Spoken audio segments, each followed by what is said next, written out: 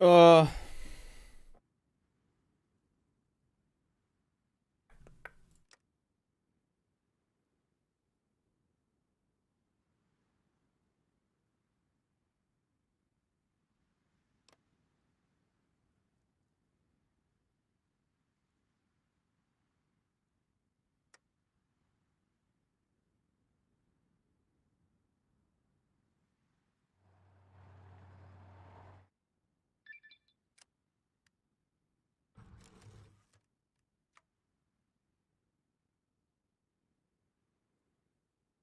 I don't know if I give a shit about this at all. I don't know.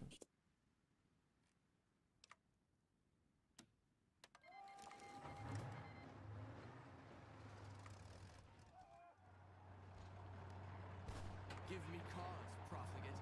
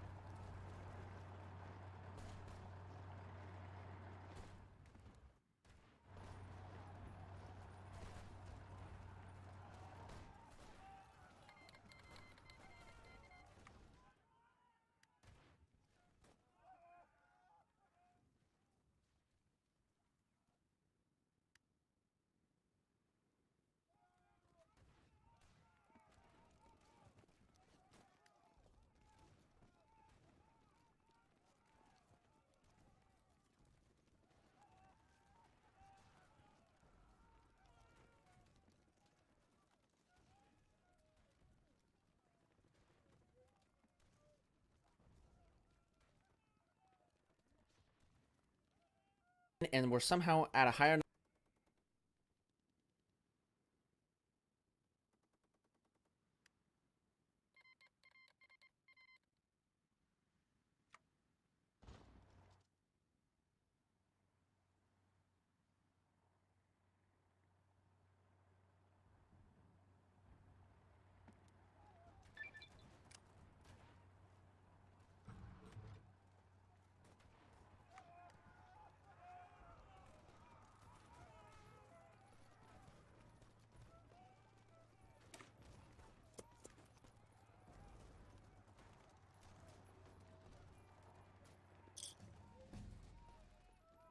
By Caesar's will.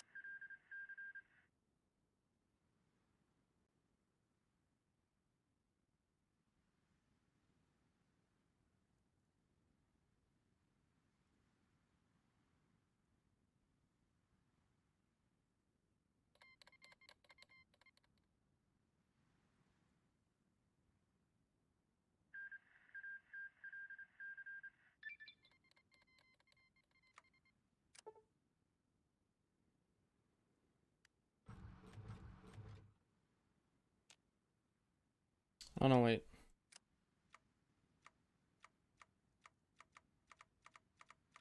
I mean, if I just don't take the actions.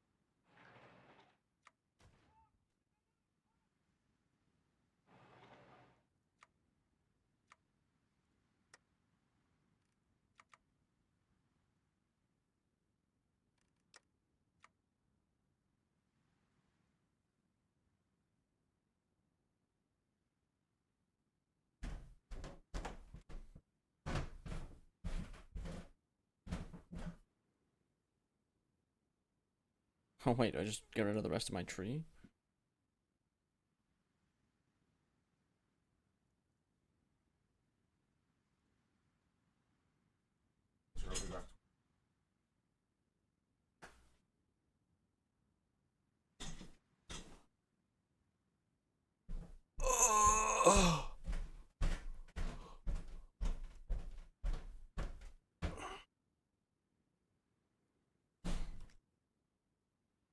I should just get rid of the rest of my tree. That's actually funny. I might. I didn't go last time. I was staying with Caesar's Legion, and then they fucked me because Caesar's Legion, for whatever reason, starts the war in 79 every single time. And I thought I could join them, and I was like, oh yeah, I should join them, right? That's what I'm supposed to do. But if you, I can't show the tree, but if you join them at the bottom of the tree where you're supposed to get rid of the debuff of Lannis's deadline, to get rid of this, you have to do a focus, but you can't do the focus if you're at war. So because they declared war on the NCR and I joined them, they kicked me out of the faction. Like, homie, you're the one who caused this. True to Kaiser.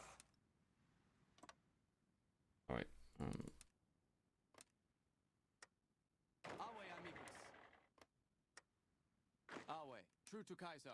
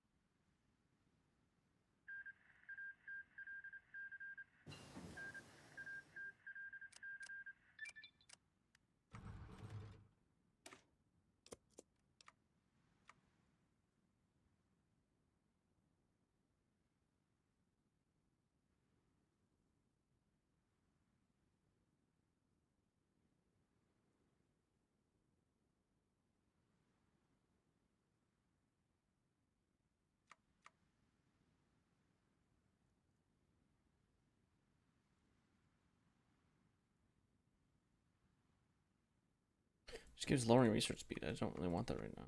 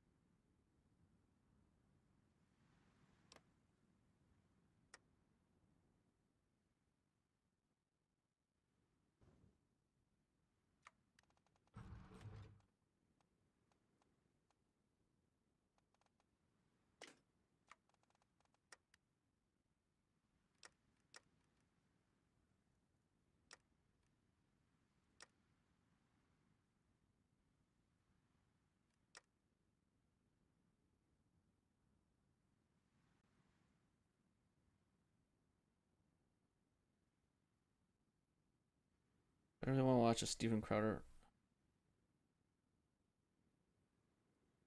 Neo-Nazis who should be condemned, totally. But his famous quote where he said there were fine people on both sides. Think about that for a second. What he was saying was, hey, there are people who wanted these statues down, and there are people who wanted to keep these statues up because he was... Okay, but why are we back on this fucking? Why are we all the way back here? The problem with that was that the good people on the other side weren't good people. The whole purpose of them being there was because they were. It was a what was it? I don't know if it was a Nazi rally, but like, it was a rally specifically for bad people, not good people. Not like arguably you could say that maybe about January 6th, right? Like, oh, there are good people on both. Now it was just really dumb to say because there's no other side.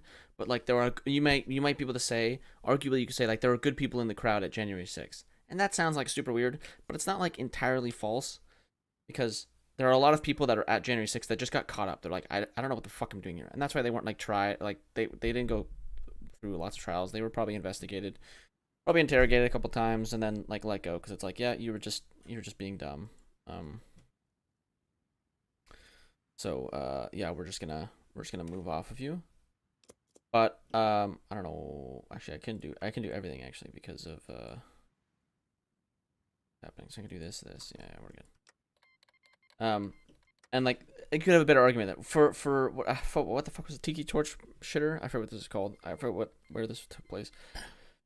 But that shit, like the other side was pretty much specifically bad people. Yeah. Even though these figures are flawed, they believe it's a part of their history, and there were fine people on both sides. In other words, he was saying that there were fine people on. Hold on.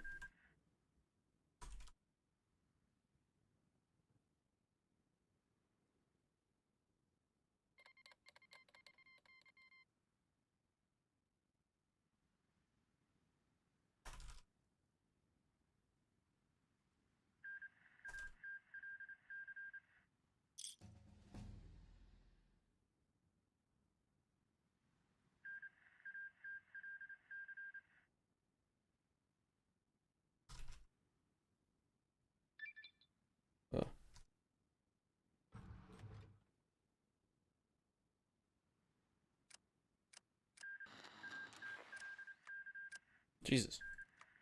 Stop.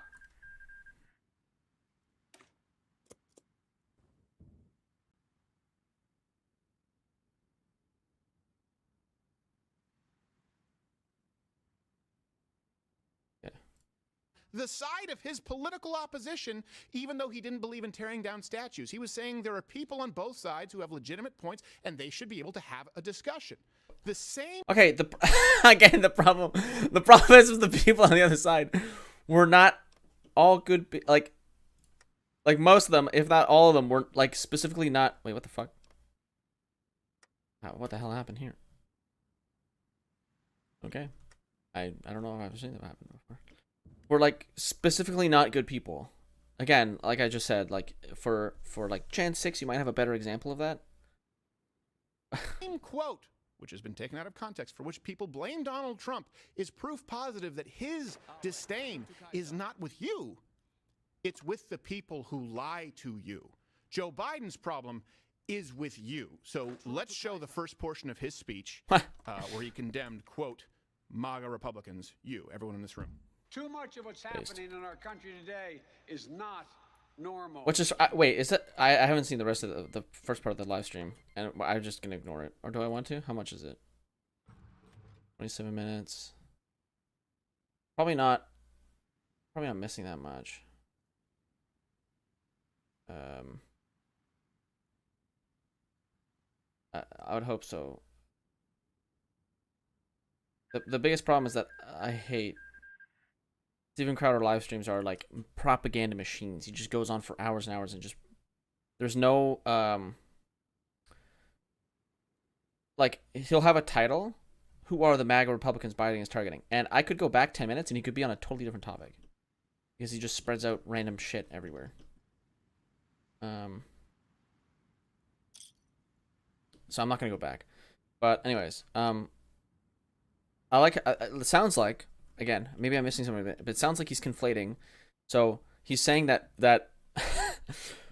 when Trump said there were good people on both sides, it was unifying because there might have been good people on both sides, right? Like it's and here Joe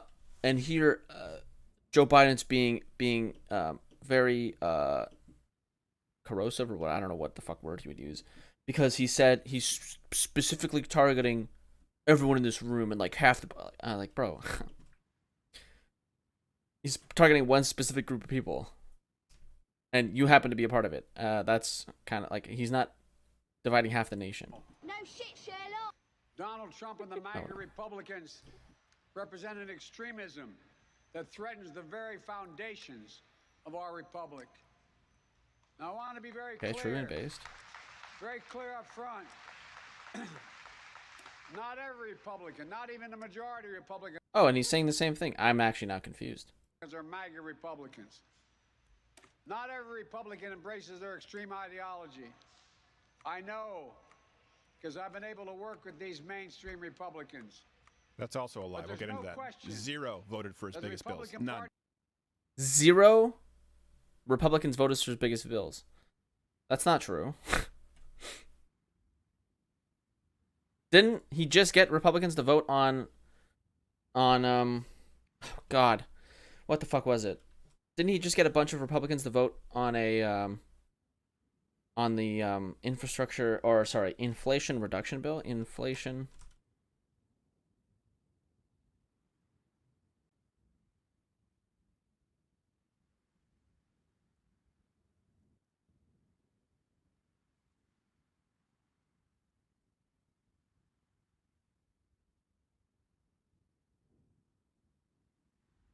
Oh, the House did.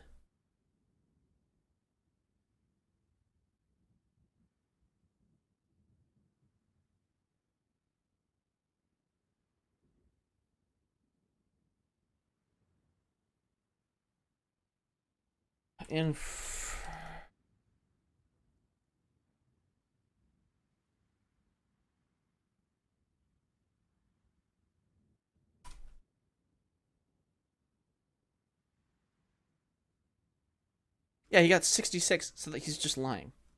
It was 66 to 30, I'm pretty sure. For the infrastructure bill. I don't know about the other one. The Inflation Reduction Act or whatever.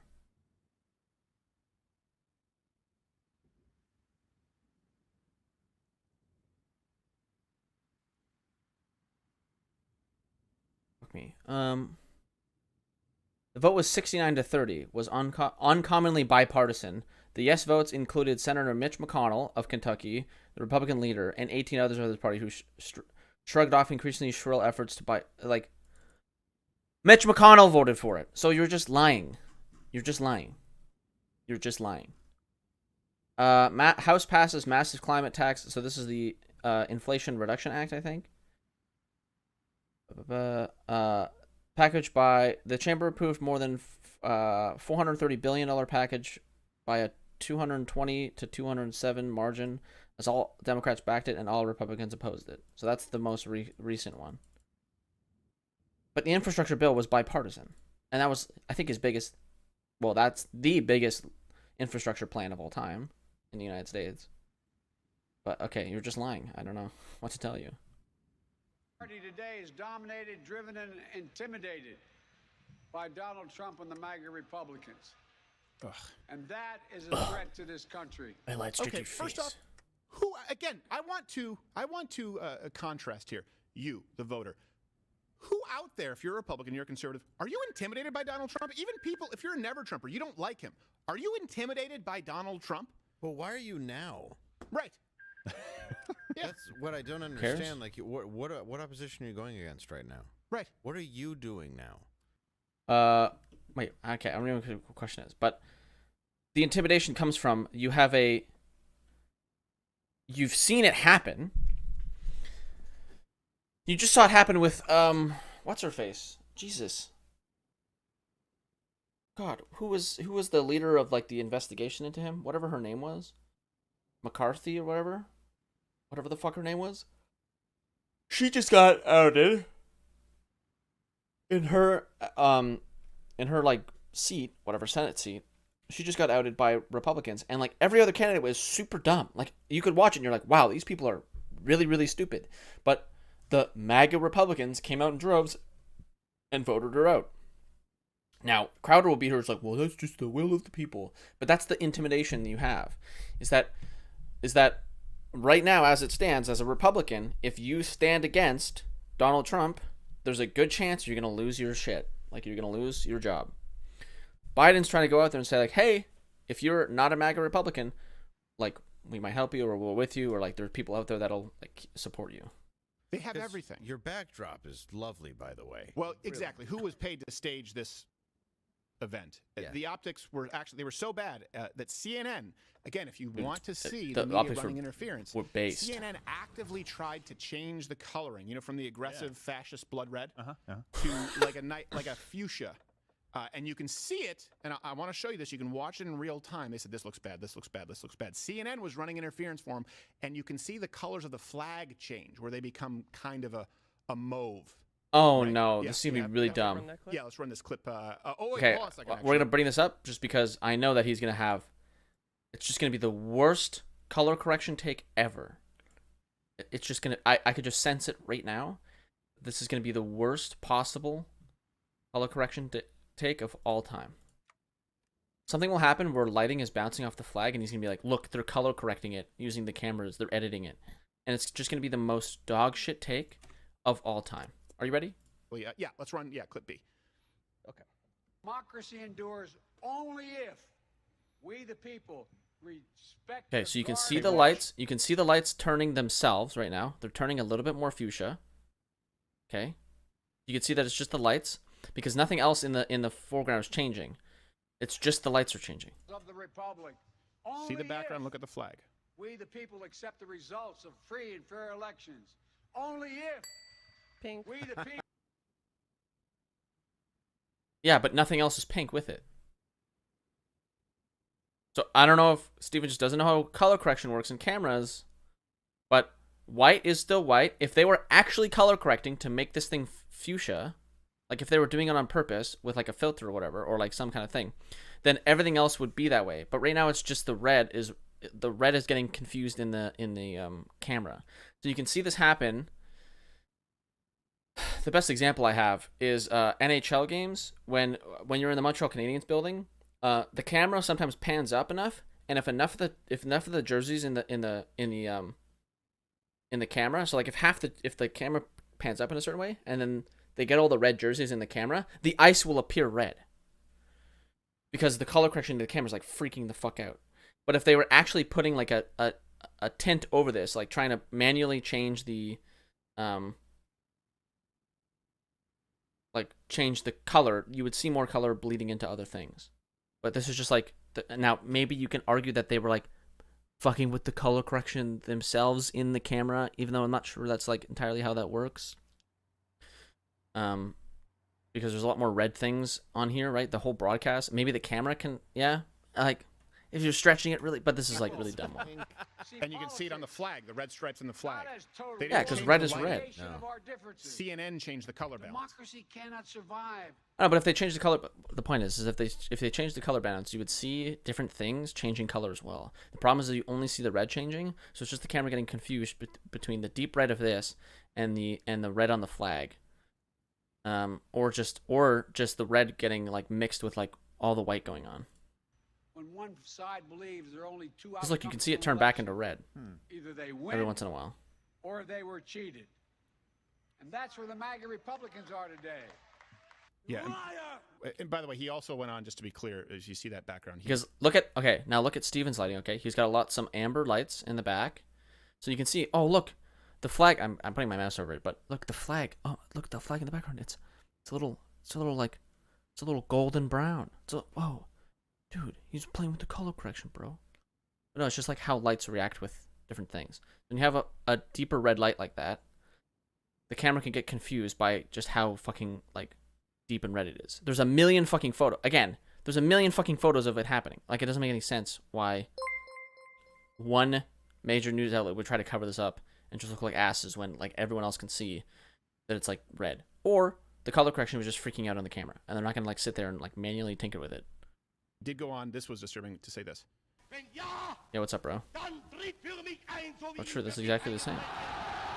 At least he didn't stumble on his words. No, No. I gotta say, he was a better public speaker. Yes.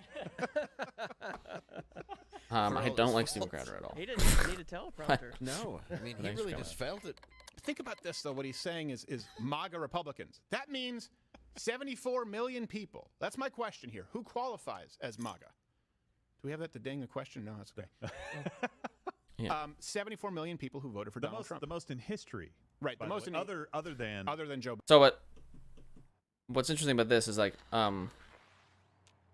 mean, I guess you can call everyone that voted for Donald Trump a MAGA Republican, but we know the specific brand we are talking about. Because Republicans will vote Republicans no matter what, especially in a two-party system, right? But that's okay. Like I can see the angle he's going for. It's a weak angle, but it's there. Biden. Right. Other than Joe Biden, the most in history up until that point. The second most in history until then also. It's like they broke the record twice in this last election. Okay, that's fine. I don't like his content. I mean, there's literally a clip in here. I already went over it. But oh no, you're on Twitch, not YouTube. But he just lied about a stat. So he said that no Republicans have voted for his major bills. The infrastructure bill was 69-30, and Mitch McConnell voted on it. So that's just a straight up lie. But I mean, if you like his content, I don't know, you're just watching it as like entertainment. You don't really take it seriously. It's fine. But well, actually, you can like whatever you want. I don't know why you're mentioning it. I guess. Like cool.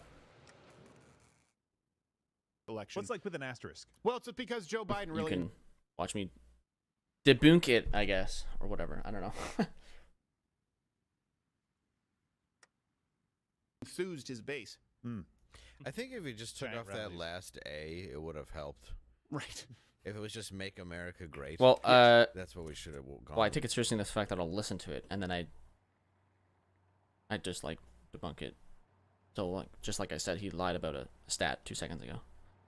That's what they're just getting mad. Again, what do you mean again? Well, we mean that there was 8 years of Obama and now another 4 years of former Vice President Biden. And you know what? It's not great. You know who said that? Bill Clinton said that. Right. Make America great again. So yeah, I guess he's a fascist too. So let's True. get through this. And I I think the reason it rubbed a lot of it's true, people the but- wrong way is because you are It the. is funny when they bring up like kind of not the whataboutism. Well, yeah, it is whataboutism, I guess. It's like, well, I guess he's a fascist too. It's like, yeah, well, Bill Clinton's not in office There's a anymore, big difference so it between really Joe doesn't matter. Biden being the target, and I mean this figuratively. Trump can be. Between Jeb Bush being the target, between Kamala Harris being the target, the political target, versus you, the voter, the citizen. Donald Trump didn't do that. Do you think this is to stir up stuff before November, though, to really cause somebody to go off the rails and then be like, "See, they're dangerous." Right. Oh, That's what I think it is. Well, but look, every single time that I don't think that it's crazy to think that. no, not at all. And every single time I'm not that saying, Donald and Trump it's a gets, thought. Yeah. YouTube. Every It's time he it's gets a brought up, theory. they start winning because people are like, oh, I have to vote against Donald Trump. I have to vote against MAGA Republicans because they're this subset of Republicans that we have to go out and defeat. So every time he doesn't want to talk about what he's done. He doesn't want to talk about his policies. He just gave a speech on who to hate. Right. That was it. Well, right. 'cause you can't talk about what he's done. These policies are fantastic and wonderful and might be overturned by the Supreme Court. Who knows? Student loan debt, right? Right. He's not going to talk about that stuff. He's going to talk about this enemy that we all have to kind of galvanize ourselves against. Right. That's his only play. The other. Yeah, it's the other. It's the MAGA Republican. And then he tries to say, well, I'm talking about MAGA Republicans. So that's 74 million people who voted for Donald Trump. And But again, we're not like. I don't know why he's just missing the point of like, not everyone that voted for Donald Trump is a MAGA Republican. Like, come on. You know you're being a little bit whizzly with that term there. it's hard for me to find these numbers. Maybe you could send them in. It would be helpful. I do know $45 million worth of MAGA hats. The official MAGA hats were sold in 2019. Alone. I believe that it is the single best-selling piece of politically oriented merchandise in American history. Certainly more than Biden, Harris, or Build Back Better. The point is, this. Okay, again, not everyone who bought a hat might not be a MAGA Republican. I don't know how more to explain this, but there's a specific type of Republican that I can describe if needed that is more of a MAGA Republican. And the point of Biden's speech is to outreach to those who don't really like Trump but like Republicans and would never vote for a Democrat. And they like Republicans and they feel like they have to vote for Donald Trump. And Biden's just out there like, oh yeah, you don't have to. We're gonna target these guys and we'll bring back the Republican Party of the old or whatever. Well, they're not. That's literally the point of Biden's speech, is to distinguish between a non-MAGA Republican and a MAGA Republican. That's literally the point of Biden's speech. He literally said that in his speech. That's the whole point of MAGA saying MAGA Republicans is to distinguish them.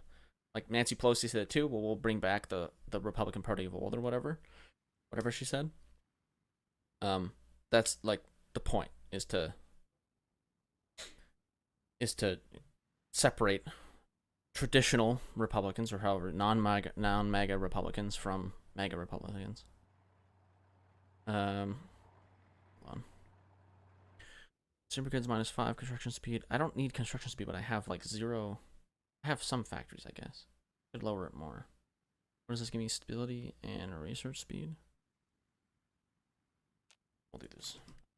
I got another. Oh wow, another civilian factory. Holy shit. This is a lot. This includes a lot of Americans, people who would wear that hat. Yeah, but are people that wear that hat what Biden's talking? Who Biden's talking to? There's no point to Biden's speech. The only point there is to divide the country further. This isn't a time to heal. It's time for war. That's not true at all. But that's okay.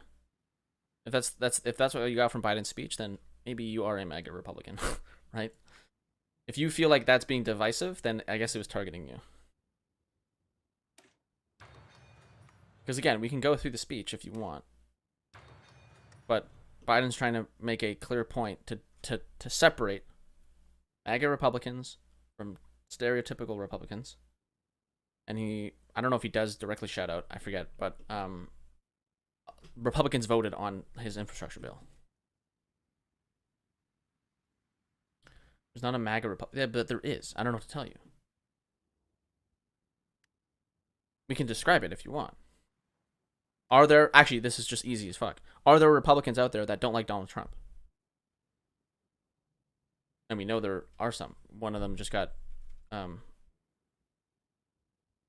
one supporting pedo Hitler. Nice one, dude.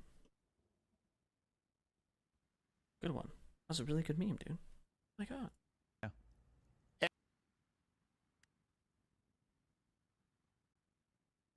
But yeah, are there Republicans that don't like Donald Trump? And if the answer to that question is yes, which it has to be yes, because I can start naming them if you want, or at least one, I only have to name one, then yeah, there are non-MAGA Republicans.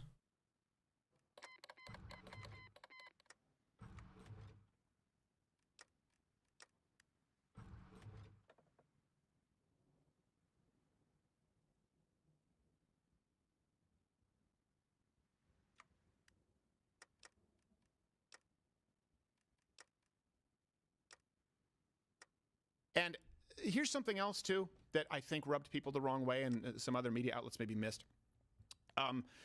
They always try and use the Constitution. Notice that, the left, when it's convenient for them. And, of course, no one... What statement? That there are non-MAGA Republicans? I thought you just said there wasn't.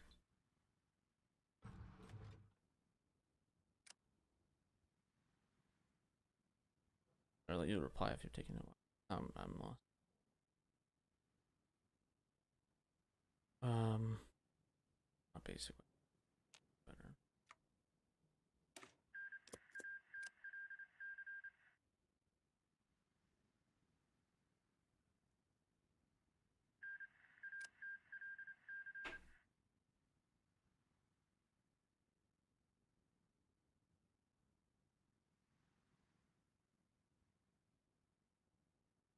Okay, I'm gonna hit play on this video soon. I don't know what you agree to, but we'll agree that it's probably good. I don't know. buys it. And I mean, Democrats don't buy it either. Republicans clearly don't. Democrats don't. How can I prove to you that Democrats only use... Oh, okay. I support him, but I don't agree with everything he says. Oh, okay. But, sure. His character's deeply flawed. Yeah, this is... Yeah, okay.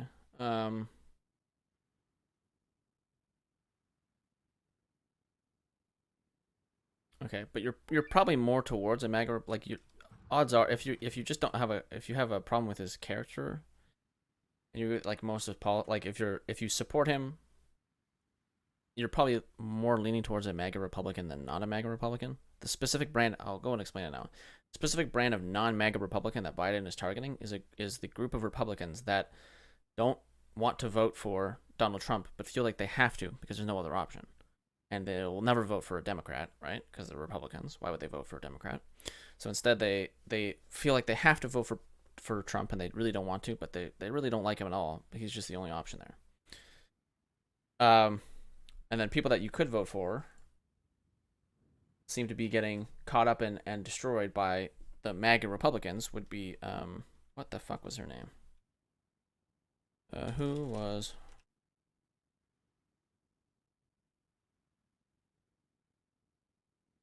Who the hell is this?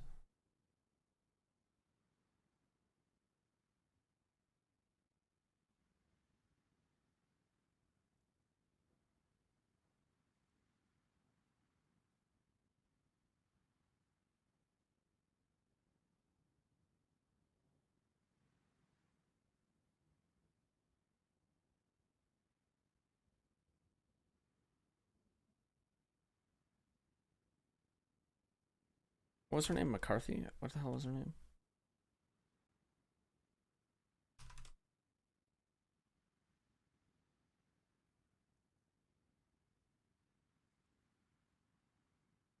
Kevin McCarthy. Oh, maybe.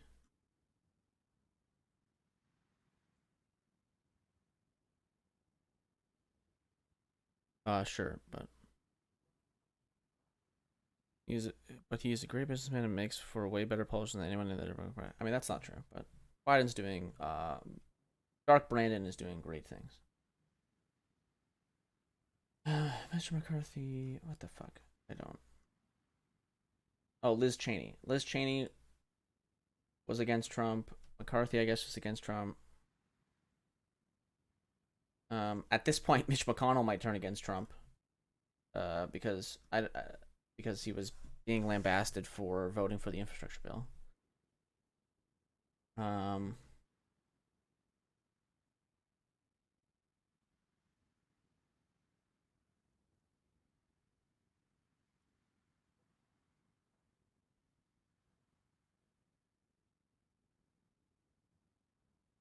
Yeah. In the Senate, Mitch McConnell's reversal was no less revealing. Late on the night of Jan 6, Mr. McConnell predicted to associates that his party would soon break sharply with Mr. Trump and his acolytes. The Republican leader even asked a reporter in the Capitol for information about whether the cabinet might really pursue the 25th Amendment. Like, even McConnell's on the brink of like turning away from Donald Trump and the MAGA Republicans. Nah, dude, Dark Brandon is just true. I don't know what to tell you. Let's do this. I never have a use for money. Yeah, see? He's got you mad. But see how there are Republicans that aren't MAGA Republicans? See how you're kind of more on the MAGA Republican side? So there's a group of Republicans that vote for people like Mitch McConnell, vote for people like Liz Cheney, although she lost, vote for people like McCarthy,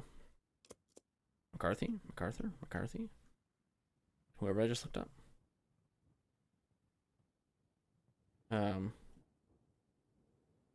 And those are the people that Biden is targeting. But yeah, I mean, it's good that Dark Brandon is working on you though, because it's not a great cope. It's just fucking hilarious. That the joke started with Republicans trying to diss Biden by calling him Brandon. I guess was like a code word that you would use so that you don't get banned or whatever. And now it's turned into Dark Brandon. Dude, that is the greatest meme journey of all time.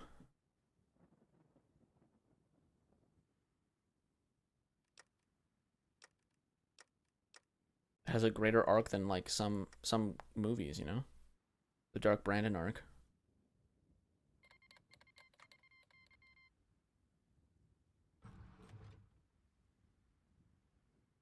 The Constitution is a cudgel.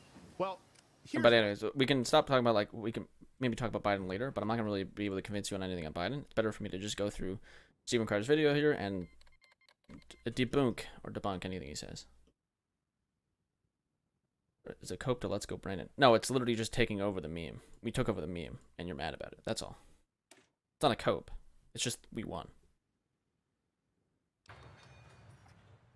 And we're going to do a segment on the midterms tomorrow. How Democrats. Let's Go Brandon failed, and from the ashes rose Dark Brandon. Left. whereas Republicans have to appeal to their base, right? This is what they lament. The base is too extreme, but at least Republicans, their feet are held to the fire. Look at how Republicans Yeah, and conservatives. and I'm just explaining that your explanation is wrong. Also, I'm joking. I know you're not mad. Now, some Republicans are mad about Derek Brandon. They are actually fuming about it. That's the funny part. Look at where they are upset with Joe Biden and why, as it relates to the Constitution, for the same You're reason probably that not mad about sometimes conservatives were upset with Donald Because Trump. at least you're watching my. If you were actually mad, you'd just probably come in here and call me a bunch of dumb shit and then leave. So you're probably not actually mad. They will say, hey, he's trampling on our constitutional rights. What angers Republicans, these extremists, these conservatives, is you're pissing on the Constitution, the First Amendment, the Second Amendment. Yeah. Whereas the left, they say, well, when it's convenient, look at this Constitution because you're questioning the integrity of election results, which, by the way, Joe Biden did, Kamala Harris did, Elizabeth Warren did. All wrong. This is just all wrong. All these people, he's probably about to say Hillary Clinton too, right? The person who conceded the day of. Jimmy Klobuchar did, Jimmy Carter did. Hillary Clinton. Bernie Sanders. They all did. Yeah.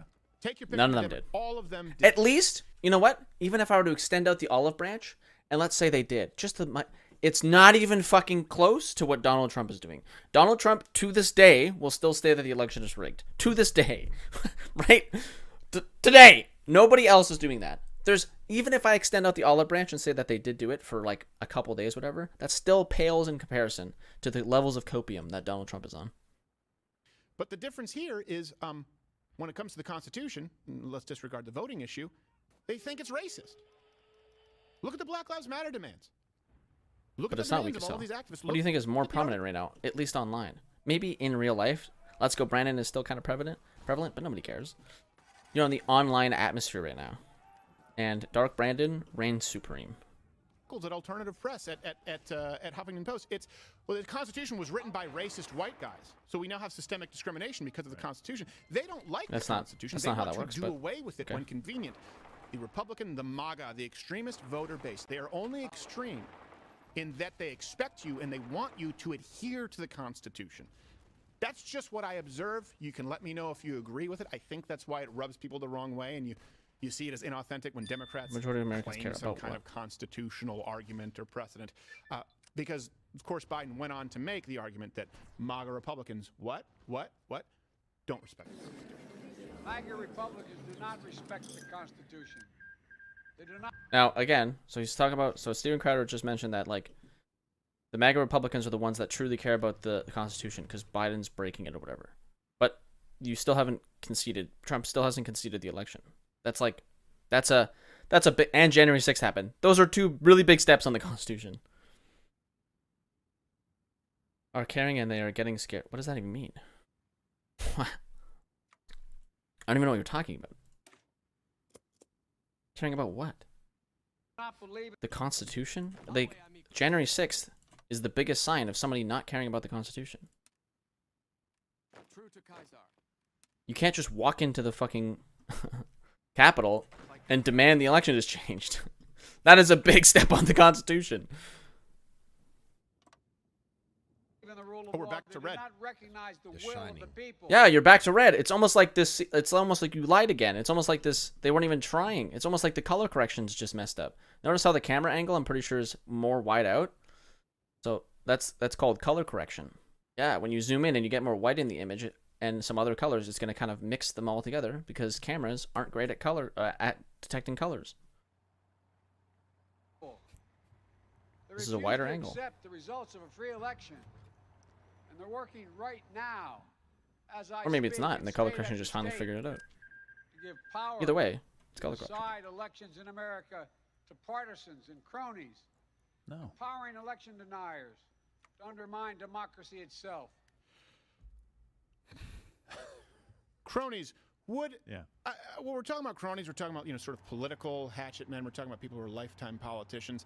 Would 50 years suckling at the public teat qualify, Joe? Yeah. And as recently as just a I'm sorry, is it bad to suckle at the... Isn't that the point of government? Is to do what the public wants? I'm confused. few years ago, your own party was saying, hey, we need to shore up election security to make sure that our elections can be trusted. Because we're switching from, paper to technology, and Yeah. sometimes that can be a little wonky. They never switched to technology, by the way. It's still paper ballots. The only thing that's become technology is that the machine itself will be more electric.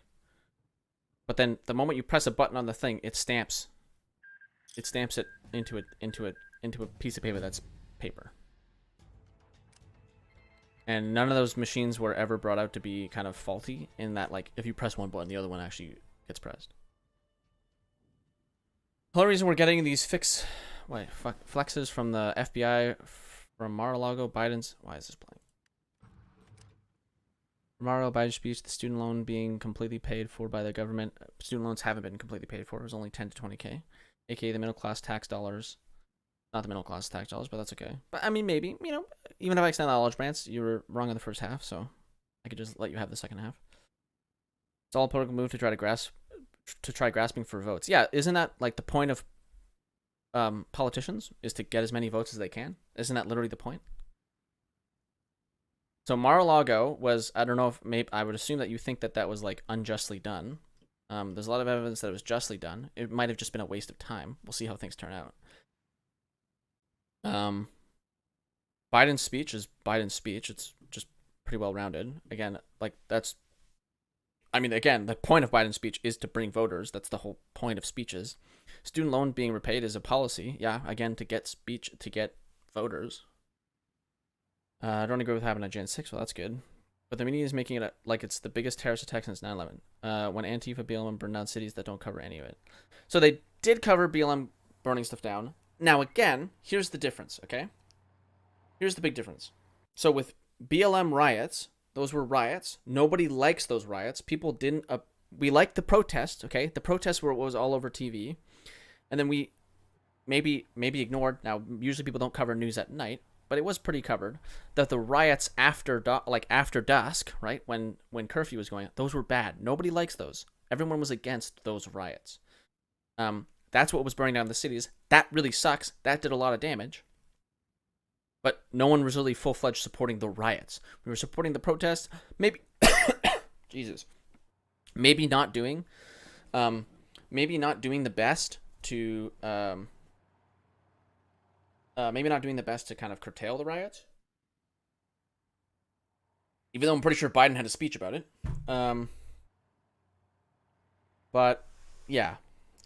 And then to contrast that with what happened at January 6th. January 6th is a historic.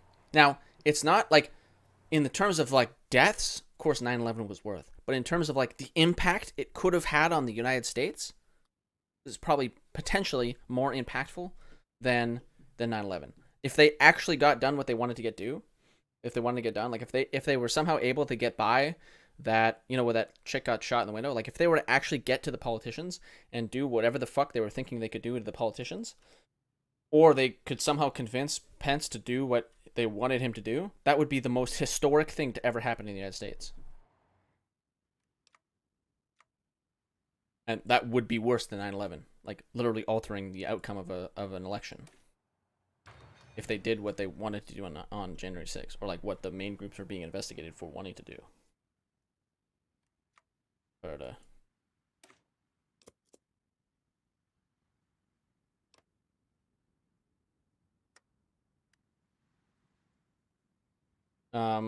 yeah, I mean, again, that's a totally different discussion. We can get into it later if you want, but everybody that is making changes right now, there may be an outlier or two here or there, right? And we'll get those people out of the party because they're not really conservatives in the first place.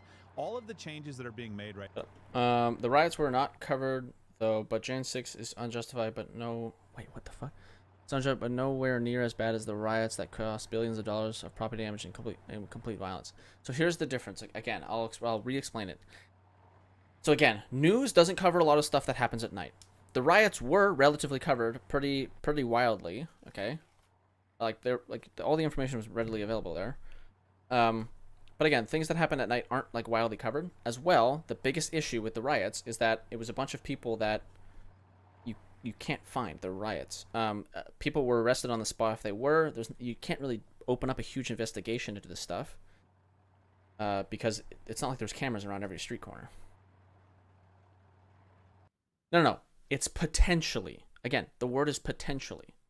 Not, it was literally, okay? Because nothing happened on Jan 6th, thank God. If things happened during Jan 6 that they were, like, proposed to be transpiring, if the Jan 6 like the main people that were there, whatever groups that you want to call it, or whatever groups are going to be at the being most investigated right now, if those groups got done what they wanted to get done, which is tell Pence to look at the election and change the outcome, if that actually happened, that would be worse than 9/11. It didn't happen, so it's not worse than 9/11.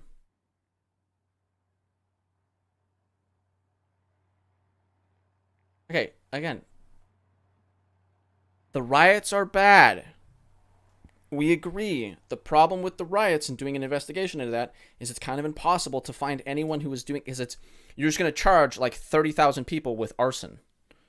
So they arrested as many people as they could on the scene, as like they normally do, and once the riot's over and people run away, it's kind of a waste of time to go and investigate all these people ad infinitum for riots. You just have to deal with them as they come. The riots were bad. Now on to Jan 6th, where they have cameras around every fucking corner, and these people are looking to cause treason. Now it's easier to investigate. Most of the people that were Jan 6 are gone scot-free because they were just in the building, wandering around, kind of got caught up in things, and didn't have any ill will. They were just kind of caught up in the moment. Some people that were there for bad reasons are being further investigated, if not already prosecuted. And based on what they wanted to do, that's what makes it potentially worse than 9/11. Again, it's not currently worse than 9/11 because nothing happened.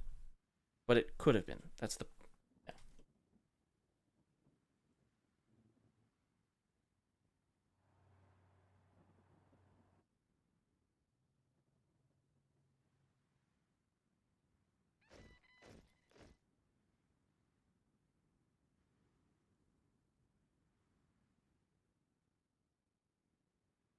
Right now, all of the processes that are being looked at are to make it harder to cheat. Yeah. Because we know that it can and does happen. Let's even take the most extremist, right? The most actual, like a legitimately small percentage. Yeah. People who think that the ghost of Chavez came back and rigged Dominion voting machines. Okay.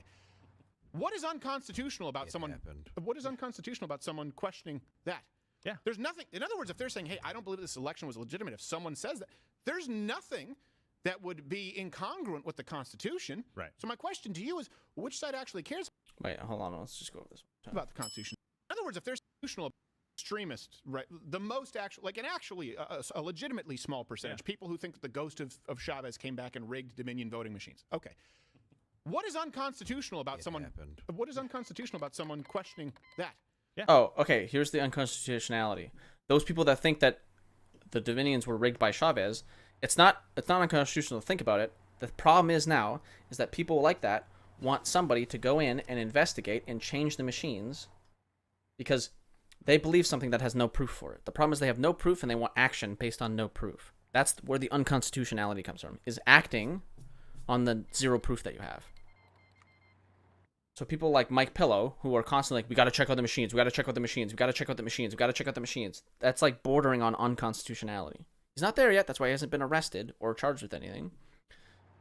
But if you're constantly screaming about unconstitutional voting machines, right, or whatever, or like these voting machines are rigged, you're asking for something to get done, and that action is the unconstitutional action.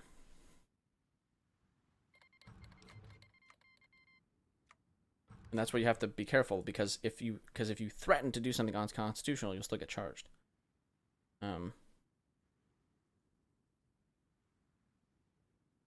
Depending on like certain thing, but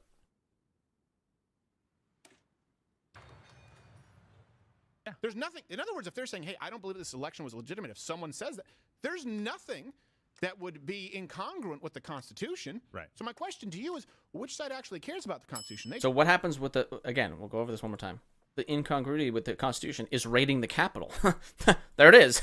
That's what happened. That was the unconstitutional part, is going into the Capitol and trying to change the outcome of the election. That's the incongruity of that. You try and say you don't care about the Constitution if you question election integrity. Okay, I don't see where in the Constitution it says you're not allowed to question state laws that have been changed, for example, that go against the state constitution, like in Pennsylvania. I don't see anywhere in the Constitution the two cannot be parallel. My question is, can you be in line with the Constitution and the framers' intent if you don't believe that the Second Amendment is absolute? Well, yeah. What about the First Amendment? Freedom of speech, right? What about the freedom of assembly, right? Not shutting down people in churches, for example. You have in Canada, but here in the United States with public gatherings, depending on political You have a different constitution than you. persuasion. In other words, which side cares about the Constitution? You Again, cannot- but now, so here's the big issue, okay? All these things that he's mentioning, you can bring to the Supreme Court, which they go through all the time, and then they judge if that's constitutional or not. Just because you think it isn't constitutional doesn't mean the Supreme Court thinks it's not constitutional. That's where you figure out if something is constitutional or not. And then if it gets smacked down, like, what, do you think that people should get arrested because the Supreme Court smacked down a bill that they tried to pass? say, hey, we need to disarm people, and then claim, but we're pro-Constitution because we don't want you to question election integrity. Okay, but that's not anti-constitution. It's now if it's a politician saying it, that's the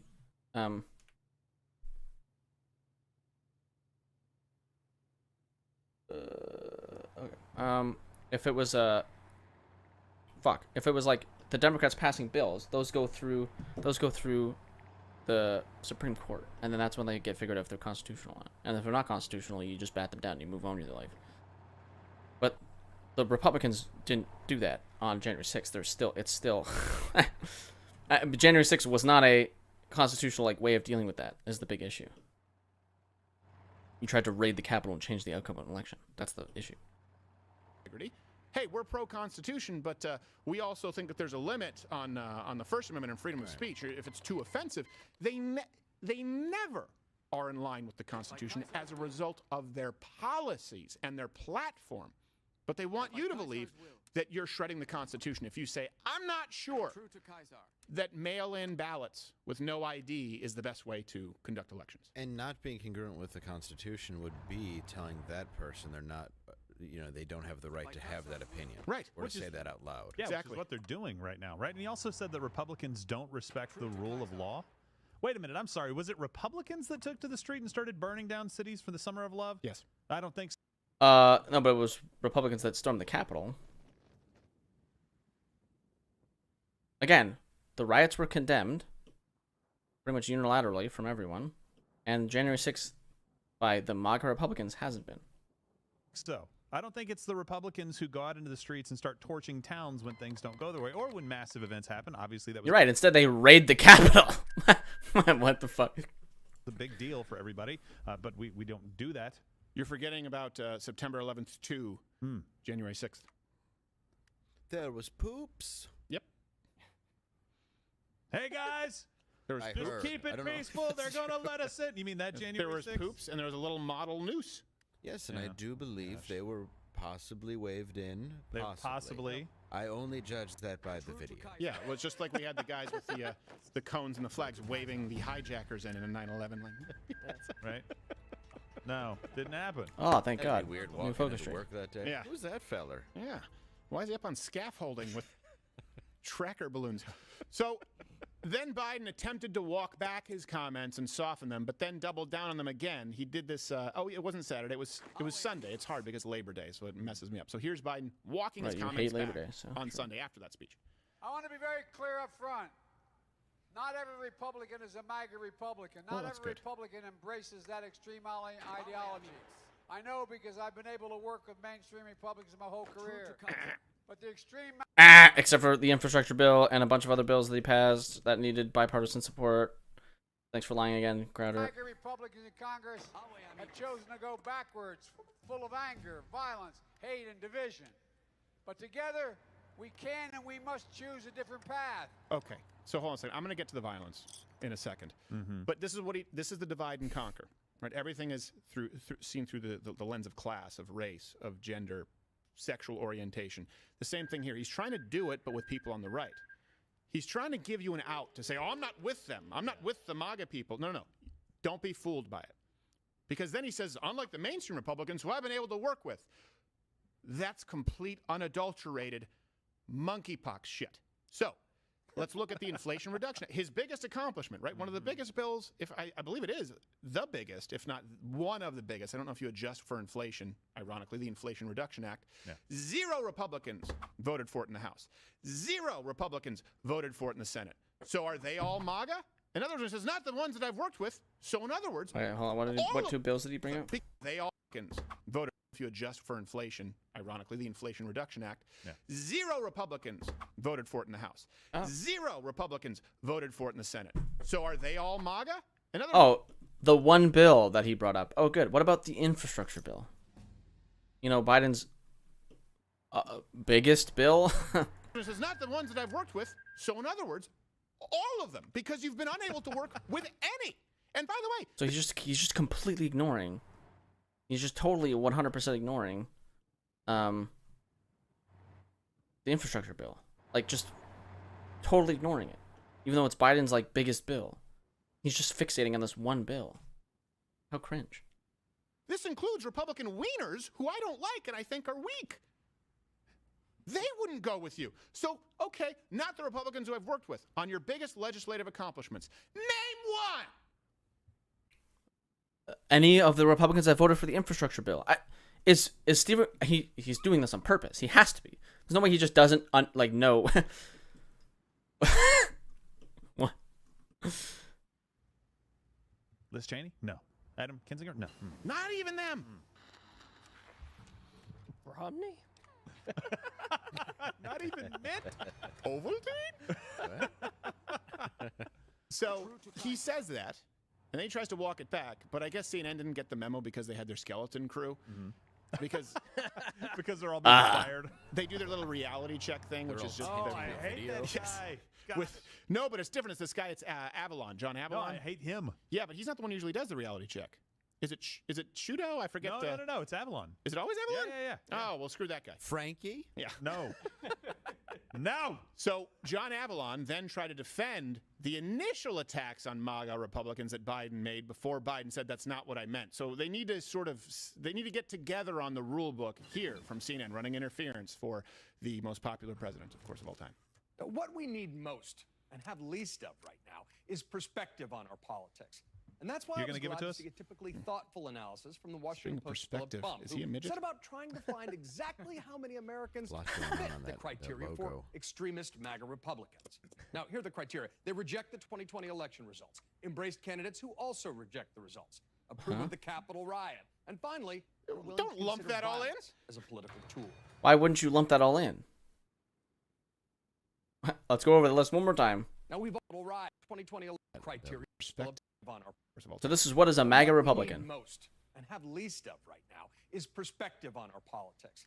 And that's why You're I was gonna give it glad to to us? see a typically thoughtful analysis from the Washington Post Philip perspective. Bum, Is he a who midget? set about trying to find exactly how many Americans A lot going fit on the that criteria logo. for extremist MAGA Republicans. Uh-huh. Now, here are the criteria. They reject the 2020 election results. Yeah. Embraced candidates who also reject the results. Uh-huh. Approve of the Capitol riot. And finally, are willing don't to lump. So why would you say don't lump these all in together when it's literally all the same thing? So they reject the 2020 election results, support candidates that rejected the 2020 election results, and were at the Capitol riot, which was a riot to reject the results of the elect. They're all the same thing. Why wouldn't you lump? Those are a perfect lumping together of things. Lump that all in. violence as a political tool.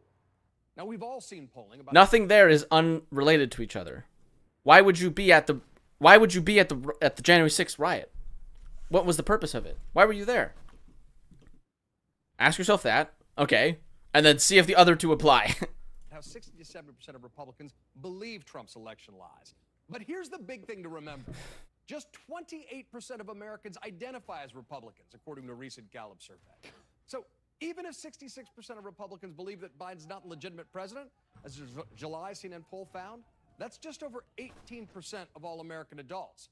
And what about the 41% of Which Americans is who say they're millions. independent voters? Well, even if you add in the 1/3 of independents who lean Republican, you're still talking about a decidedly minority opinion. I love, by the way, how he thinks he has True. to do all of this estimating. Like, Yeah. you don't need that math equation. You can just look at the polls and say, hey, how many Americans think that we need tighter election security? So it's more than just 18% of Americans, just Yeah. to be clear. It's like almost half of the country. Okay, dipshit. Now you're the one lumping in random shit that doesn't make any sense. That has nothing to do with it. Do we need tighter election? So the question of do we need tighter election things, whatever the fuck, do we need tighter election security, is way different than was the election rigged? That is a very different question. Those were not the same thing. You can't lump those together. country thought there was foul play in this last election, depending on Right. which poll you use and So depending on boring. which week. But I don't know why. I don't know how anyone could be. Man, I wish. I don't. Bo, are you still here, dude? How can you watch this? It's just. Dude, I don't know. I don't even understand. It's just such low hanging fruit. It doesn't like none of it. Ugh.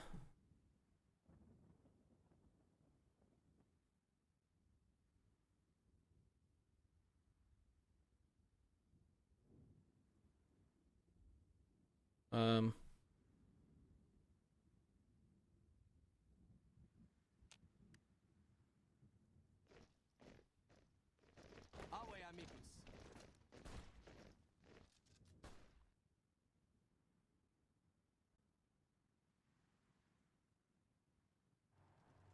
By Caesar's will.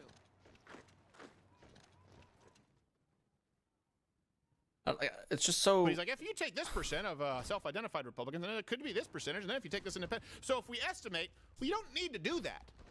Well, I love that he said only 28% of America's Republicans, and then under it says Democrat. 29%.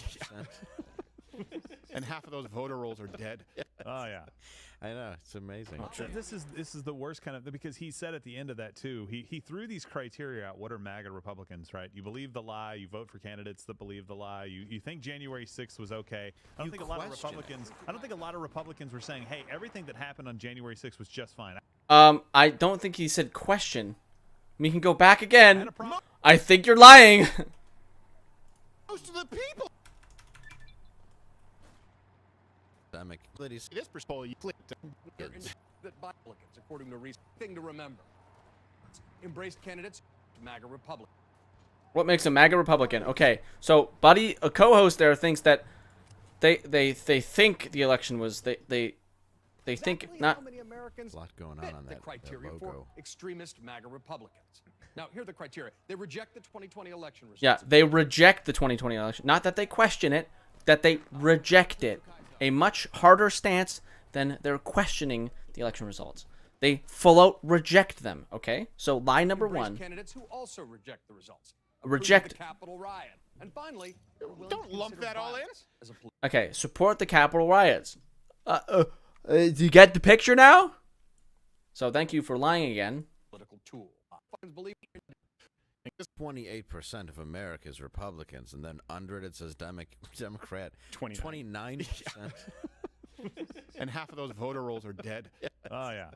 I know, it's amazing. This is the worst kind of, because he said at the end of that too. He threw these criteria out. What are MAGA Republicans, right? You believe the lie. You vote for candidates that believe the lie. You think January 6th was okay. I don't think a lot of Republicans were saying, hey, everything that happened on idiot. January 6th was just fine. Did he just not watch the video that was played on screen in front of his face? They question it. No, they don't. He said that they believe it. They straight up believe it. They're not. It's not that they're just questioning it. They believe it.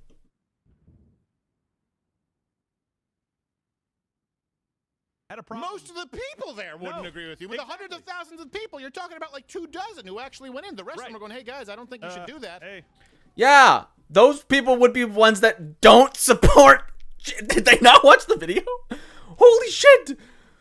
The guy, the CNN host there says they supported the riots, the January 6th riots, and Stephen Carter's like, you're lumping them in? There was a bunch of people that said you shouldn't be here. Yeah, those people didn't agree with.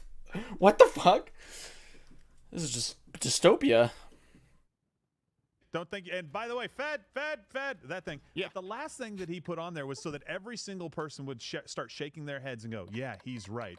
They believe in violence as a political tool. Right. Where was that in your poll, John? Yeah. What did you ask people? Do you believe that is violence never okay? We wouldn't be a country if that was the case, right? Because we had a little bit of violence to kind of become a country. Kind of the because we basis of our didn't like country. our government here. But you're starting to pit people against each other because you have to broaden these terms into things that scare people. That's it. That's all John's doing. He's not giving you perspective. He's out there being a Biden apologist, and he's stumbling through his words, much like Herr Biden. Yeah, I know. He's just So stupid. By the way, if it's only 18% of Americans, well, Biden can't just run against 18% No. of Americans. That's the thing. If that's all it is, then This is wrap it up. This is an easy election for Joe Biden. That's not even the percentage of his brain that worked. You mean 18% of the 10%? Yes. that we use. 18% of the time he Yeah, makes yeah, it to the yeah, toilet yeah. every time. 18% of the 10%, which means it's, I don't know, It's is carry the Alzheimer's. one. Very little. Yes. He's not a math. If my math is funny correct. I don't want to diagnose him like that bitch from Yale who diagnosed Donald Trump and just lost her spot at Yale. Did you see that? It's got to be good with Yeah, it. they were like, needs to happen. why did I lose? Because you're supremely unqualified and you diagnosed someone Yeah. who you never saw as a patient and you were wrong. Yeah. Well, I guess that makes sense. Yeah. Oh, So I have to be accurate? Yeah. Yes, you do. oh, Unbelievable. what dark times. So he wants you to believe it's only 18%. Okay, if only 18% of the country are MAGA Republicans, and by the way, MAGA, let's just be honest, means synonymous with people who would vote for Donald Trump. Yeah. Then the election wouldn't be an issue. Of course, they don't believe that. And then he talks about how they support violence. Look, we don't have to guess and do a number and fractions and the common denominator and do cross was it called cross division? Cross division, is I that what don't it even is? know. I have no idea. I had a Not a math teacher who clue. told me cross division was a myth. Long division, cross value. No, cross multiplication. My Cross grandma multiplication. would put me in skirts and call it cross division. I don't know. I have She one of also had these that monkeypox. solves all the problems. Who knows? Right. Cross multiplication. I had a math teacher tell me it was a myth, and I was like, but I come to the same answer. He's like, yeah, but you can't actually do it. It's not the right way to do it. I was like, I don't care. I'm just getting angry at that story.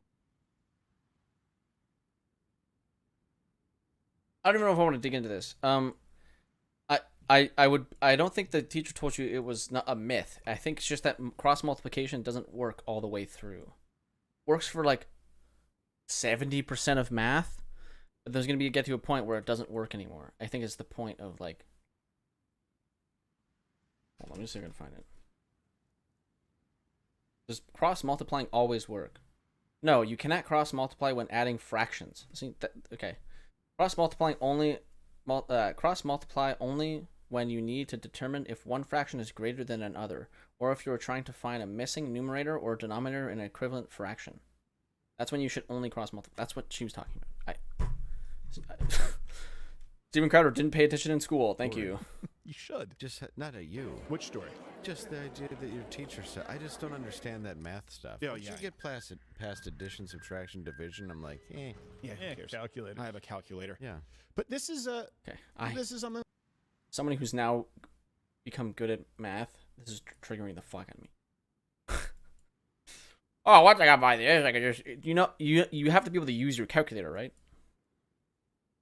That's one thing. I feel like I doubt they could even use their calculator properly.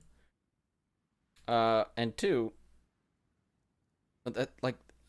math doesn't just end there. And they also want you to believe is that if you support, for example, the idea of strengthening election integrity. In other words, when they say or they think that elections aren't free and fair, That's being done. let's be specific about that. Do you believe in voter ID? You're a MAGA extremist. Right. Nope, that's not what the guy said. Don't know what to tell you. Now you're just speculating on random bullshit. Don't know what to tell you. Period. We've done segments on that. Of course, they paint anyone who believes in having identification to vote as being an extremist. So That's not true at all. We can get into the conversation about voter ID. And really the only thing to say is, hey, okay, if you want voter ID, then just provide it for free to anyone who wants it. Just send it to free to everyone who wants it. And then I'll support it, yeah. As long as everyone gets it. Cool, done. here's another question that I have. If it's really only that small of a percentage of people who support the use of political violence, let's assume that's true.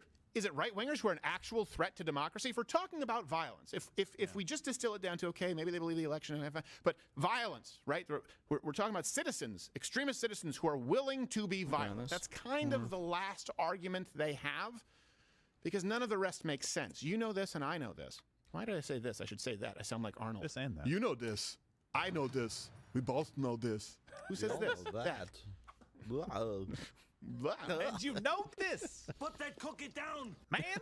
So we know the numbers of the billions of dollars in damages, and I'll get to that. Well, here, let me just cite these really quickly. During the riots, of course, there was at least $2 billion in insurance claims. This is collage D4 there, given 600,000 officer casualties, 30 deaths in the summer of love, right? 60,000 officer casualties. What did I say? You added a zero. I said 600,000? You said 600. Oh, 60,000. 60,000. 60,000 That's officer still a casualties. I know you're saying giant 60,000 officers weren't killed. No, casualties, No casualties. includes serious injury as well. So these were going on at a time in the country, right? We were streaming this live, I remember. So again, by the way, this is over a year plus. Okay. When they said mostly peaceful. Hey, hold on a second. What was then vice presidential nominee Kamala Harris? What did she say back then when we're talking about extremists? She was watching the extremists, right? Billions of dollars in damages, tens of thousands of officer casualties. David Dorn, a police officer shot dead over a TV set. 30 officers shot dead throughout that summer. Entire square city blocks taken over by anarchists. What was Kamala Harris saying at that point in regards to political violence? And I want to make clear that I know that there are protests still happening in major cities across the United States. I'm just not seeing the reporting on it that I had that's right. for the first few weeks. That's right. But they're not going now- to stop. They're not going to stop. And they're not. Smiling. This is a movement. I'm telling you. Look at her. They're not going Oh, to. well, they're talking about protests. You just mentioned at the start. They're talking about the protests. They're not talking about the riots. The riots and the protests are very different things. If you asked her about the riots, I bet you $20,000 that I don't even fucking have that she would say, the riots, we don't support those. We support the peaceful protests that have been happening across the nation. It gets stop. worse. And everyone beware, because they're not going to stop. They're not going to stop before Election Day in November, and they're not going to stop after Election Day. And that should be, everyone should take note of that on both levels. That this isn't, they're not going to let up, and they should not, and we should not. They should not. There's a big difference between saying they're not going to stop, like I said that. I said, they're not going to stop. This is terrible. But she says, they're not going to stop. Nor should they. I disagree with you, respectfully. They should stop. It's all in tone. Yeah. She says it's smiling. It's June when she makes that comment. They're not talking going to about the stop up protests. to Election Day, Talking about the November. They're protests. not going to stop after. Talking about the protests. So you Talking mean about the even protests. if you win the about the election, protests. that's not going to be enough? about the protests. Is that what you're saying? It's never enough until you completely change this country and go away from the Constitution, which we just talked about? Talking about the protests. Thank you for telling us exactly what Talking you're about going to do. If people would only listen to that. Can't stop Lying. till you get enough. Lying. Which, by the way, she also Lying. listened to in 1962. Lying. Don't know how she did it. Smoking weed with Tupac. Yeah. So It's just so here's boring. something It's just worse. a lie. With I don't know what to. tape records. We can go through like the lie, but it's just they're talking about the protests. She didn't just say they shouldn't stop. She raised money to bail out violent rioters during the Minnesota riots, in case you've forgotten. She tweeted, if you're able to, chip in now to the Minnesota Freedom Fund to help post bail for those Hey, again, protesters, not the rioters. Protesters get arrested and need to post bail because if you're sitting out in front of an office building, you might get arrested and you need to post bail. That's what they're raising money for. Okay, we can see if we can figure out, and we can dig straight into the deepest archives of the internet and find out where this money went to because it's probably public knowledge. But they're talking about the protests, not the rioters. I don't.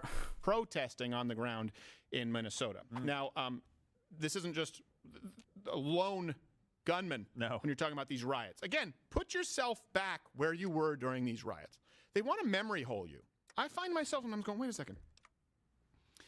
Did I dream that they had lit a cop car on fire? Did I dream that they tried to ransack the CNN building and the police? Did Chaz Chop not happen? Were they right now or acting as though? Let me ask you this. Joe Biden went up and gave this speech, okay? Political violence. What's the catalyst for it? In recent weeks, what major act of political violence from the MAGA crowd, the right crowd, has happened? Every single day. Thousands were happening during those riots. Yeah, and we condemned the riots, and January 6th happened, and there was a major investigation into it. And now he's no longer the president of the United States.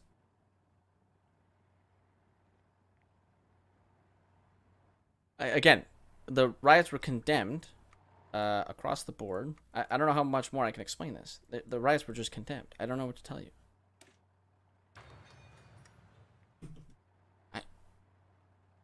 January 6th is still not condemned.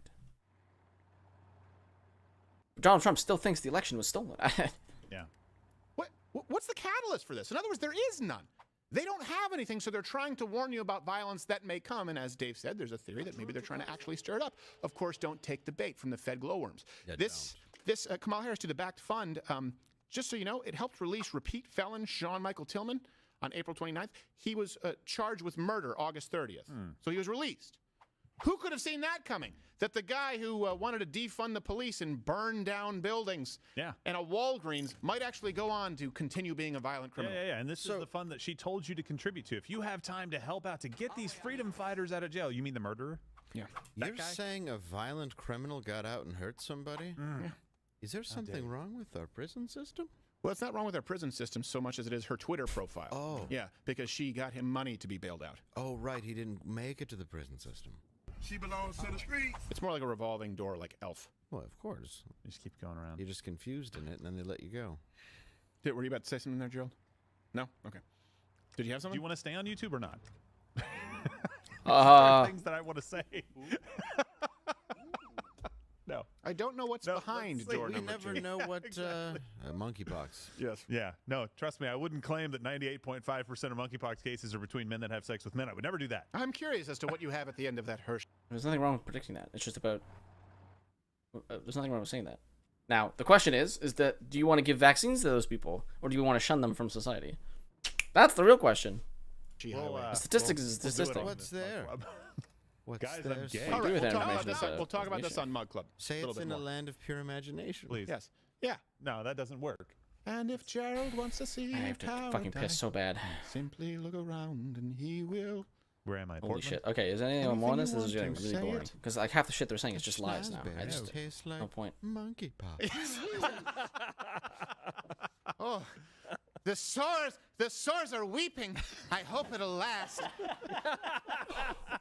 What's that, monkeypox from gay butt sex? No, you can't have monkeypox, no!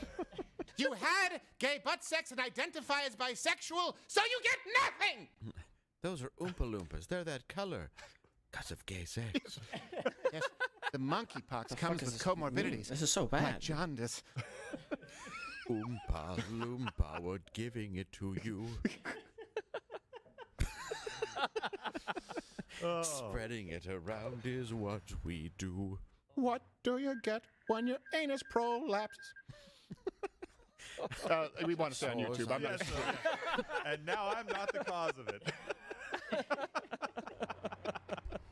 See what I did there? 97.5. 97.5. Plus one. Plus, yeah, the bisexual. Don't forget the +1. There's Who are a gay but don't call bisexual, and themselves there's gay. a dog that's like, I love croc. Yes. Only you can take a bite out of ass. Here's my red rocket. Get in. I'm ready. You ready? What was his name? McCruck? Well, McGruff? that was Rough McGruff. That was Scruff McCruff. The new guy is Rough McRuff. Yeah. Scrote McCock. I The derailed this a little bit there. monkeypox frog. Your dog bit, well, he more licked me. Yeah. Hey, you know what I I think? encouraged it. You know what I think is extremist? Allowing a gay sex festival to go on in San Francisco and then declaring a statewide emergency The for very next monkeypox the day. very next day. No, I think that is more Wait, I'm sorry. What the fuck? extreme. Declaring extremist, allowing a gay sex festival to go on in San Francisco and then declaring a statewide emergency The for very next monkeypox the day. very next day. No, I think that is more extreme than pulling the.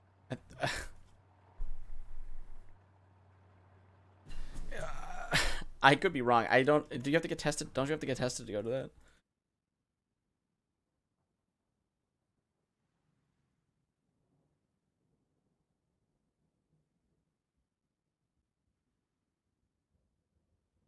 Or is it just a pride parade?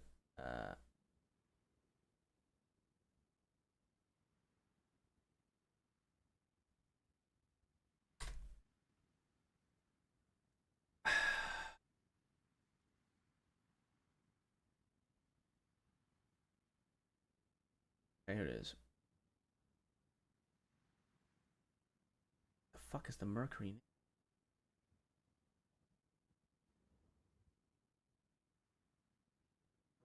Oh my god, it's from the Daily Wire. Jesus Christ. Okay.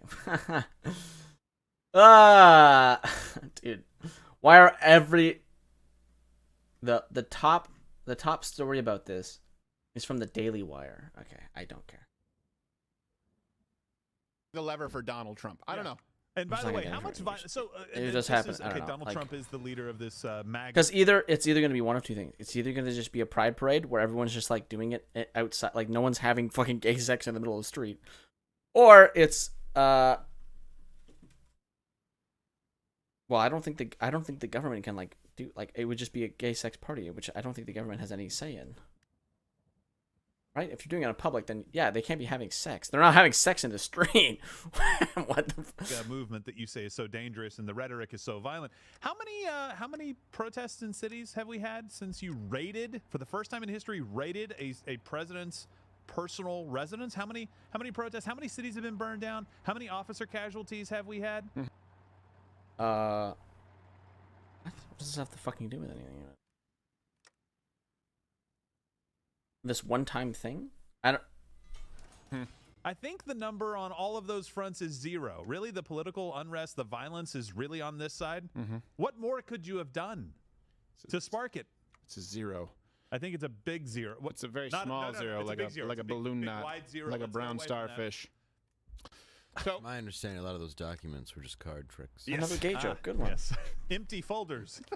No, if that were the case, they would have confiscated his hand. It's always the ace. It's always the. I like how this is all being said while like the investigation is still going on. The ace of clubs. Like, it's funny how if Trump, it's like the most optically horrible thing if Trump has went out and rioted right now before the investigation is even concluded. I don't understand the point of this. Because again, if you go back, the riots for BLM were across the board not liked. Okay, no one liked these things. No one endorsed them. So it's weird for you to bring up like a thing that wouldn't get endorsed either, and like would like I know you would endorse them. I know for a fact Steven Crowder would be there like, these riots are justified, but like, it's Copperfield. He's palming it. Could you imagine having him do a? Like, can we let him do one more talking point? It's so boring. It's just lying. This is a terrible match. Fake. All right. Now you can walk. He just pushes a kid out of a wheelchair. See? Look at that. Where's the one that's supposed to have good legs? All right. Speaking of which, while we're talking about violence, a lot of you may believe that violence can only be carried out with guns. Right. You would be mistaken. You would be. So my homeland of Canada. Oh, no, I don't care about this fucking story. This is fucking stupid. 2 people went on a rampage and stabbed like 15 people, and motherfuckers gonna sit here and go, guys, if you need guns... I'm not listening to this. This is fucking stupid.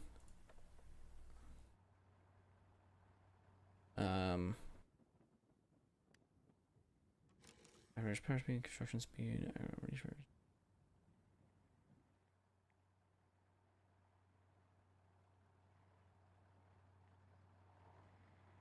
I don't know. Fuck. Yeah, but anyway, let's do this bullshit. This is fucking dumb. I'm going to take a piss.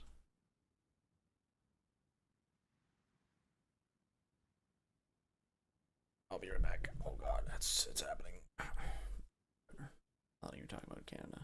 Stupid shit that you're gonna say.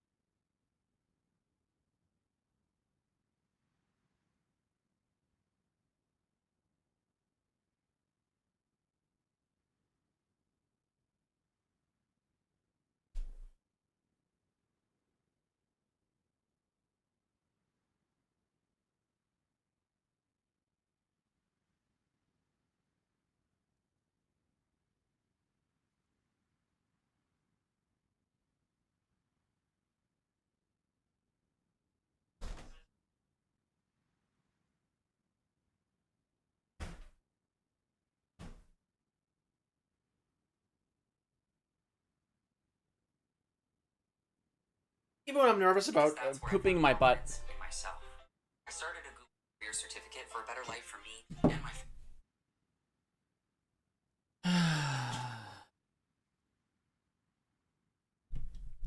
Fuck you, Crowder.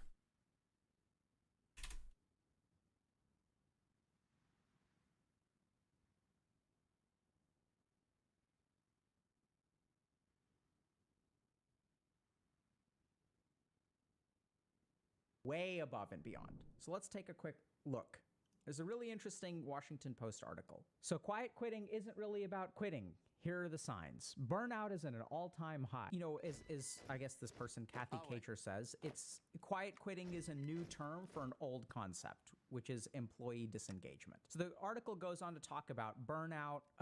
You know, it talks a little bit about, you know, how quiet quitting is shockingly doing what you're paid for. And so there's like a lot of concern about burnout. There's a lot of concern about, wow, this is like changing, like their work ethic, their approach to their jobs and things like that. So what the article sort of suggests is that to better understand how employees are feeling, we should frequently survey staff and go beyond productivity scores and seek comments that help managers understand the full picture of engagement. It goes on to talk about doing more onboarding and exit interviews by HR to see what motivates employees and drives them to leave. And then how do you build workplaces that don't want people to leave? And this is where they say managers can help burnout by encouraging employees to take breaks during the day and use their vacation and paid time off, right? So True. oh, you're burnt out, like, why don't you take your vacation? Because that's gonna fix the problem, right? And then they're sort of talking a little bit about a couple of other things like, you know,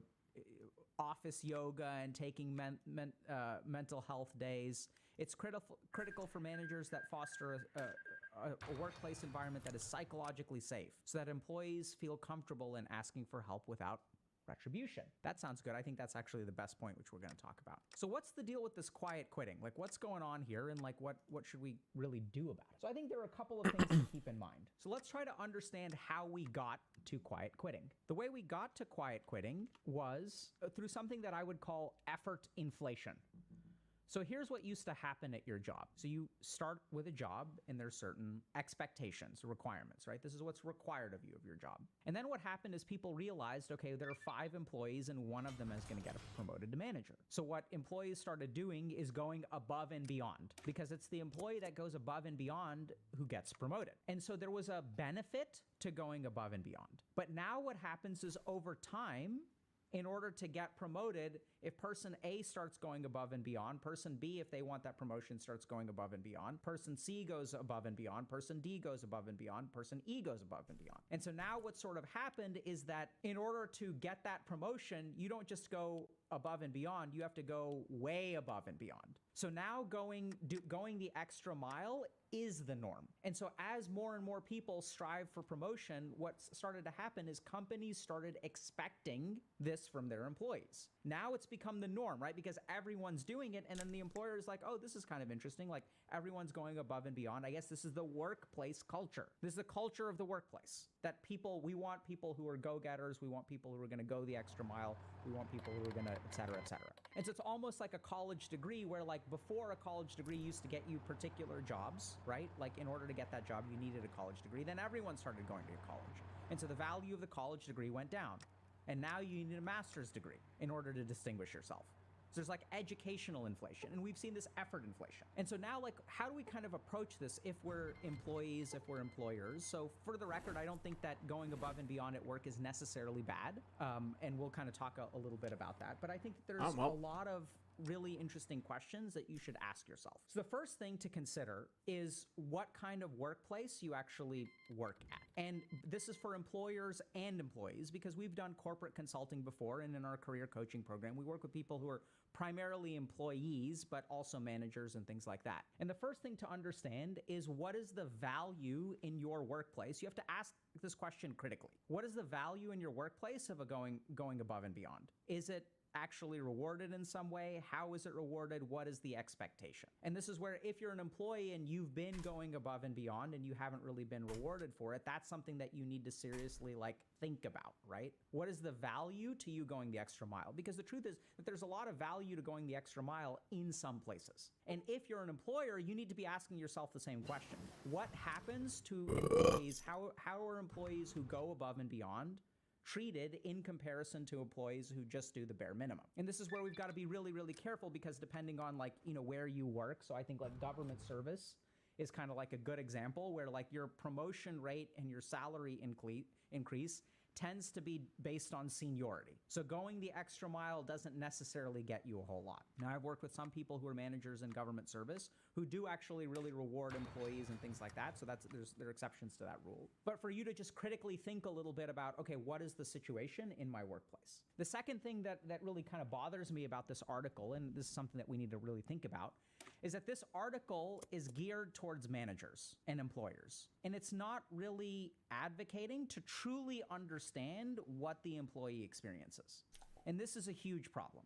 So I'll give you all just a simple example. And this is something that I struggle with myself. So the article says, and as a manager, encourage people to take vacation days. So there are two kinds of work. There's work in which vacation is time off, and there's work in which vacation is procrastinating with your work. So if I take a week off of vacation, do I just do that week, that work of that week before vacation and after vacation? Because in some employment situations, when you take time off, it's not like you do less work. It's just all that work gets delayed till you get back from vacation. And the week that you get back from vacation, you have to do twice as much work as you usually would. And so these are the kinds of things where, like, instead of encouraging people to take time off, a better question would be, why on earth aren't people taking time off, right? Because in some work situations that I've seen... Yeah, that would be kind of similar work as my... Now, in Canada, we have the advantage of you get 2 weeks of time off guaranteed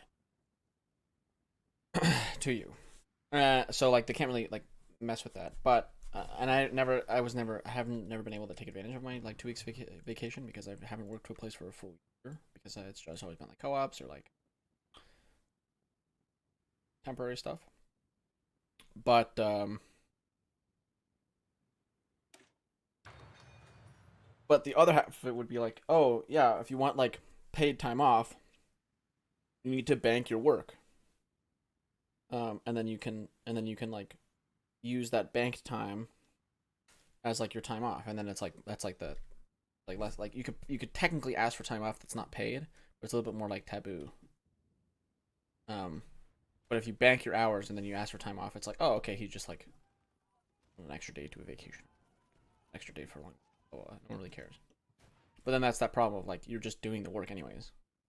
I've been in, and actually content creation is one of them, where it's like I have to stream additionally if I'm going to take a week of vacation. I don't get time off. I just reallocate time. And are you in a work situation where time off is really time off, or is it just piling on work to the next week? And so these are the kind of fundamental things that you can encourage your employees to take time off. But the question is, what kind of work situation are you in? Like, are you in a situation where time off really doesn't exist? So a good example of time off being time off is the medical profession. So that's usually where, for example, if I'm a doctor and I go on vacation and someone covers my patients, it's not like the work from that week is waiting for me, right? So if something happens during the week that I'm on vacation, one of my colleagues covers for me, and then I come back and it's like back to normal. So another thing that they talk about is frequent surveys and exit interviews. What bothers me about this is that there's sort of this attitude that, okay, like if you want to know how to motivate your employees, like ask them, right? Try to figure out what motivates them so that you can structure the environment to kind of maximize their motivation, which sort of makes sense from an employer standpoint. The problem that I have with this kind of approach is that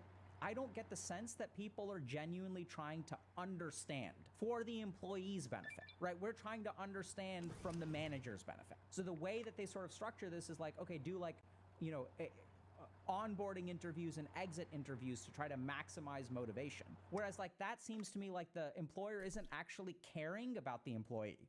They're really thinking about their own goals, which is like, okay, how do I maximize productivity of my workers? And the other thing that I'd sort of say is that if you're in a manager and you're struggling with employees who are quiet quitting, it's not about trying to assess their motivation so you can maximize it. It's about actually asking them, hey, what's going on?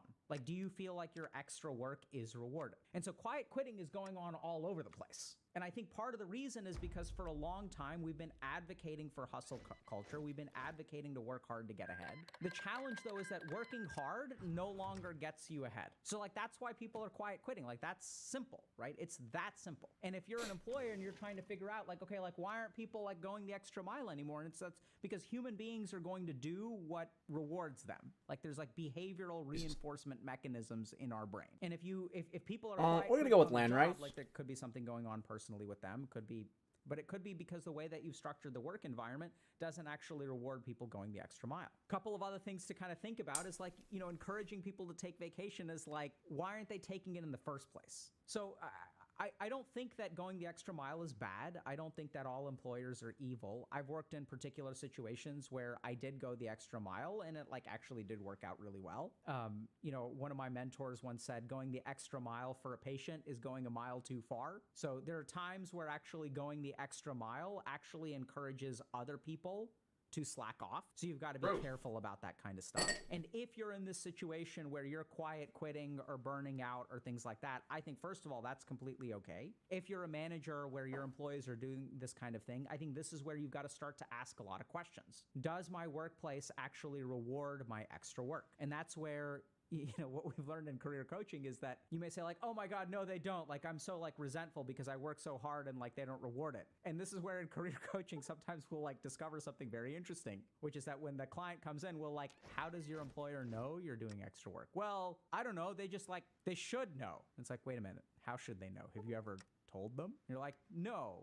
Like, why not? Well, because I don't want them to think that I'm not trying to, like, take too much credit. I don't want to be a brag. I don't want to brag about what I do and all this kinds of stuff. So what we've sort of really discovered is that interacting with your employer can be, like, complicated in ways that we don't realize. And there can be other kinds of perceptual biases and stuff like that. But at the end of the day, I think that quiet quitting is fundamentally happening because of something like effort inflation, where going the extra mile used to get you promoted, but it doesn't necessarily anymore. And if that's the case, then as an employer, you've got to really think a little bit about, how can I reward people who go the extra mile? A couple of other things to consider is, instead of just telling people to take vacation, like, really think about, why on earth would employee not take vacation, right? It's just a net positive.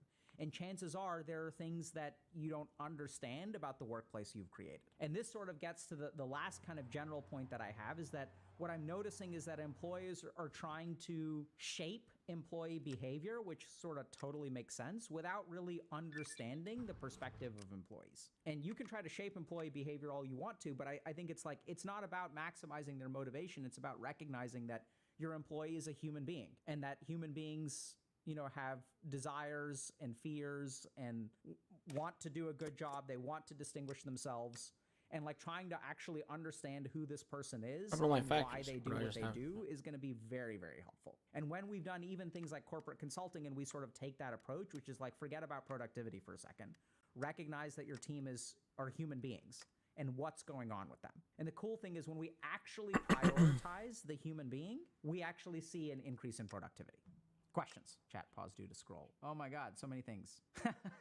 AirC's saying the managers are too overworked to do that. Beautifully put. Brilliant, right? And so, like, that's exactly what happens. So here's the other thing that leads to, like, quiet quitting, is that sometimes stuff just keeps on getting piled onto your plate, and there's, like, scope creep for your work. And so, like, I've seen this a lot where I work with a lot of good managers who want to do right by their employees, but the structure of the environment that they work in doesn't allow for that. And the number one leading cause of burnout is actually someone trying to do a good job and a systemic thing that gets in the way and prevents them from doing a good job. It's bizarre, but there's been a ton of research on this. Burnout doesn't come from overwork. Burnout doesn't come from laziness, shockingly. In fact, the opposite.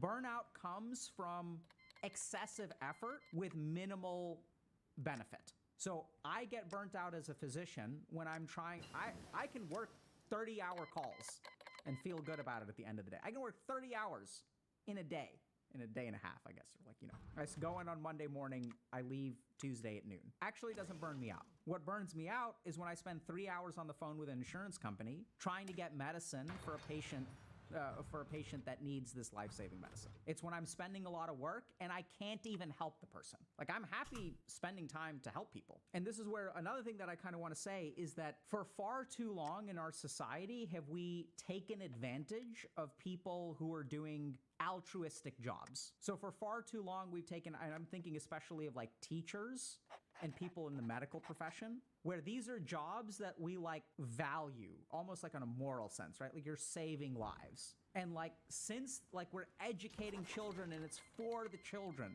what we've managed to do is create situations where we take advantage of individuals' altruism. And so what I tend to see very, very often, I don't know if this is statistically correct or not, I see employees getting taken advantage of the most in these two professions. Because you're saving lives, like, you're doing it for a good reason, right? So why are you complaining about the pay? And what we also tend to see in both of these professions, if you look at like tuition, right? And you look at like college education and things like that. If you look at the education industry and the medical industry, this is also where you see like tons of profit.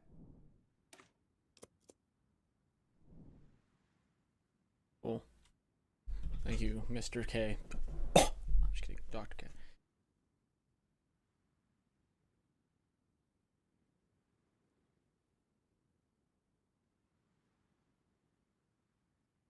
One hour of Halo pianos? Based.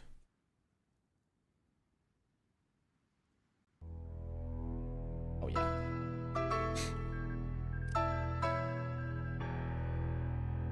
This is me for the next hour. This just do be me, you know?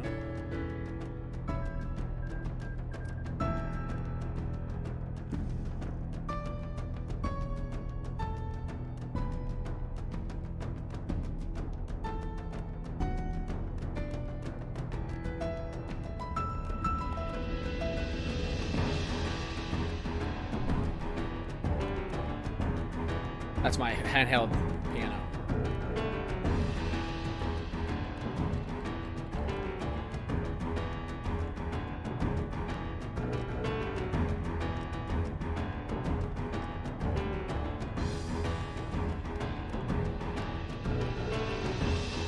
Oh my god, it just goes so hard.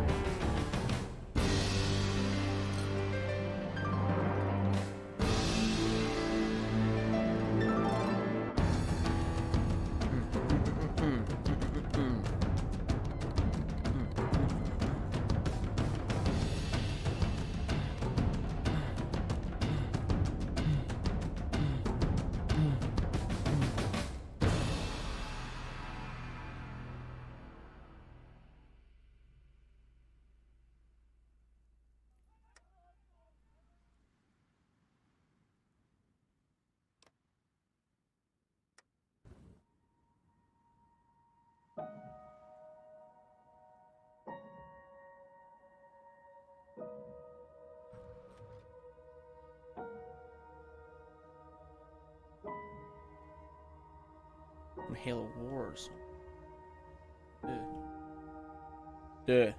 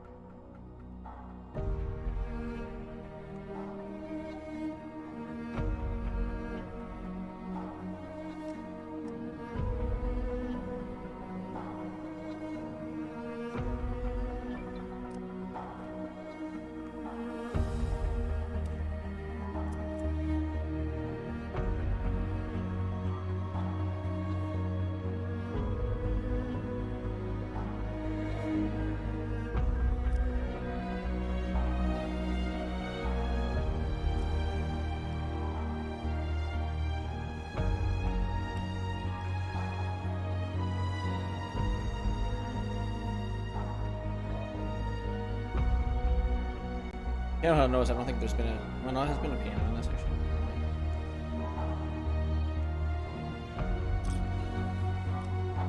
I want to go to this path. I don't think I'll have tanks though. Others have waves of people.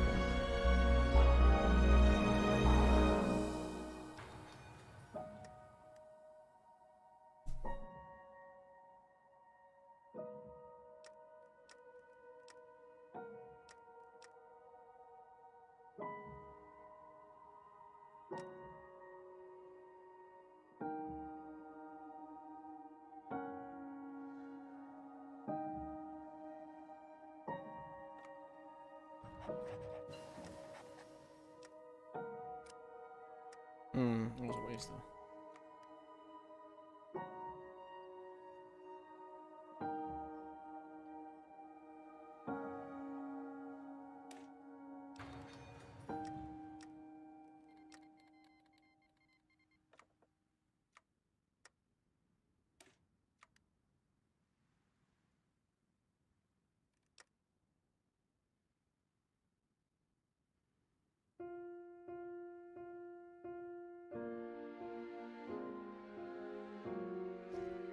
Oh my god. Oh my god. ODST. Oh, just so good. Oh, gee. Oh, Jesus.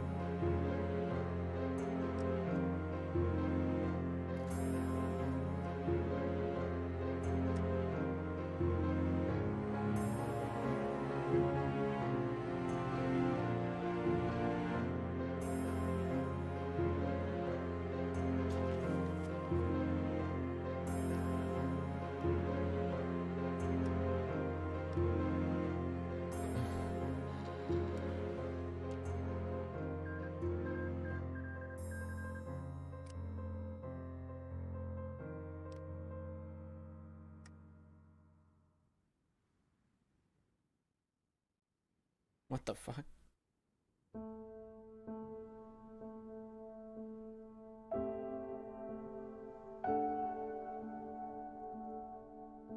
The Halo. Oh, it's a Halo Spartan Strike. Mombasa Arrival.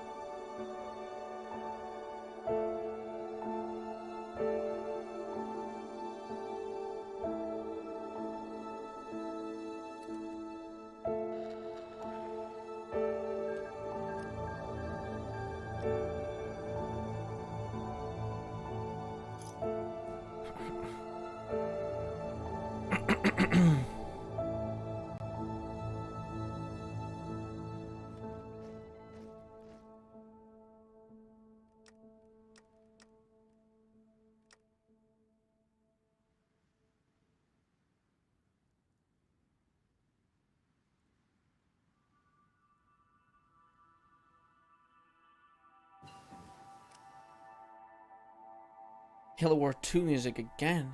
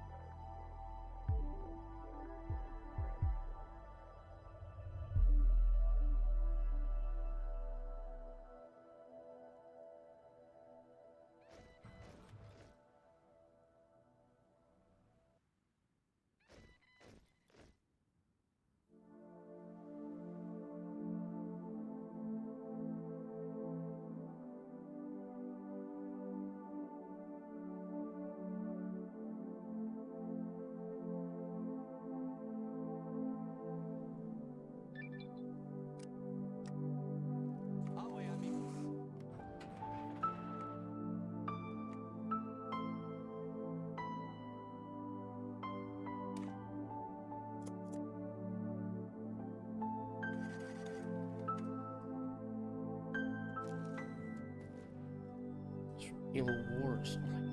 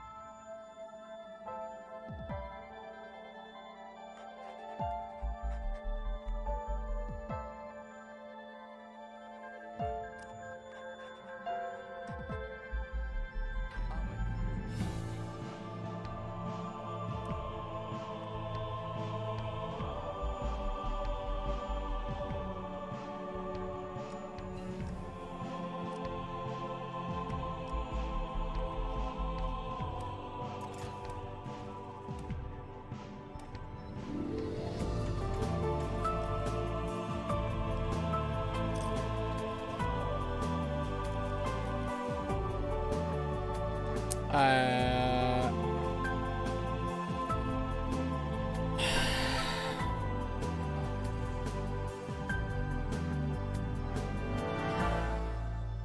war I certainly was not ready for. I'm gonna crash some stuff anywhere.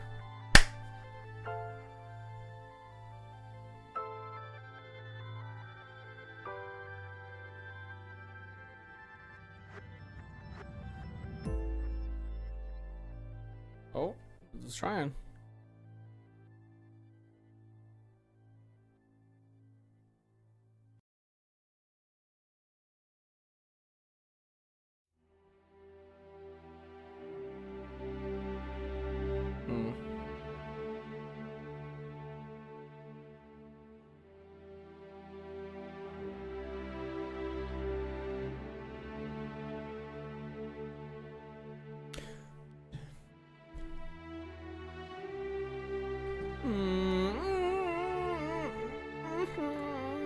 Oh my god, everything's freaking out.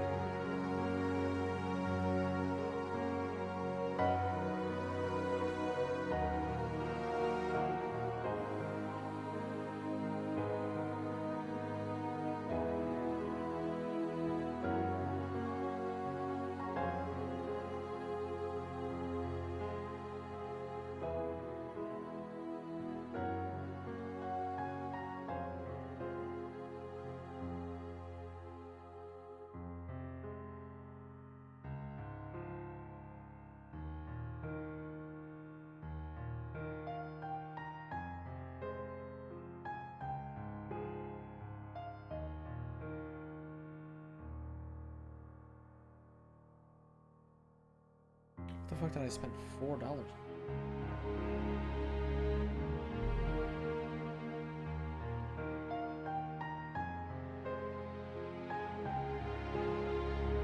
On September 2nd. That adds up. I was there. What the fuck was $4? I know I spent more.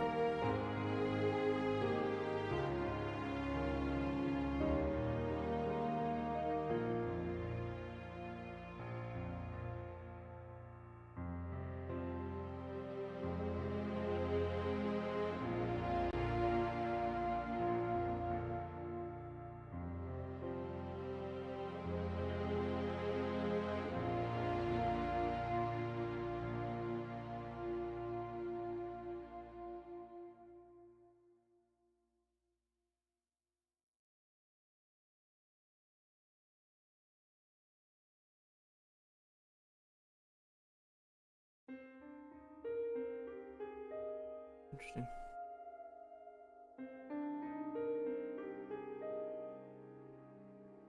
I was thinking of getting this game, but I don't know.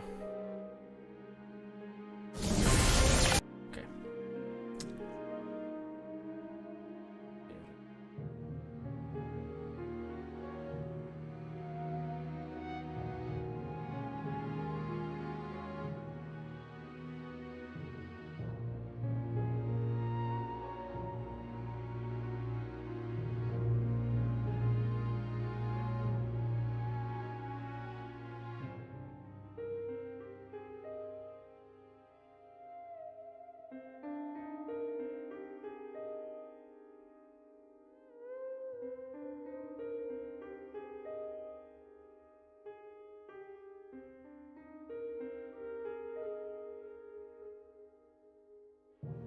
What is is on sale though?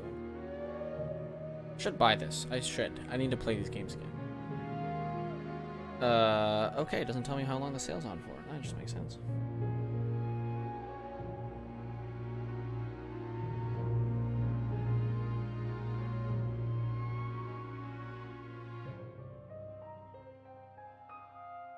Do I start a new run on Elden Ring? I told myself I would.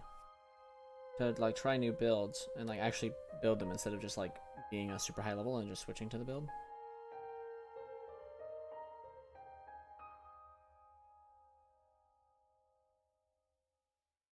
I don't know if I'm gonna bring my mind through the torture of playing a Dark Souls game. Well, it's Elden Ring, it wouldn't be that torturous.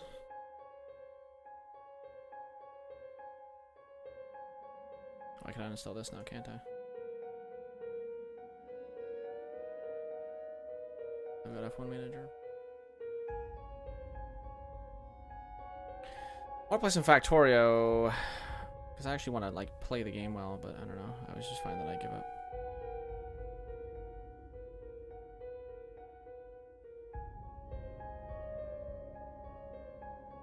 Warhammer. Maybe. No, I want to get Warhammer 3 and play that. I should finish Final Fantasy. It's something I should do, but I can't play it on stream because it doesn't run well.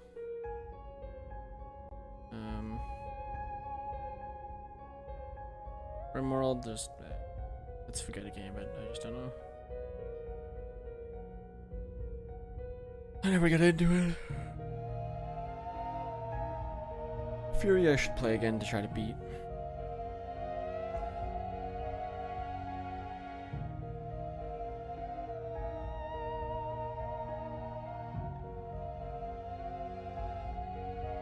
I don't even know if I beat Kingdom of Amalur, to be honest.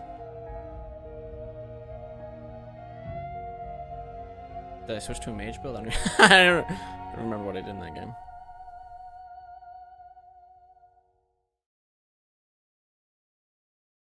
Kings and Castles, I don't know what's new in this.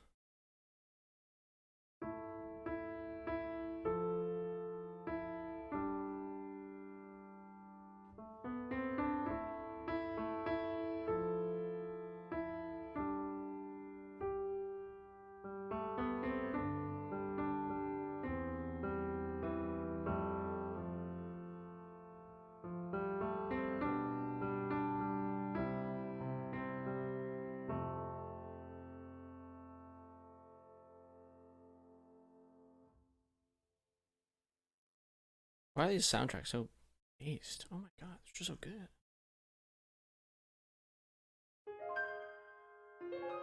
Oh yes.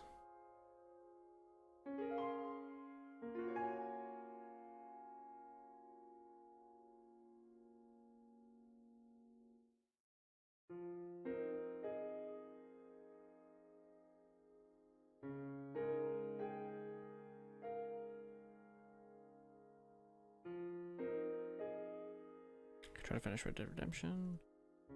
Could do a race. I'm so close to getting my new parts. Oh god. I'm just so bad on high-speed tracks.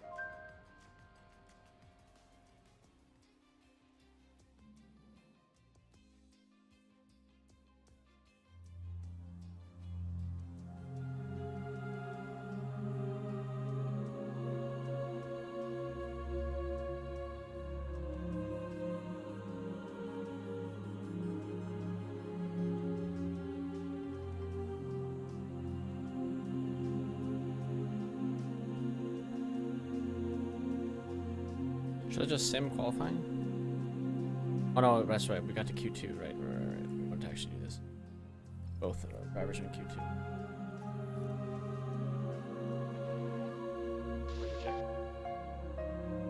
Radio's good. Actually raining though? It is actually raining though.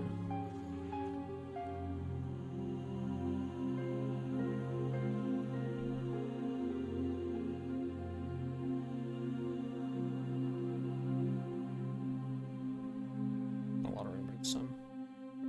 Wait for someone to poke their head out and then send out Shoemaker.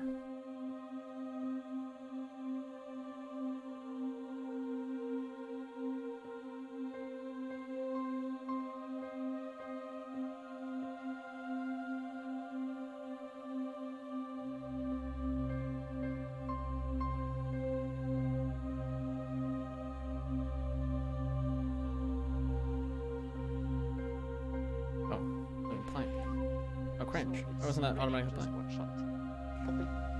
This. We get one run on softs.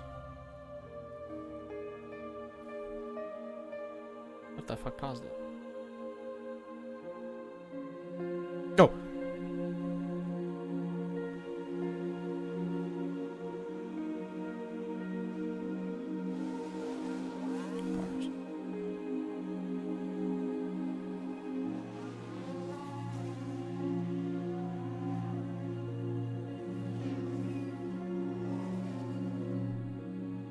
Keeps pausing it.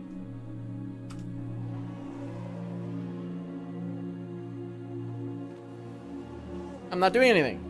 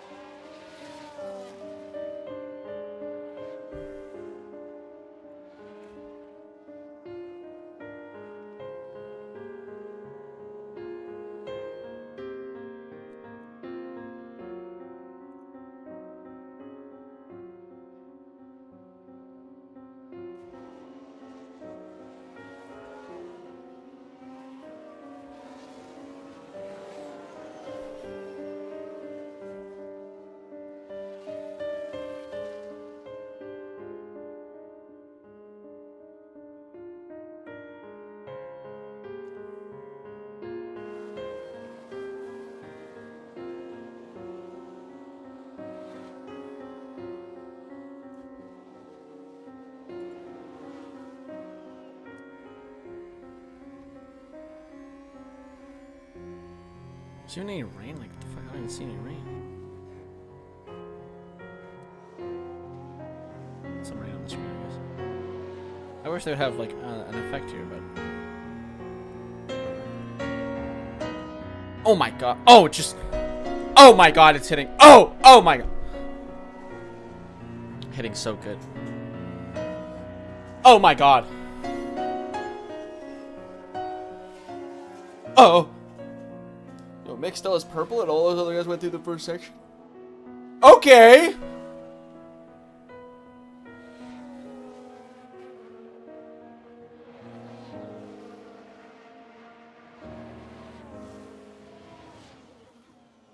Oh, Ferrari took the purple sector.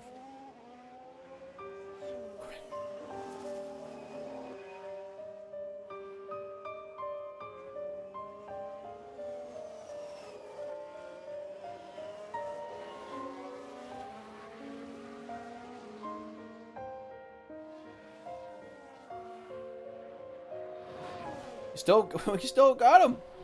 Faster than Sainz. Faster than Perez. Oh my poggitos. Holy poggitos.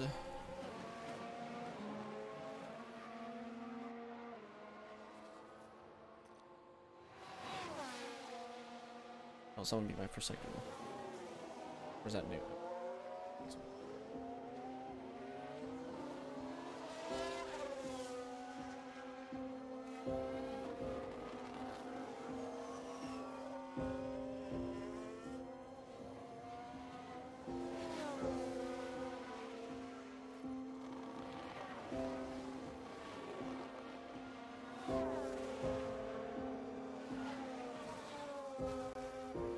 Oh, Magnussen with a purple first sector behind Verstappen. Our car's looking good in the rain. Oh my god.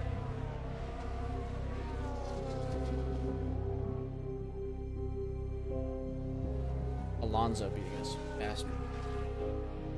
Being good in the rain. Only a green one here. Oh, getting held up too? Oh my god, cringe.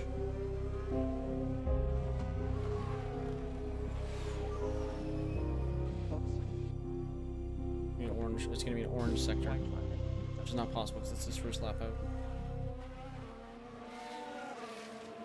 It's gonna be that bad.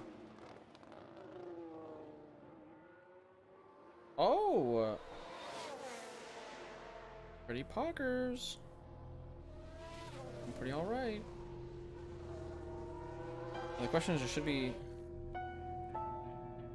go back out to get more acclimated to the track? Go for another wet lap? Sure. No one's gonna do it, I know, but I just don't know if I should just go do it. Just get more stats, more information.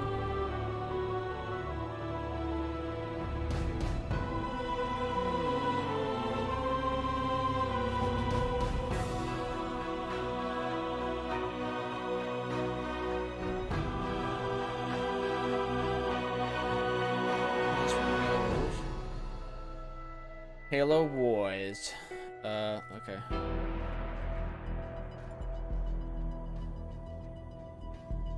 Like, should I run out and do another lap? Should I give a fuck? Should I just keep my car?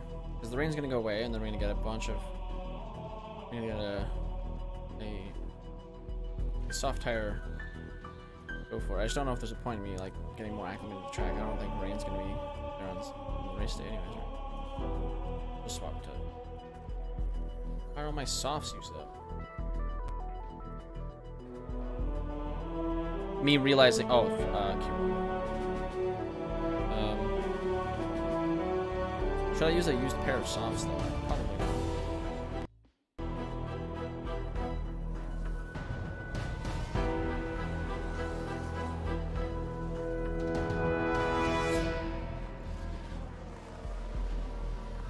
If we can all get to Q3, that's like really good.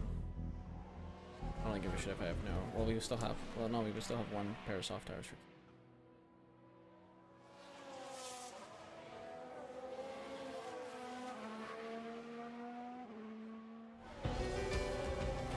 Ba-na-na-na. Ba-na-na-na. Yeah, I have to use the wash my cover. Listen to this epic music.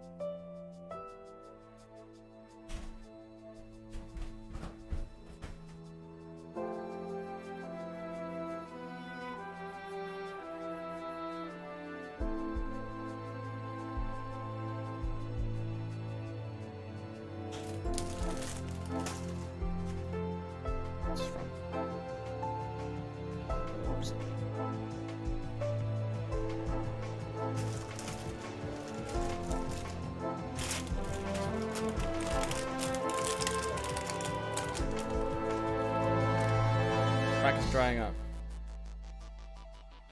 Well, he's coming in anyways.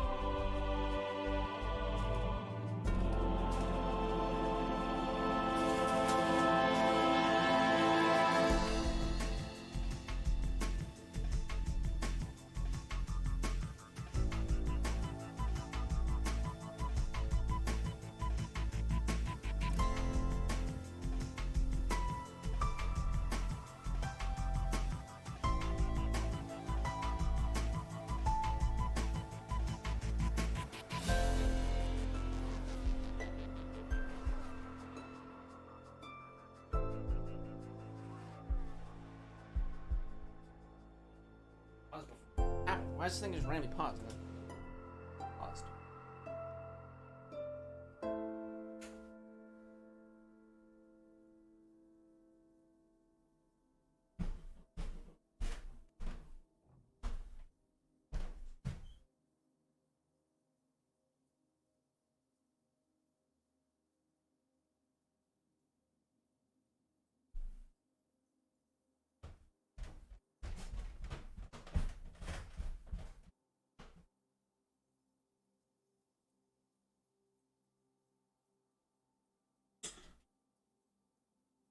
Da-da-da-da-da-da-da-da. Da-da-da-da-da-da.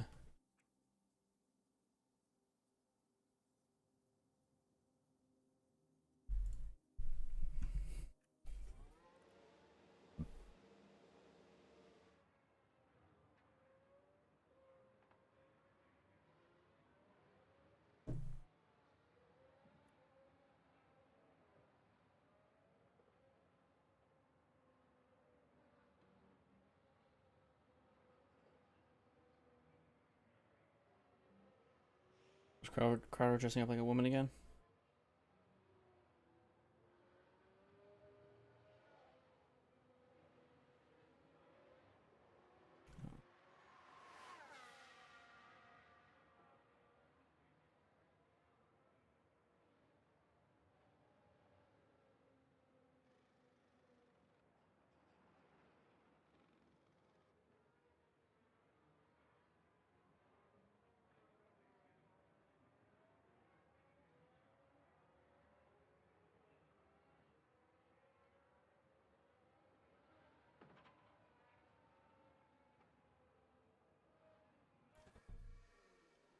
Why is it happening again?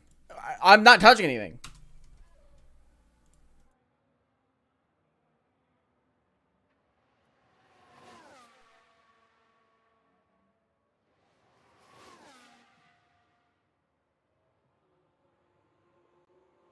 All right. Let's keep talking to people. Why not, right? I mean, we're all here.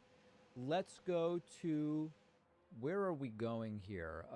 Oh, I don't know. Why don't we go to our friend Attack from Denmark? It's been a while since we've spoken. Welcome back. Hello, hello. Can Hello. you hear me? I can hear you fine. Awesome. Yeah. No, one of the reasons why I've actually been gone for so long is because I was actually in the military for the past couple months, Oh, going wow. through basic training. So, yeah, I've been That's the gone. Danish military. Yeah, the Danish army. What is basic training like in Denmark? It's so it's 4 months total. So The rain basically, is not you going go away. through all the basic threads. Like you start out with Fury and so forth. You go for things like how do you move as a unit. There's also a lot of physical training stuff like that. And then the final part of it, you basically take part in a lot of these kinds of exercise things where you have to simulate attacks and enemy positions and so forth. So it's a whole thing basically. But yeah, And this is something you chose to do? Yes, there is conscription in Denmark. I was not conscripted, however. I volunteered. I am planning on becoming an officer in the army soon enough, especially as I, recently finished my studies in university. So this is my next thing, basically. Interesting. And is that in Denmark? Is that a good career? As an officer in the military, Yeah. absolutely. Interesting. And one of the greatest things about becoming an officer actually is the training you get there. The leadership training is one of the most attractive ones in Denmark, and you Wow. can use it outside of the military as well. And so my specific goal is to become a language officer, where I will focus on being an interpreter, basically, with a special focus on Russian and Ukrainian as the languages I'm going to be using. Oh, wow. And what languages do you speak? I speak Danish, German, English, and very basic Russian currently. Okay, so your Russian would have to improve to be able to do that. Yeah, and that's the thing that you actually do in the language officers training program is you go through a language course. That's one of the big things. It's a 2 to 3 year course that you go through, and after that you basically The rain are a is fully not qualified stopping. officer, and then you get sent out on deployment for a year and a half, after which you can work on a contract, basically. And this is my last question, and then we can get to your And question. the rain has gotten worse. Is the military in Denmark similar to the U.S. in that there is lots of sort of like toxic masculine alpha type stuff that goes on, or is it different in that sense? So this is actually super interesting. The Danish military is very much so not like that, at least not anymore. One thing I can tell you is that when you see a lot of those videos of, U.S. drill instructors where they're, yelling at the soldiers and stuff like that. Yeah. It doesn't happen in Danish military. Oh At least my not god, I'm in gonna my get fucked. experience. If you screw up, Oh my God. they will come over to you and say, oh, well, you did that wrong. Go and do it again, please. Right. Stuff like that. Instead of saying, you idiot, what are you doing? Blah, blah, blah, blah, blah. Like you see, like, what else? One of those American, documentaries on the U.S. military. Yeah, that's quite different. That's quite different. You'll find toxic masculinity in there, absolutely, but there are a lot of women as well in the Danish armed forces. Actually, in my course, I think about a quarter of us there were actually women, which was, super interesting. That is interesting. That is interesting. Well, listen, I've taken up so much of your time. I'm guessing you had a question, maybe. I don't know. Yes, I actually did have a question. And that was actually, I wanted to ask you about, I know that, the Ukraine war hasn't been a very big thing recently on the show, and not been talked about a lot recently, but as of currently, the Ukrainian war, is almost in a kind of standstill and so forth. Yes. Front lines aren't really moving a lot. There is an offensive working towards Kherson currently from the Ukrainian side, and so my question is, do you think as the public perception of the war winds down in the West, as we don't focus on it as much anymore over domestic issues like energy prices and so forth, do you think that Western support will continue being as strong as it has been up until now? I think government support will, but I think average, Ukrainian flags in the streets is diminishing. Yeah, I would definitely agree with that. I think that a big problem that I see is that people think because public perception goes down, that government support will go down as well. But I think that we've seen during the war in Afghanistan, for instance, that we haven't constantly heard about Afghanistan 24/7 for 20 years, right? When we were still over there. Denmark was also in Afghanistan, for instance. Yes. But just because it's not in the news doesn't mean that support will die down, because there's obviously geopolitical interests at play here that I don't think the US or the EU Mick isn't wants to get improving. rid of, He's just fucked. because people don't really want to hear about it that much anymore. 100%, I agree with you. Yeah, I don't think that the government support will diminish. And so my next question is, do you think that it makes sense for the United States, for instance, to start training the Ukrainian military on more advanced weapon systems, such as Western fighter jets and so forth, which is being discussed? I think the answer is yes, with the asterisk of do they have those systems, and if not, who's going to give them to them? That's the obviously there would be little sense in doing the training if they're not going to have access to those systems, and or who gives them to them. Yeah, and that was something that I saw was being discussed in Congress recently, was they wanted to start supplying F-15s to Ukraine after they started training Ukrainian. Oh, Hamilton didn't improve. So, which Perez is didn't interesting improve. because, you know, when we look at the Ukrainian military, Norris we didn't see improve. a military that has been in many ways, you know, influenced by the Soviet Union up until 2015 around when the Donbas war started. Yes, indeed. And in many Hamilton ways, out in Q2. NATO, the Interesting. US, Joe and didn't other improve. Western countries Oh my God. are trying really hard currently Science to improved, but it's okay. Ukrainian military from using We're still okay. Soviet equipment to using Gasly and Tsunoda in first and second. What the fuck is happening? like the way that it's been escalating slowly but steadily from, you know, supplying anti-tank weapons in the very beginning of the war to now supplying air defense systems, missiles for Ukrainian jets. I think it's a super interesting development that, like, we don't really know where it's going to end. That's I think crazy. It's really interesting to focus on that and how the Ukrainian military is going to transform as this war goes on. It could be a dramatically different military if this does extend into the years, as many predict it will. The Ukrainian military could end up coming out of this completely differently and than it went in, and it is interesting to say the least.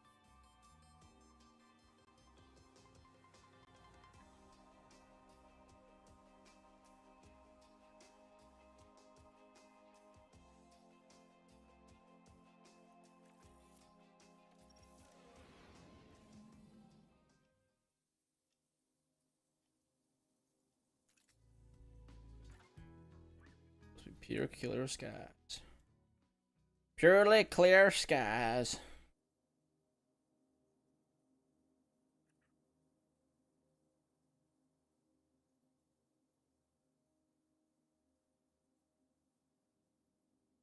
A very interesting Q3 with Gasly, Tsunoda at top, Verstappen, Bottas, Leclerc, Alonso, Sainz, Russ, and both Haas rivals.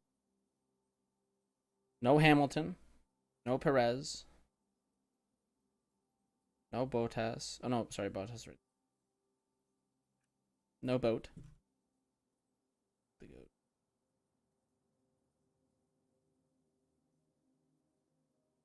That was an upside down ice cream cone that I murdered. That you murdered? Did you that too? Go on, Kimmy.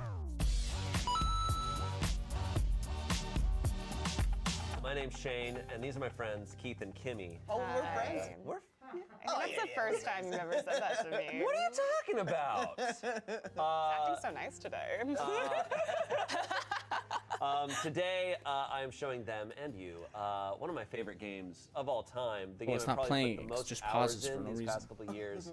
It's a little game called Hades. It's probably the game that I consider myself best at. Really? I'm not incredible at video games, but this game, I am better at this game than any other video game. I mean, I feel confident saying you that. said you put a lot of hours into it. I so did put a lot of hours should into be. it, and important moment in this game for me today. I have done 298 runs in this game. Shane? Before we begin, like and subscribe. Yeah. Do it. Let me explain what's going on here. Please, what is this chaos? So, So much happening. that little tiny guy in the middle, his name is Zagreus, and he is the son of Hades. My dad's a jerk. I do not really like my dad. Most dads are. I have been trying to escape the underworld. Got you. I've been getting messages from the Greek gods on Mount Olympus, and they want to help me get to the Mount underworld. Olympus. Okay, cool. I've really decorated this place up. When you start the game, it does not look like this. I've just merely unlocked so much dope shit. Every time you try to escape the underworld, that's called a run, right? Okay. And so I have done it 298 times. That's insane. Yes, so, and that's whether you win or lose. It counts as a run. So a lot of those I've just died. Really Oh, so you fast. you died. Sometimes I hundreds of suck, times. and so it goes really fast. Sometimes I make it all the way through. So these are all the weapons I can choose from: the sword, the spear, the shield, the bow. But my I should not have been favorite is, using these the brand new gun. tires. Oh, no, everyone's using I am brand new very tires. good with this gun. This is my friend. What is that? You're killing your friend? Well, he's like a he's Skelly. He lets me beat him up. If you have any questions, I'll clear up any confusion. I feel like the game is rather simple. Sure. But let's go. Let's hop into Let's it. do it. It's just this him playing Hades for the whole one. It is. What's that? Is that green? That's just like a wave.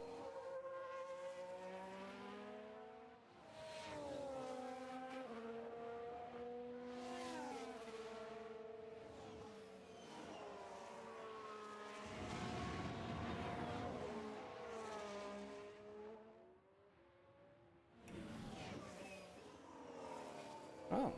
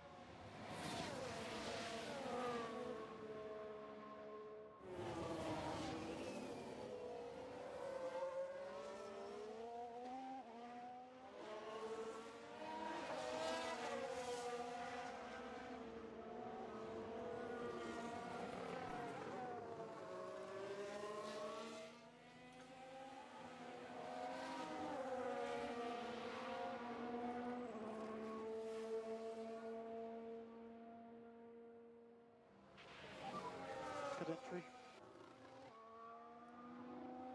Copy.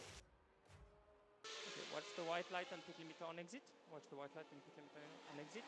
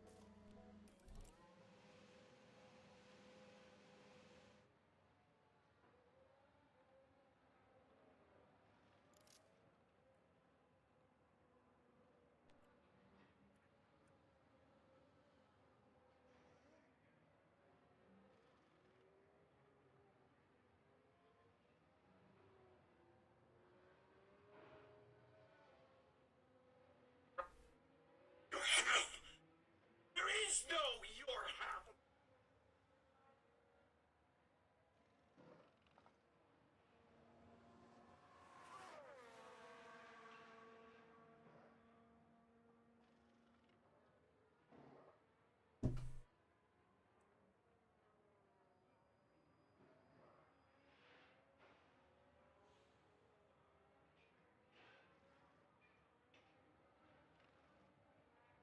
Let's go to JWR from Atlanta, Georgia. JWR, welcome. Great to be here again. I was going to ask. Okay, I guess my general question was how much. I'm thinking of how to phrase this. What's the right balance of how much attention we should be giving to this whole thing regarding Trump and the investigation? Because although he is not as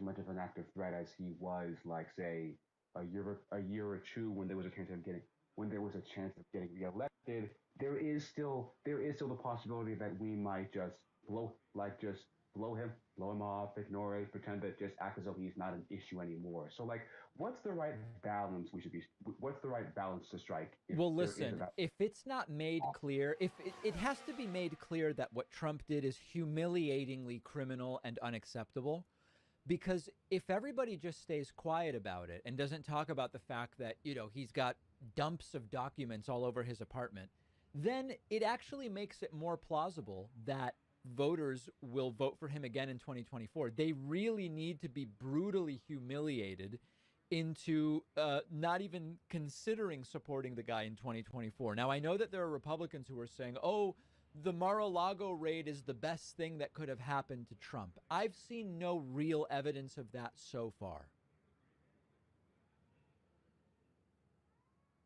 Well, not so far, and hopefully it stays that way. Also, am I only allowed one question? Well, it depends what it is. Let's hear the second one. Do you think that there is a chance that Fetterman could potentially screw up the lead he has over Dr. Oz in the Senate race in Pennsylvania? Like, so far things look good, but do you think that there is a chance that they might potentially screw this up in, like, the debates? Yeah, I mean, listen, you can always screw it up. It's looking very solid for Fetterman right now, but of course he could screw it up. Let's just hope it doesn't happen. Oh, of course not. I mean, I'm not saying that I think he is going to. I think he is in a very good place, but not like, put it this way, he is winning, but he has not won yet. And Absolutely. I just hope that that his campaign, which so far has done a pretty decent job, continues to keep it up and doesn't blow the 3-1 lead that they have so far. Yes, I have not seen that it's 3-1, but I appreciate the phone call very, very much. I believe what you're referring to is that he's estimated to have a 75% chance of winning, but not that he's going to win 75 to 25.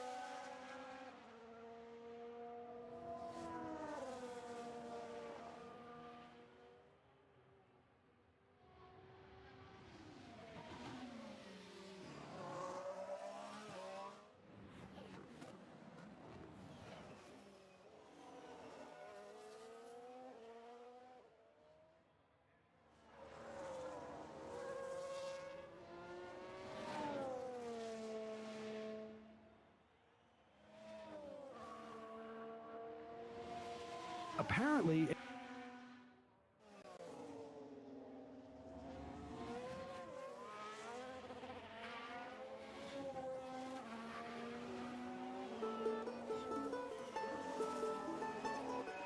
One of the most common questions on this channel has to do with what kind of food is available in the 18th century that we don't have today in the 21st century.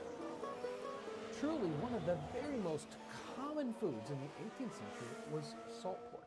And today, we really, right here in America, don't have anything quite like it at all. Not good, Magnuson. If you go to the grocery store, you will find something that is called salt pork, but it's nothing like 18th century salt pork. Imagine a food that everyone in the 18th century is familiar with, whether you're the Better not poorest slow person down. or the richest person. It might not be on your table as the very richest person, but you would be very, very familiar with it. Find something that is called salt pork, but it's like a meat. If you go to the grocery store, you will find something that's called salt pork. Super but it's nothing cringe. Like 18th century salt pork. Imagine a food that everyone in the nice. 18th century is familiar with, whether you're the poorest person or the richest person. It might not be on your table as the very richest person, but you would be very, very familiar with it. It is something that's used by sailors, soldiers, anyone who is doing exploring. Common laborers are going to be eating salt pork all the time. And even in a typical household, it's something that you would prepare for your own family, or you could find it in the marketplace. Imagine something that's a good so chance common of doing good things that this the weekend. prices are 2 listed great penalties in the for newspaper Bottas and like for stock Alonso, prices so we might get to be go up to listed 5th today. and So, 8th place. what's the price of salt in Boston? You would be able to find that out in any common newspaper. What is 18th century salt pork? There are many, many descriptions of it, even sort of recipes for it, and I've got this simple recipe, and it is very simple, from 1736. This is Nathaniel Bailey in his Dictionarium Domesticum, and he says, an excellent way of salting meat. Let your meat be fresh, and take out all the bleeding arteries, then sprinkle it with common salt and let it lie in the air for 12 hours. But take care to salt the pieces where the arteries are more particularly. Then wipe the meat dry and make some salt very hot over the fire and rub it into the meat very well and lay the pieces of salted meat one upon another, and it will keep for several months. Or with common salt, rub the several pieces of meat briskly with it after the blood is out, and lay salt Okay, enough in the hollow. you're not suggesting a wet tire strategy, and it's supposed to be fucking raining the whole time. God damn it.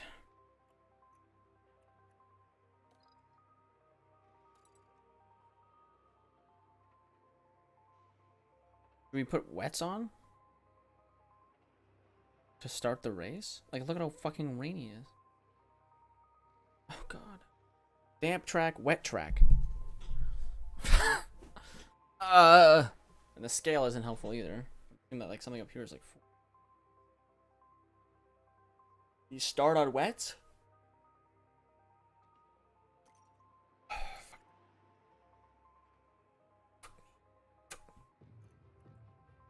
New strategy. Wet tires can go for a long time though. You can almost run the whole way. Whole ways? The whole ways. I could run the whole ways on wets. But obviously we can't really do that. Maybe we switch for intros at the end.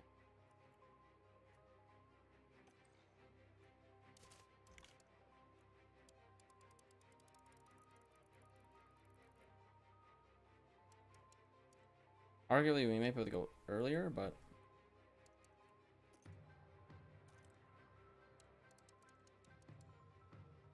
like here around 55.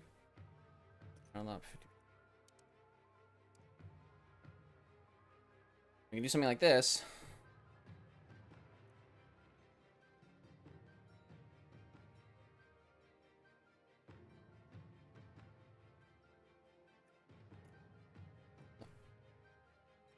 I'm so dumb.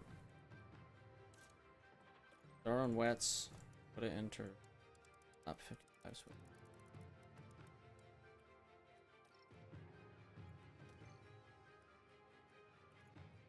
all these are supposed to be faster. True, but it's also raining.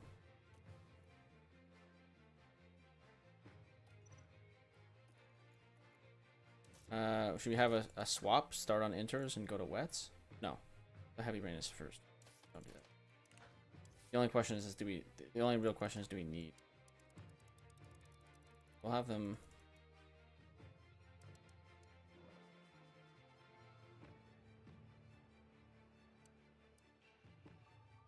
Oh. 55 is the. What was the other lap on? Swapping on. Up.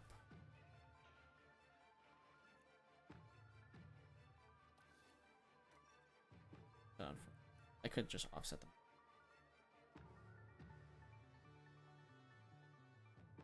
I mean, both of them can run longer. Or... So we'll just... This is where things go horribly wrong, though. Because there was no suggestion for wet tires. Places especially, Start. so will you be sure to have your meat sweet, either wet. beef or pork. So this is a simple method here of something that you would do in your house. You might do this in a crock or some other small vessel. But salt pork is also an industrial product that is made in barrels. So wait. Okay, I might save scum this because this is gonna be really dumb. Because I don't know how to fucking read this properly, and I wish it would just show me like the track. Like, why are we like we're at the track? Just look out the fucking window, see what the hell is happening. I should be able to look at the track, but we might save scum this because of this. Because I think literally it starts out dry, and within 5 laps, yeah. So I'm about to get major fucked because everyone's gonna be on soft and mediums. There we see Kevin Magnussen. Yeah. A top 10 position today. Just gonna save scum. That was my fear. So what the actual race strategy is you start on softs and you run the softs into the ground until it starts raining, and then you switch to the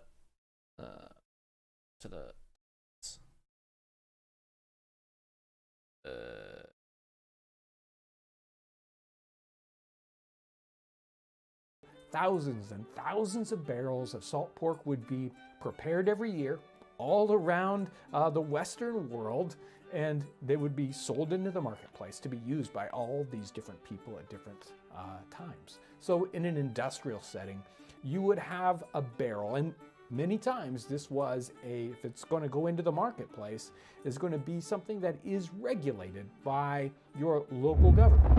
And so we have the laws, say for like the colony of New York or Connecticut or Virginia, and they said, well, it has to be a certain size barrel. It has to be 32 gallons. It was the typical size.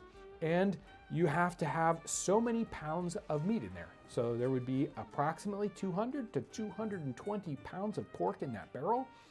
If it is the highest quality, there can only be so many kinds of cuts here of pork in your barrel. And that's another thing. Salt pork is not a particular cut, like bacon, right? No, it's the entire animal. So you might find feet, legs, front quarters, hind quarters, or a head in the barrel. So the best quality of pork barrel will only have 1 or 2 heads in that barrel. I know, we can't even imagine that today, right? It's like you're gonna open up this barrel, it's gonna have basically the whole hog in there, any of the different pieces you might find inside your barrel. But again, the regulations were there to keep you from opening up that barrel and finding all feet or something like that. We don't want that. So there was a grade, so the top grade only has particular kinds of cuts in it, and the lowest grade is sort of catch as catch can. You don't know what you're going to find. And there was also a grade that had basically the whole run hog. To the end of it. You would well, find I'll add it pieces in, of and we might run every straight to the type end. in that Just never barrel, hit. but it can, you knew right? you weren't going to find too many of one kind or another. It can run to the end. Salt pork is going to be available in different ways. So you might go to the marketplace and maybe you need an entire barrel or multiple barrels of salt pork.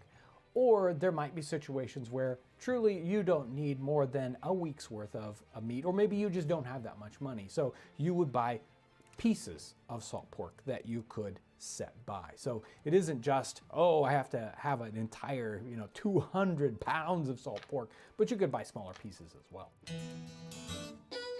Now, researching salt pork can sometimes be difficult because at times, salt pork can go under many different names. When you see the Now word the question pork, is you have to look. Is how quickly will the rain come, and should I just pit? Should I just put on inters, and I don't have to do a pit stop? The question is, I guess, is how like quickly will we'll run laps around me. I don't know. I think it's probably.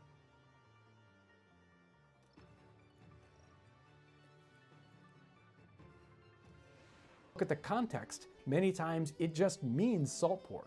And if it means fresh pork, it will actually say fresh pork. It also goes by the name of barreled pork, because you can't put fresh pork in a barrel without it going bad, so it's salt pork. And there's something that's very similar and maybe exactly the same thing at times called pickled pork. So we see lots and lots of references for pickled pork in the 18th century also. So it's got all these different names and it shows up in so many different places. So if this is so popular in the 18th century, why is it popular? What's special about salt pork? Well, it has to do with how long everyone's on stuff. Today, if we go to the grocery store and we buy pork, we have options. We can prepare it immediately. We can put it in the refrigerator as raw pork. Start raining. We can even freeze it for next week, next year, whatever. They didn't have the options of refrigeration or freezing, so if they purchased fresh pork, it had to be prepared immediately. Depending on the atmosphere or the climate where you're at, you had to prepare it within a day or two, or it was going to go bad, and you just throw it out. It would be a complete waste. Salt pork is totally different. At room temperature, it is stable and good for as long as a year. If you buy it, in a barrel and it's sealed up, it can be good easily for a year. If it's out of the barrel and you're buying an individual piece, well, it's still going to be good for a week or two, depending on how you store it. But that's an incredible difference between this piece of meat going bad in basically hours versus something that is shelf stable really overheating. for Good. up to a year. That is a tremendous advantage. So today we might think of like salt pork, it kind of tastes weird, it's not as good as fresh pork, so fresh pork should be more expensive. Not true in the 18th century. The longevity of salt pork was so important that your salt pork is going to be worth more, pound for pound, than fresh pork.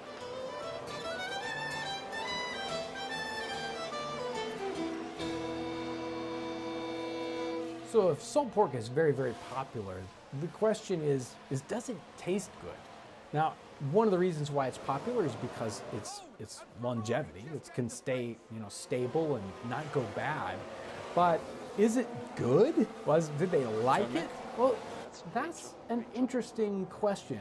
People don't necessarily talk so much about whether something is good or bad, but we do have some hints about how desirable it was as something to eat. So one of the other commodities. Okay, we have to be quick on the button here. I think the moment we see somebody in front of us dive into the pits, we go. Turns out that salt pork was generally worth more pound for pound than salt beef. Salt beef had a tendency to get very, very hard. So hard that you could carve it like wood. And you had to soak it for a long time. And even after you soaked salt beef for a long time, it still was very, very tough, because that salt just makes the meat tougher. It's not true for pork. One of the very best meats to salt you can get away with and it's still sweet and good was salt pork. So it was desirable because, it might still not be as good as fresh. It's still much better than other salt productions like salt beef. So much so that if you look at the rations that are given out to soldiers and sailors, generally a soldier or sailor might be given a pound of beef per day to eat, and the equivalent in pork would be 3/4 of a pound. So you like the pork so much that you're willing to eat less of it. Now, how hard was it to prepare? You take salt pork, you need to soak it. You need to try to get as much salt out as possible. And then you can generally boil it or use it in other dishes as little portions of meat. But there are times when we find references to people in that 18th century context and eating it raw. I know, that is pretty hard to believe. I wouldn't recommend it to anyone today, But if you read in Joseph Plum Martin's memoirs, as he is a Revolutionary War soldier, he talks about one setting where everyone is just so tired after marching all day long, and all they have are salt pork provisions, that some of the men, they don't care. They just... Okay, right.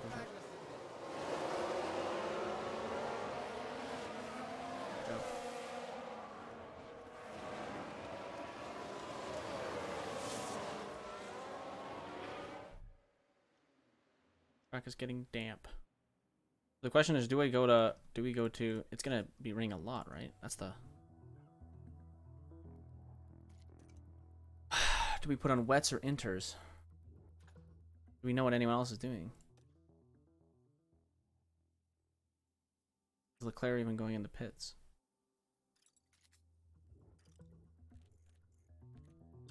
Bottas is already on wets.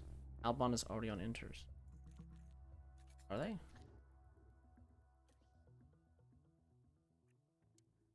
Yeah, he is. Guy. They were doing what I thought I could do. So he's on wets, the other guy's on inters. I did say I would go on wets. It looks like I should put on wets. Get pretty wet.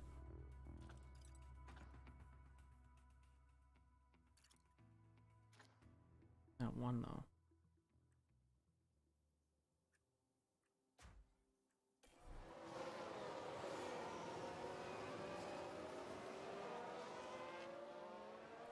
Okay, he's pitting.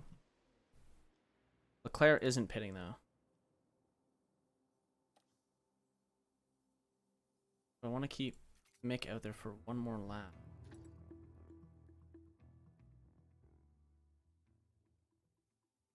Or should I double stack them? I can probably get away with double stack. Interval to leader. No, I can't. I can't get away with a double stack, so I have to leave Mick out for one more lap. The question is which tire do I put on?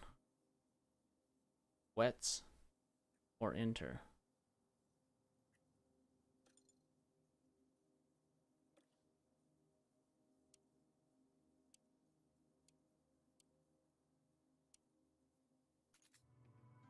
Because not everyone has 1 to 4 and 4 plus. Is he gonna get to 4? I don't know how to read this. Is the middle 4?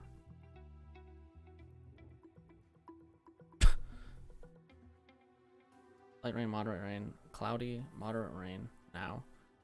Then supposed to go cloud. Then light rain, then moderate rain.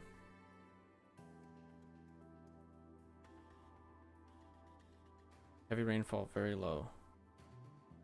Track conditions. Rainfall, very low. Sorry, rainfall, heavy rainfall, very heavy rainfall, heavy rainfall.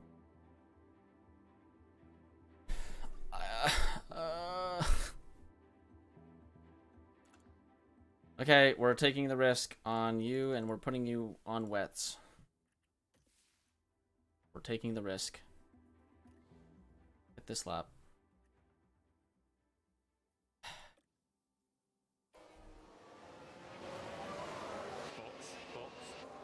Kevin, you didn't box.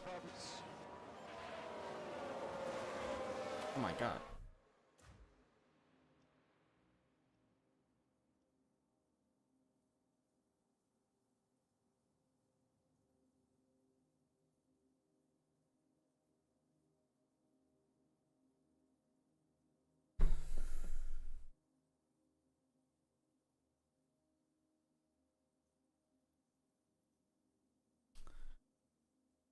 Okay.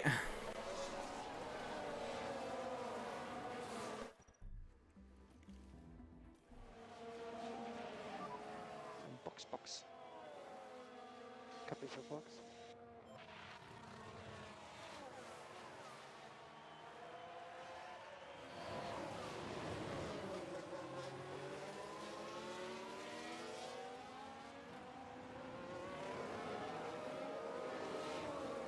This is really not good. Although we get to see what they all turn to. Wets. Bottas went in the pit too. What? Wets. Going to wets, but we're about to get absolutely fucking cucked.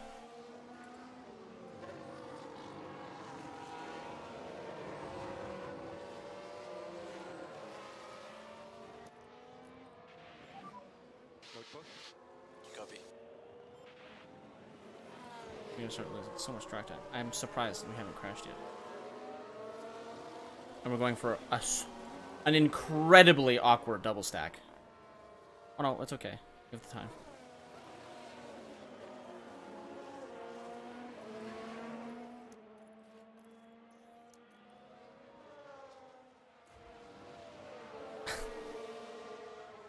Oh god, this was rough.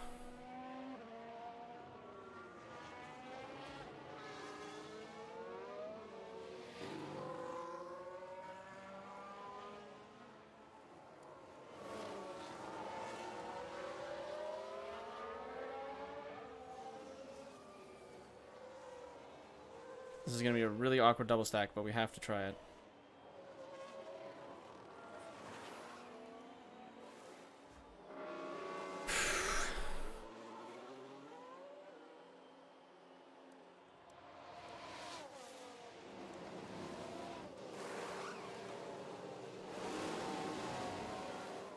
Oh! Oh! Ah, someone's passing. Man, Mick got fucked. Yeah, that was not good.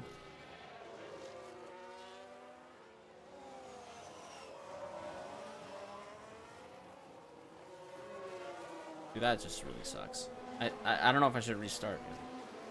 This is like really bad. Anderson doesn't even have a different... Oh, we're both. Anderson doesn't even have a pit strategy.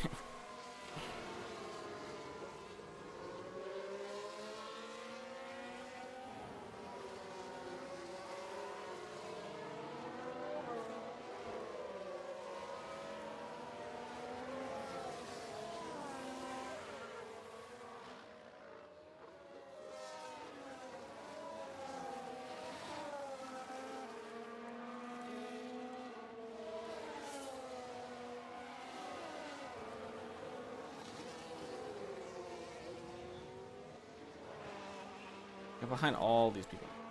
That wasn't behind. They all undercut me. I say something one more time. I can't believe that fucking happened. I can't believe Bottas didn't go in the pit. Or Magnussen didn't go in the pit.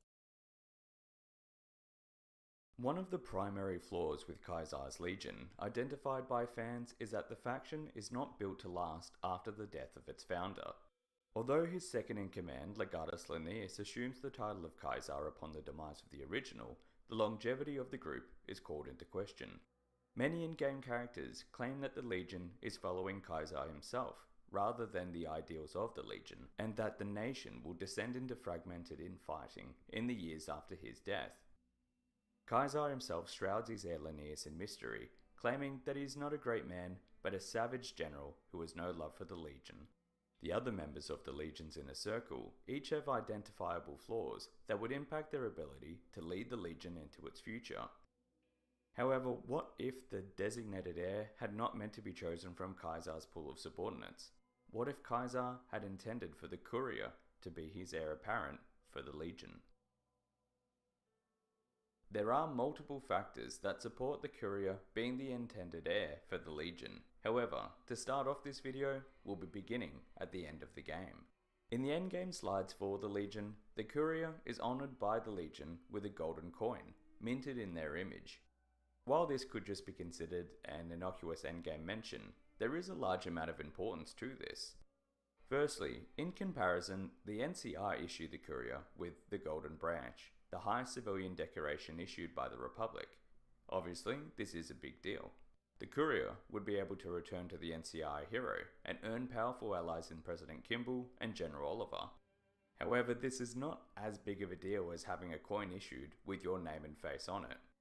For one, many citizens of the NCR were not fans of the Mojave campaign itself, with the courier undoubtedly being seen as a living symbol that, despite all the young lives of the Republic men and women thrown into the meat grinder, the area was only annexed due to an external mercenary.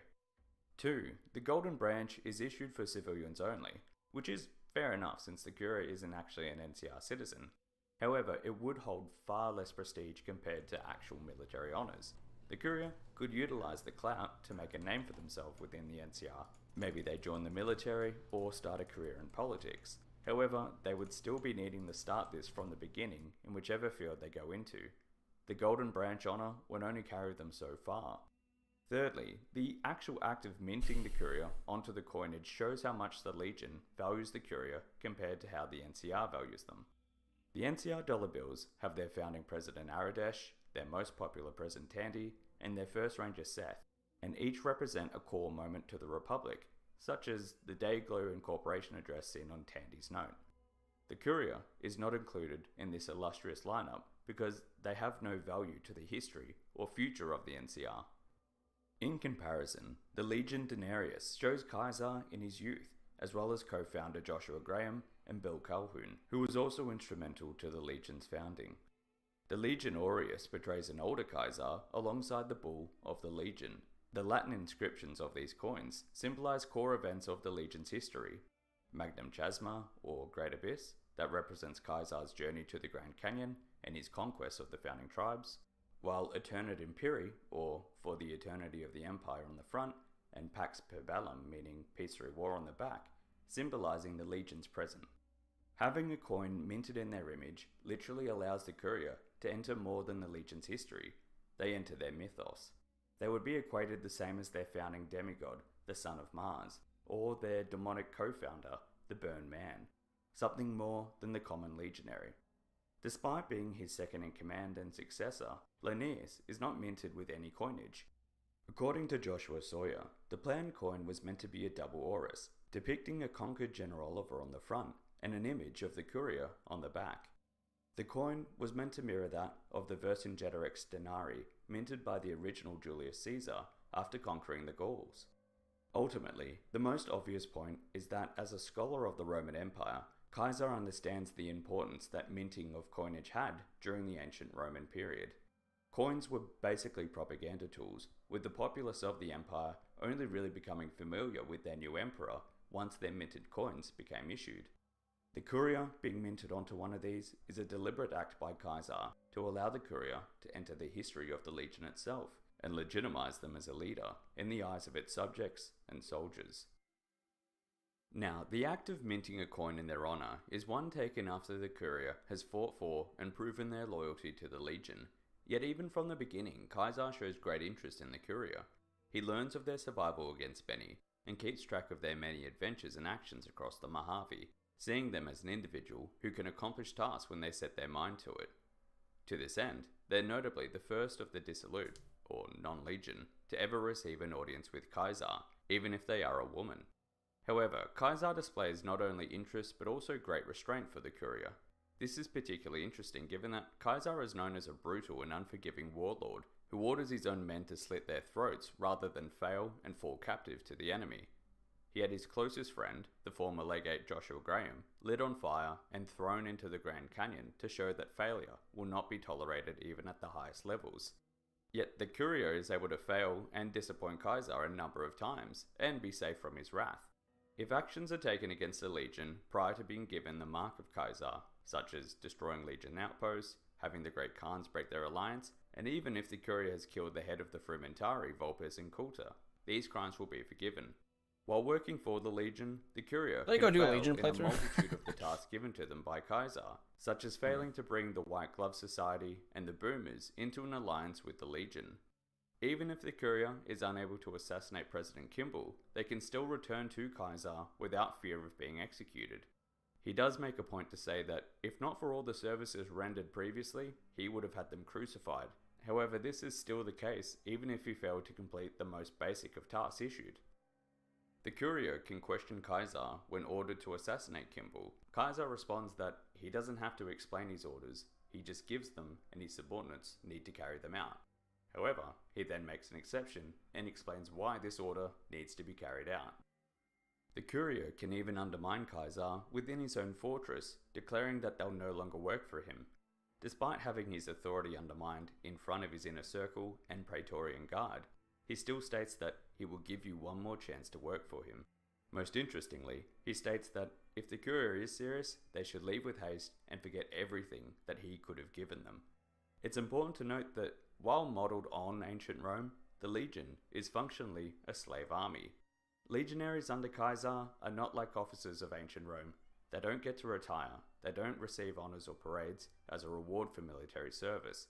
At most, they may be given access to slaves of their own that will serve under them directly, but even centurions are still technically slave soldiers of Caesar. Their only real direct reward is to be promoted up the hierarchy, where they're simply given greater responsibility and equipment, yet face far closer scrutiny if they fail to carry out his will.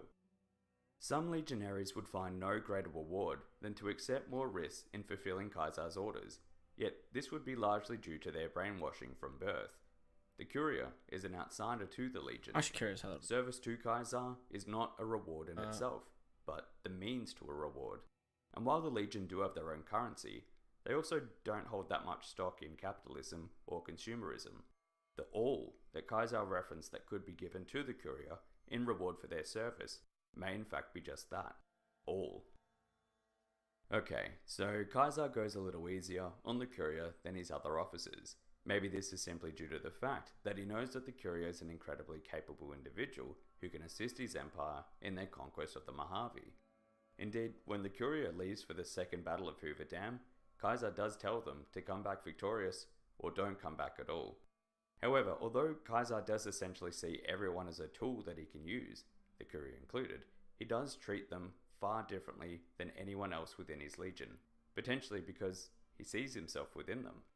A description of Caesar by Joshua Sawyer, lead designer of Fallout New Vegas, is as follows. Caesar, or Edward Sallow as he was born, was an extremely intelligent, well-educated man captured by an alien culture, and he did what he needed to not only to survive, but to dominate that culture and eventually become its leader. Edward was a follower of the apocalypse anthropologist who was captured by a Grand Canyon tribe. Unwilling to die in their battles with other warring tribals, Edward used his advanced knowledge to become leader of the tribe and lead its warriors in combat against their opposition.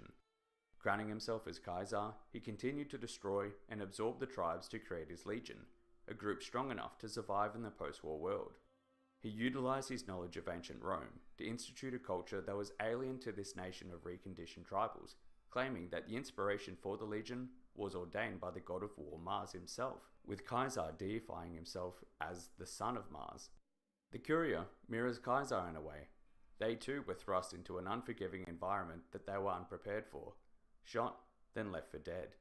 In a situation that would break most people, Caesar and the courier chose instead to turn the situation not only to their advantage, but into their destiny. Even Linnaeus states that it was the two bullets that gave them the strength to match the legion. And like Caesar, the courier is an external addition to the legion, removed from its original source culture. Even as its leader, Caesar himself is markedly different from his men. He is the only one within the legion who does not speak in a formal, bookish manner. He openly swears and uses lazy language in his conversation. However, most interestingly, Caesar is quick to converse with the courier on information that very few individuals, even within the legion itself, would know of. Caesar's primary fear is being found out for being a fraud, that the entire culture he created was actually transplanted from the Roman Empire. Most wastelanders or tribals have no concept of ancient Rome, but there are many groups, such as the followers of the apocalypse, that know Caesar is not a demigod, he's just a man. And there's no doubt that even the upper echelons of his legion believe that he is the son of the god of war, destined to rule the world through divine will. When Linnaeus succeeds Caesar, the endgame slides state that the followers are brutally murdered for defaming the original Caesar's noble origins, stating that he had been born in the NCI himself, a profligate. Linnaeus even refers to Caesar as the son of Mars, and makes sacrifices to the god, so he is evidently a devout believer. Yet in Caesar's first conversations with the courier, he is completely honest about his history. He tells them that he was born in the NCR, his father was killed by raiders, and his mother worked for the followers of the apocalypse, who he subsequently joined. He is upfront that he used Imperial Rome as a template for the Legion because it's so alien and unknown. The reason for all this explanation may just be that Kaiser knows that the courier knows he isn't the son of a god. And this is probably why he is pleased that the courier honours him with his proper title when he first meets him. He appreciates that, although the courier is not the same as his legionaries, they're willing to play the same role. Yet he also explains the ins and outs of many different parts of his legion. He explains the role of the Praetorian Guard, his Frumentari Intelligence Corps, the individual histories of his top tier commanders, the culture of the legion. He basically gives the courier an induction course similar to an incoming manager. Most importantly, he explains what is ultimately the crux of his and his legion's destiny: to conquer the NCR and combine its civilian infrastructure with the legion's military to create a long-lasting new empire. The method of which is based on Hegelian dialectics, in which the thesis of the legion and the antithesis of the NCR will create a synthesis between the two. Kaiser takes the time to carefully explain each step of this plan, as well as to elaborate on the discourse method of Hegelian dialectics itself. He is upfront that the legion we see is not its final form, and that only through this will it become the civilization it needs to be. The courier may be one of the tiny % of people to ever hear this information, apart from Kaiser's inner circle, but they may also be the even smaller percentile who actually understands it. As even if Kaiser had explained his plans to his acknowledged heir, Legatus Linnaeus, it appears Linnaeus either doesn't understand it or does not care for it. Linnaeus is Kaiser's second. Look at that was popular mods for Fallout New Vegas. And so many of them are just like nude mods. Linnaeus is a man shrouded in mystery. His backstory is contradicted by many members of the Legion, who each tell a different version of the story. Former Legion members such as Ulysses or Joshua Graham aren't sure it's the same man under the mask, or don't even know him at all. However, Kaiser's assessment of his own right-hand man leads us to think that he himself is doubtful of Linnaeus' ability to lead. Kaiser describes him as a savage and unworthy of being declared a great man. He states that he is loyal only to Kaiser rather than the Legion itself, and has no love for the nation he is one of the leaders of.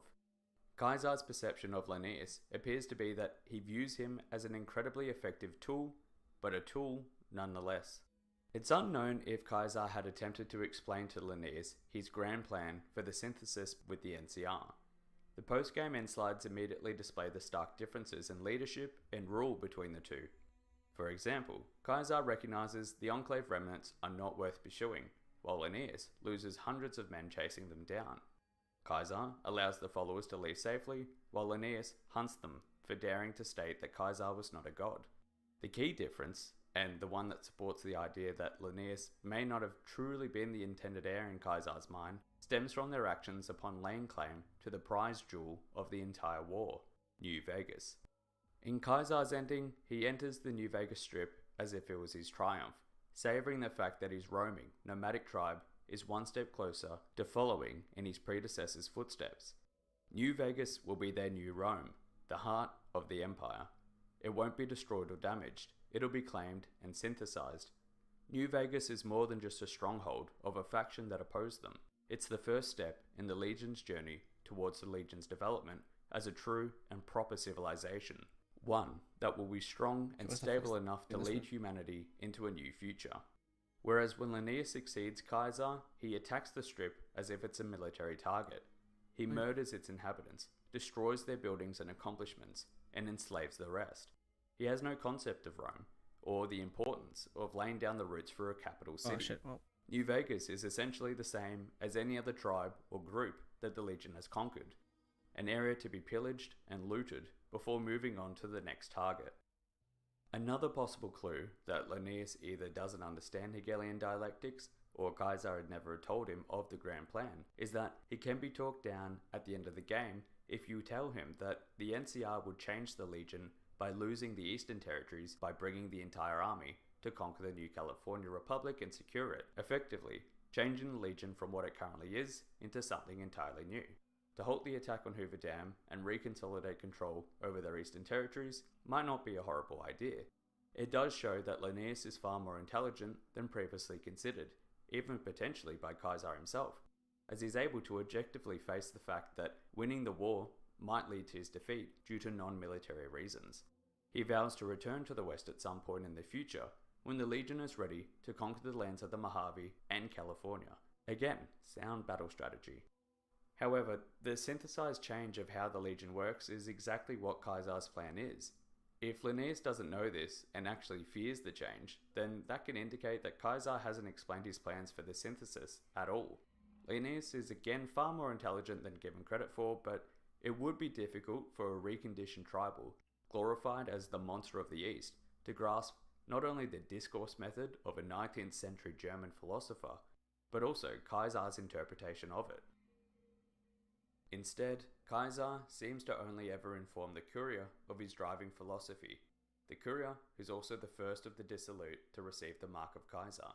The Curia, who like Caesar is an outsider who can give themselves over entirely to the Legion, an individual from the West who can utilize their advanced knowledge and experience to lead the tribes of the East to glory, a person who can understand all that the Legion is and all that it could be. The Legion is a group that prides itself on its martial prowess, which is naturally why Linnaeus is the most obvious heir to the throne. But it is wrong to claim that brute strength alone is what makes the Legion strong. Vulpes Incultus' intelligence and cunning has paved the way for many of the Legion's victories. Caesar's wisdom and charisma allowed him to conquer a territory encompassing 4 states. The Legion is at its strongest when all its strengths work together in unison, and there is one individual who is able to display each of these. A Curia who is the most worthy heir to assume the mantle of Caesar. True to Curia. Human brains are hardwired to seek connection. It's perfectly normal to seek out new friends, and there are many people who would welcome more close relationships. There are friendships Just not up with for you. grabs everywhere, fun and would be trying Tier 1. people who ask to invest in intense parties together. What's this channel again? I love watching this. Meaning and purpose.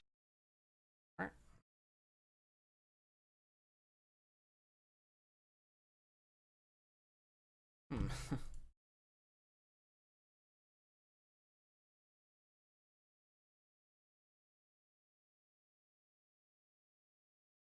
I'm sure my wrist. I was typing. Okay, we'll watch this. Or we might just let it play. Actually, we'll let this play.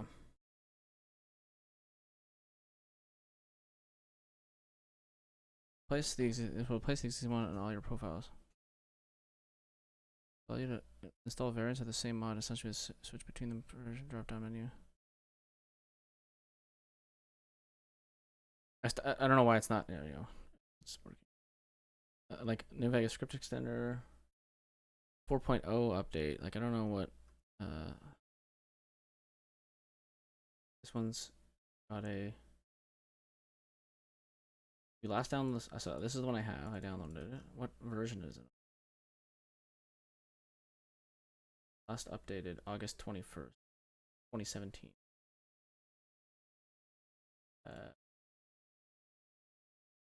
Last updated September 2021. What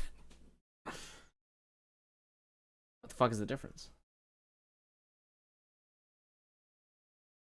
Simple patcher to make Fallout New Vegas aware.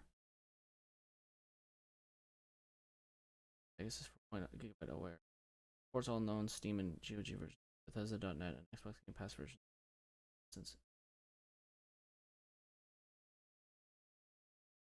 And you're still doing it.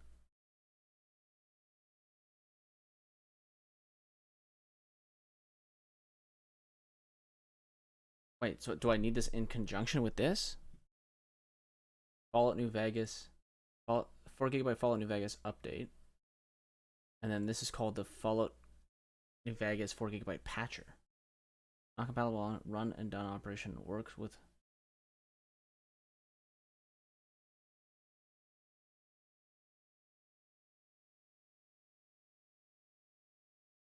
The fuck?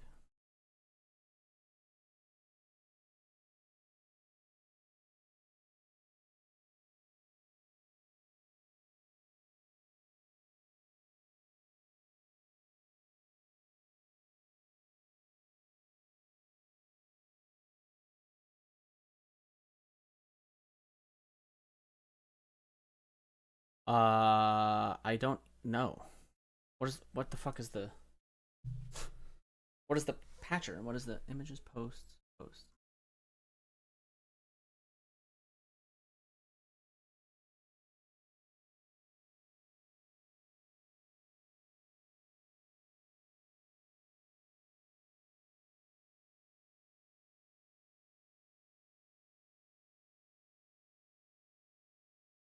GOG. What the fuck is the GOG version?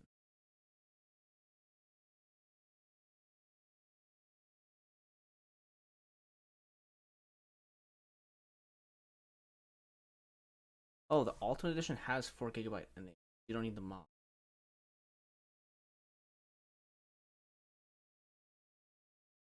Or do I not have the... I totally have the Game of the Year.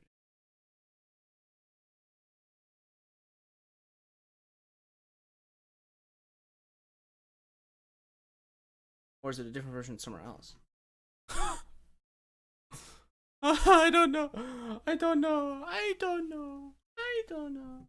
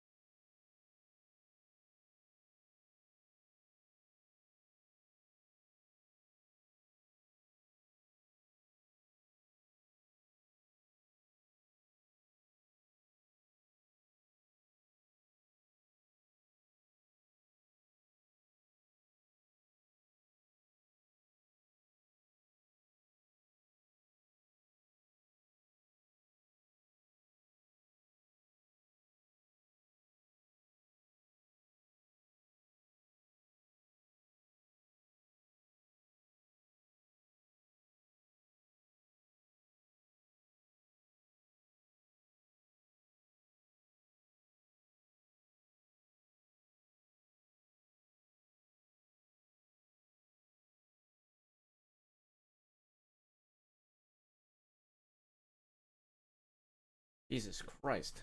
I don't know what the difference is. There's two Fallout New Vegas 4 GB patcher and Fallout 4 GB Vegas updated. And it has I think it's the same person.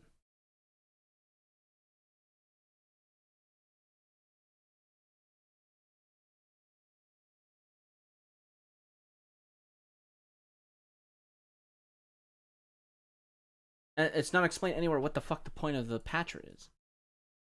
Simpler patcher makes Fallout New Vegas 4 GB aware. Aware of what? Of my existence? Are we making it sentient? Updated and currently maintaining version of Fallout 4 GB Fallout New Vegas. So it has been updated since 2017.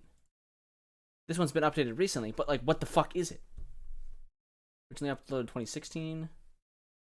Originally uploaded 2014.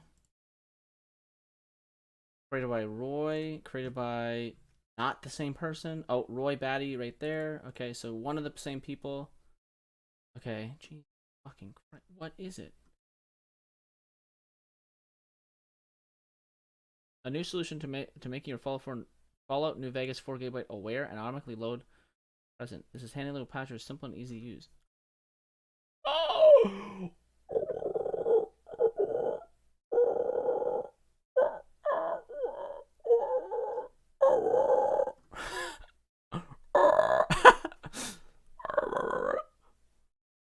Recommended mods, and then it doesn't recommend the other mod. I don't understand.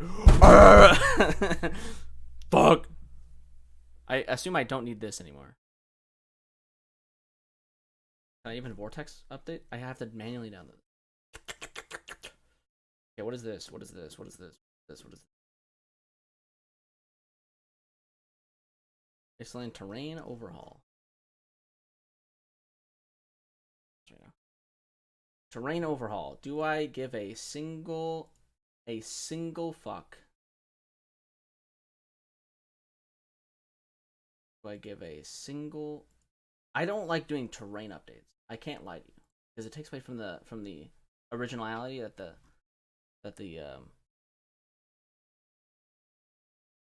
much more vibrant wasteland. Yeah, but I don't want a vibrant. I want the original artistic value. Okay, yep. That's been updated and installed to 12.41, 12.4.1. The 4 gigabyte update from I'm gonna assume I get rid of this. This is just a straight RAR file, so we're gonna remove this. We'll delete the archive too. Fuck you. The other, yep, I had open. Okay. Why am I on GitHub? How to install? What is X New Vegas Script Extender 6? Okay, and then it shows me a how to install instantly. Nice one. Good one. Good description, dude.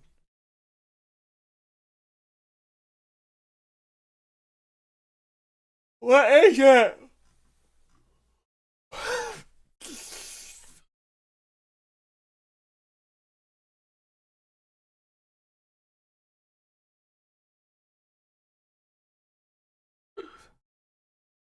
Is it out and is out and it brings an allotted table for people who script Fallout New Vegas. The goal of this was released to improve experience in the scripting system by adding in quality of life features, new functions, and more. I also have so this is the modder. This is for people who make the mods. Okay, I don't care then. Johnny Guitar New Vegas Script Extender. You haven't downloaded this mod yet. Oh, great! It was updated a couple days ago, or like last month.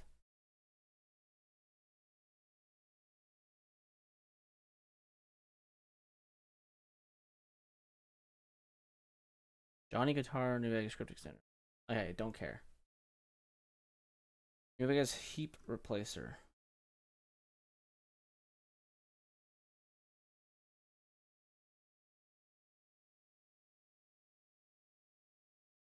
You need a 4 GB aware version of the. Okay. There's the 4 GB aware. Okay, so probably download that. There's another manual. Okay, I can vortex download this. Using 2 GB version, it will not load. Simply place. Blah, blah, blah.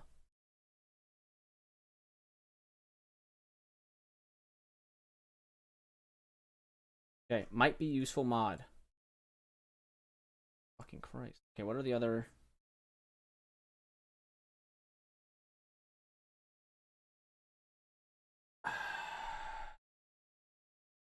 I might just update faces. Do the faces update. Realistic wasteland perk every level. Because arguably faces in New Vegas are. They don't really matter. I think those modders did a good job. I think.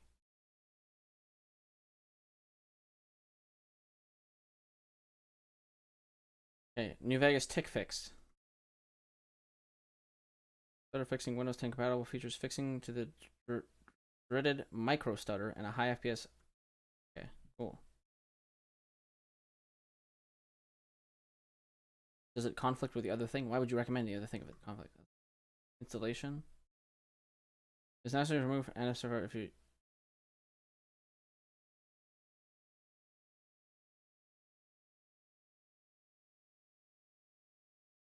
What the fuck is NVSR? NVSR, NVSR, NVSR, NVS, NVSR. Okay, that's NVSR, but I don't have it installed. I don't know what it is either. NVSR mod. New Vegas stutter remover. Okay. But New Vegas heap replacer.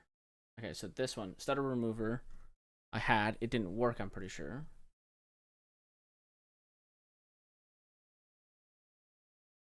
Can I use it with the other mod? Can I use it with the heap?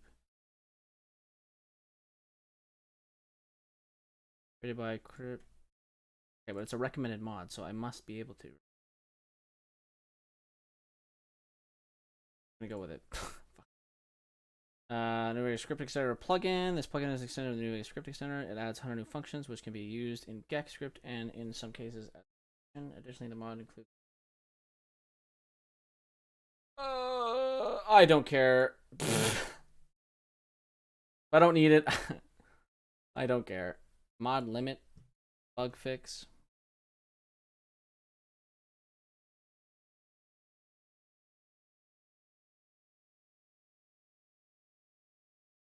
We'll do that too.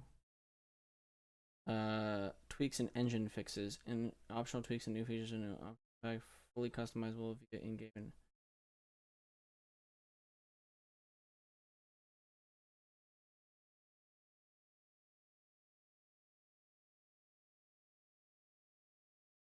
Aiming unholsters weapon. Activated while animation plays.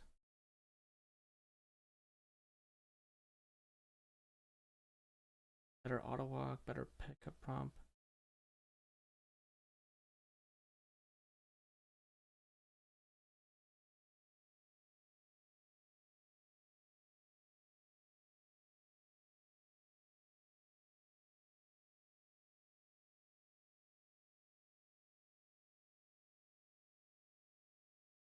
Okay, this seems useful.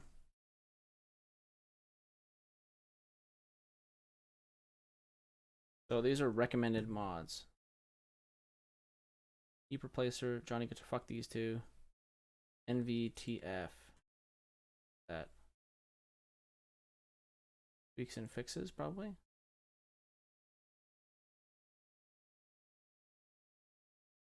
Oh, these are, nope. Okay. And then faces. And maybe a texture mod. Jesus Christ. Okay, get this first, probably, because I have to manually download it, which is, but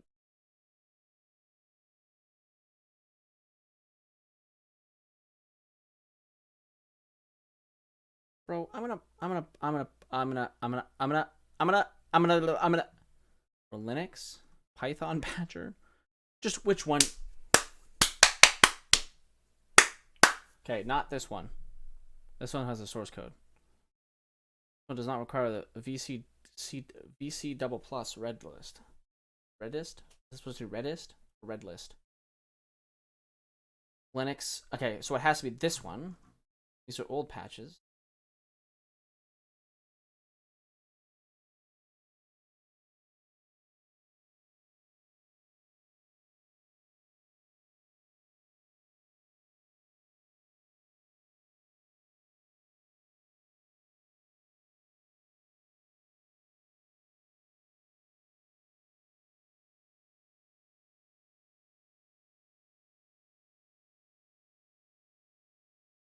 Okay, cool. One down.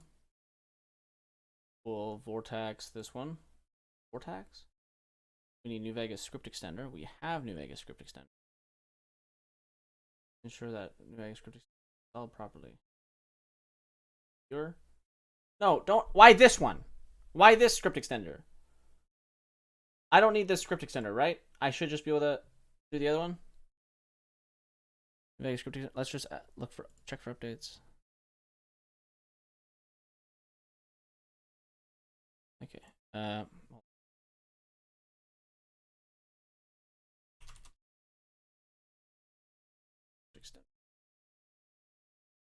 Silverlock, GitHub, Nexus mod.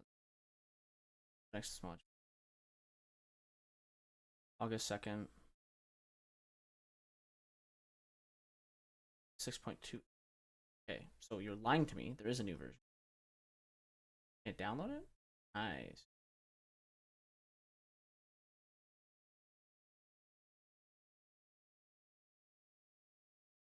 With Vortex.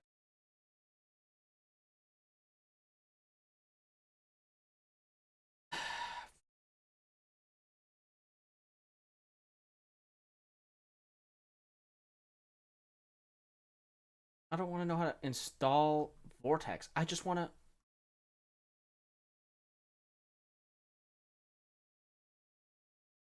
My brother in Christ. My brother in Christ.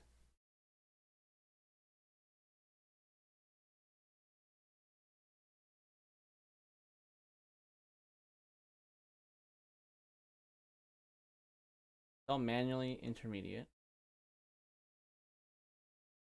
Install Vortex easy.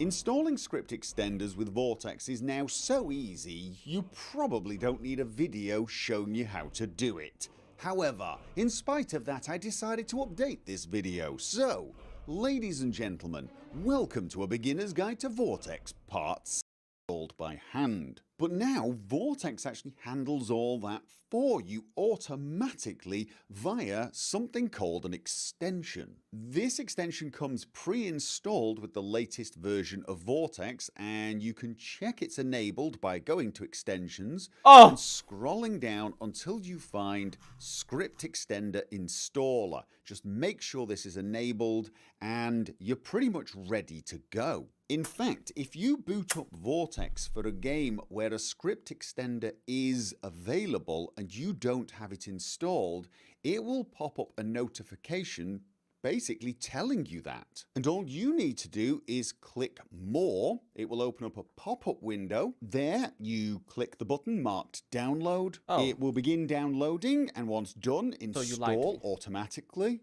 You then press Enable, and if you set it to auto-deploy... All right, thank you. I love you. I love you. Okay, bye. Jesus Christ. Okay. What was this? Okay, this one. Wait, we'll just click this off. I don't know if it's going to recognize. Wait, what? Deployed and interrupted incompatible mods. Oh.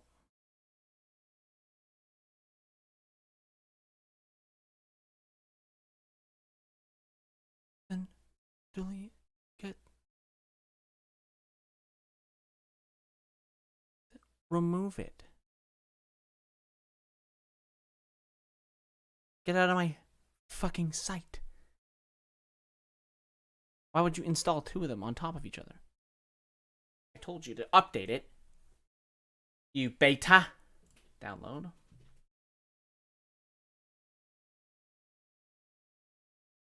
Or a beta.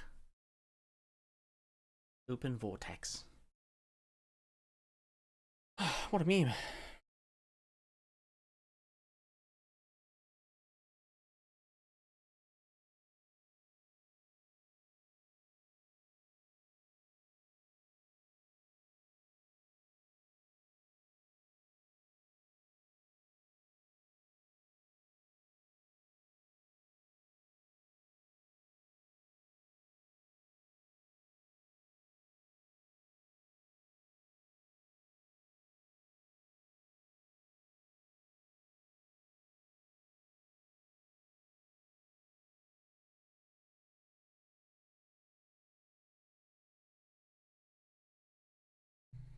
Okay.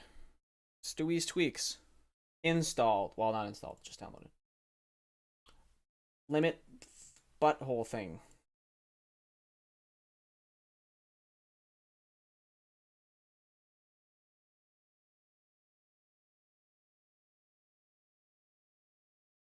Open Vortux. Thank you for doing this. Easy dub. This guy. Download in Vortux. Oh god. Please ensure you have the files installed properly before you attempt to use this file. You are fucking killing me. What is this? Visualize C++ redistribution in 2019.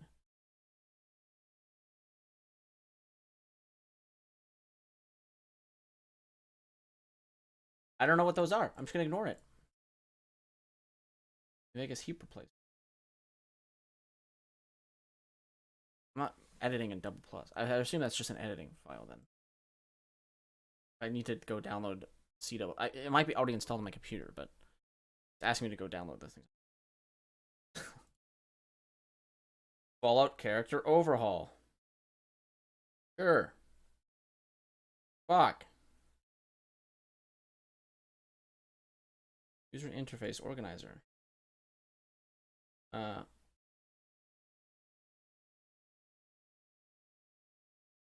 Sure.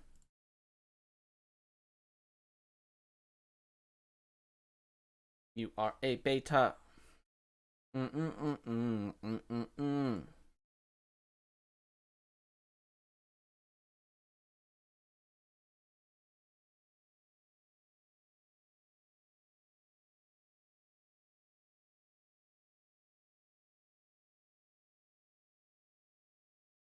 Cool. User organizer.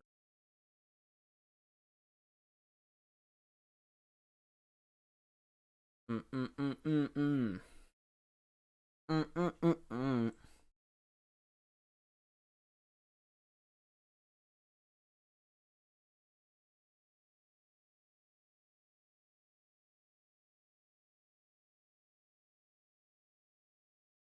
While that's happening, I'll be right back. Just upstairs, maybe get some drink.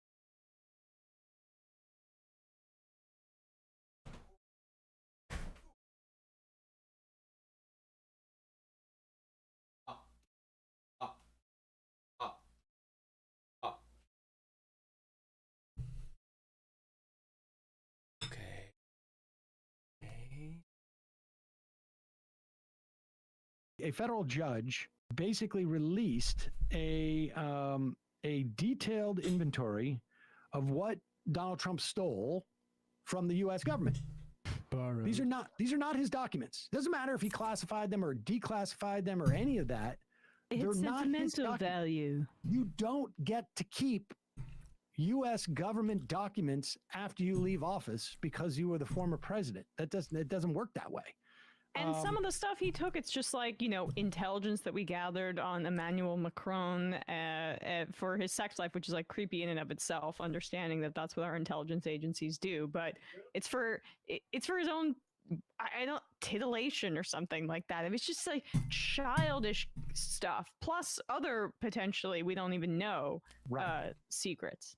Well, remember now, if you look at those envelopes, I mean those top pages in that picture, they are varying degrees of classification. I guess it's like secret, top secret, and maybe super secret. But then there's also other letters which indicate like a silo as to like a category almost as to where they are. Not so much a classification in terms of like how sensitive, but what the sensitivities, the nature of the sensitivities. And on those documents, it indicated that these are, the sensitivities are such that it would be a grave threat to national security specifically in these instances, as opposed to like, these are secrets on how to build, I don't know, a nuclear power plant or something to that effect. I'm just guessing. But apparently, Trump had 43 empty folders that were marked classified, and then the documents were missing from inside. It's unclear whether he just stole a bunch of folders or whether the documents inside sort of went away. But it does sort of beg the question, like, what is he doing with just like, it's so cool to have the folders. Look how important that was. I was just prepared for the future of that's all these other possible. Documents. What else is, It's the best place for me to put my eventual divorce documents with Melania, in those top secret folders. But keep in mind that they worked really hard, even after they were lied to about what he was retaining. They worked really hard to sort of like resolve this quietly and not have to go in there. I mean, they went for months and months and months. And he could have avoided all of this. Like, I don't understand why he just didn't photocopy the things and give them back. Like, it's nuts. But nevertheless, here is Donald Trump's attorney, Alina Habba, on with Newsmax Sean Spicer with a very inconvenient slip of the tongue in terms of, like, now remember, again, the classification of these documents is irrelevant to what the Department of Justice has alleged, which is that there was obstruction here. These are government property. He pretended he didn't have them. He knew he did. And their argument is like, well, he can declassify anything. Completely irrelevant, but also a dubious claim. But here is Trump lawyer Alina Habba. They're trying to, obviously now knowing what you just said, conflate this idea that you were looking for potentially handling classified documents. So if you weren't looking for them and that's not what you're handling, then that seems that would be a moot issue as well. Yes, it's a very moot issue. Sorry, guys. We're going to have to move on to the next story. I'm not, I don't have clearance to touch or go through classified documents. You actually have to have clearance to do that if they're classified. These were declassified, is my understanding. But again, I'm not the attorney that was handling this, haven't been. I don't plan on being. There are a team of attorneys that were in Florida today that are dealing with this and have been on this matter since their first reach out with NARA, and then some additional attorneys have been joined that team. But no, my search was for the Attorney General in New York and had nothing to do with classified documents and NARA at all. Oh. So you can't touch them because they're definitely not. You can't touch documents that are classified, which is why you can't touch these documents that Trump says are declassified, but that the FBI raided to get back from him. Man, Christina Bob must be feeling some bus tracks on her back. She's like, I certainly didn't do any of that. That was not me who did that. Yeah, they're running for the hills, these lawyers. And part of it is also, I think, these lawyers have to account for. They're going to be compelled to testify. A story from yesterday. Yep. And so I think we're watching preparation for that. I mean, I think it's what's happening. I mean, it's like, I'm not going to be the lawyer who's going to take the fall, and some lawyer is going to. Well, either Trump lied to his attorneys, which is, I think, probably the more likely outcome. About maybe I did, maybe I didn't. When the president tells a lie, July it's not a lie. 2015. Declassified. My lies are delied. They're more truth. They're delied. Have you heard of Truth Social? All I do is truth. My lies are retruths. But so either he lied to his lawyers about how much he had returned to the government, or they were complicit. There's no way around it. So it's gonna be fascinating.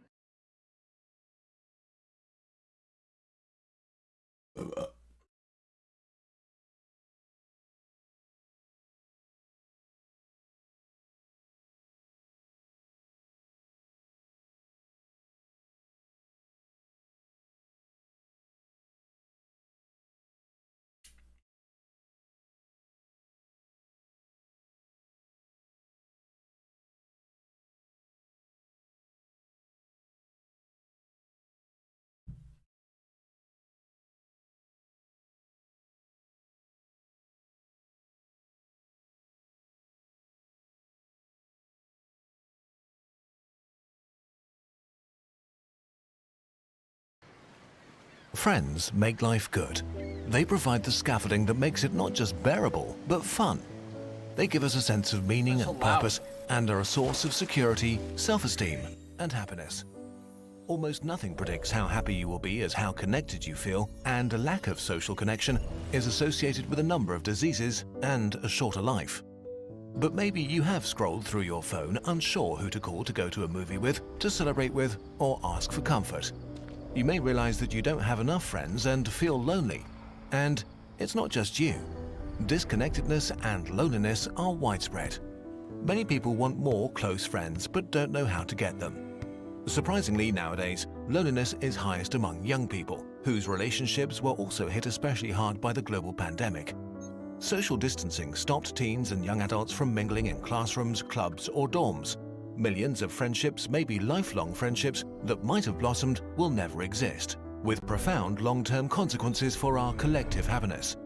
The good news is that it's not too late, and there are lots of friends to be found. We'll mix scientific information with actionable advice in this video, but we can't address every individual situation.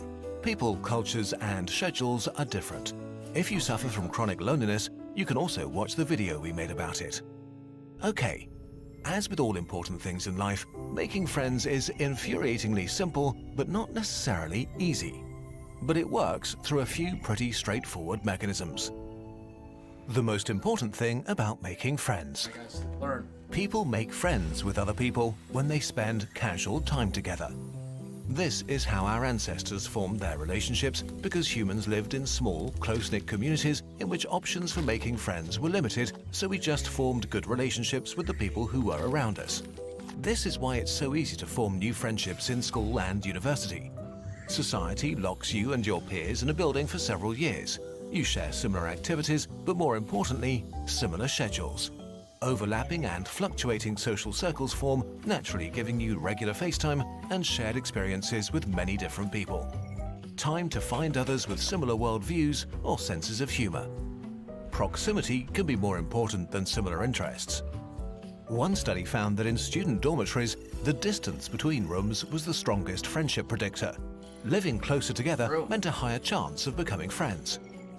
Another study showed that being physically present in a class a lot without saying a word makes others more sympathetic to you. So the most important principle of making friends is to regularly spend time with people in the real world.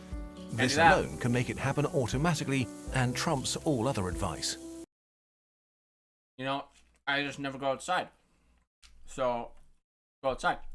But don't forget that making friends is not a numbers game or a competition. Don't compare yourself to others.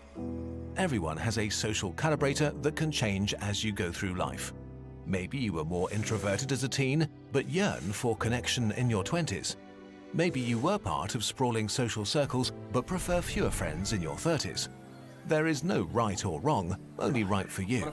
What if it's just both? Why we What if it's don't have enough friends? always introverted? The main reason for a lack of friendships is the simple fact that most people don't prioritize friendships nearly enough. They don't realize until it's too late that retaining friendships demands regular energy and attention. My brother. Although they twice. are so important for happiness, friends often take a back seat to other life decisions. Work, commuting, romance, or kids take up so much time and energy that it's so much easier to crash on your couch and lose yourself in mindless activities. Especially as an adult, going for a bike ride, getting dinner, or visiting a hobby store takes much more mental effort and commitment than it did after school when time ran slower and energy and curiosity were abundant. But it's not just adults who are too busy for friends. The average American teenager spends more time on TikTok every day than socializing at parties, events, or on the phone with friends combined. Established friendships don't require the same time investment as early friendships to keep up, but they do require some commitment. As life distracts you, it's easy to skip out on checking in when a friend goes through exciting or depressing times. And so many friendships fade for lack of attention, often by accident. Which is extra tragic because there is never only one person losing a friend, it's always at least two. Another thing that makes many people vulnerable is the way friendship networks are structured. The friendship paradox is the phenomenon that on average, most people have fewer friends than their friends. Which makes sense since you're more likely to be friends with someone who has many friends than with someone who has few. Rather than being densely interconnected, friend networks are often built around central hubs. So if central people disappear from your life, this can deprive you of many connections at once. And it can lead to a distorted self-perception that you are less popular than others, although you are perfectly average. It can get worse quickly with big life events. Maybe you move for school, work, or love and are left without social networks. Or you had a breakup that left you with the smaller part of the formerly shared social pie. The reasons why you find yourself with less connection than you want are as diverse as people, but the underlying cause is almost always time. There is no shortcut. To make new friends and retain friendships, you have to prioritize relationships, spend time with people in real life, and make them feel that you care. So take a look at yourself and rebalance what you spend your life doing.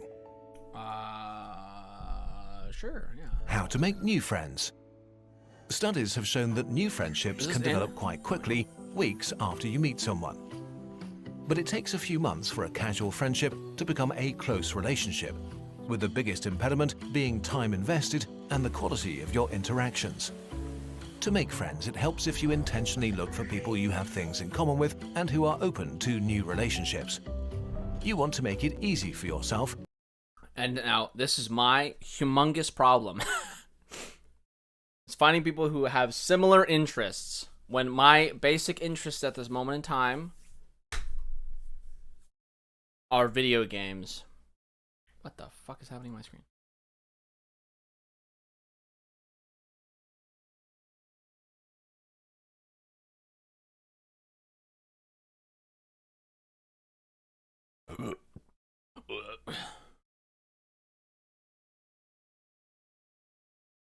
Animated sweat effect.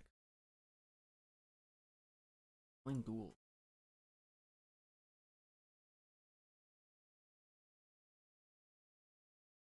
I don't know if I give it.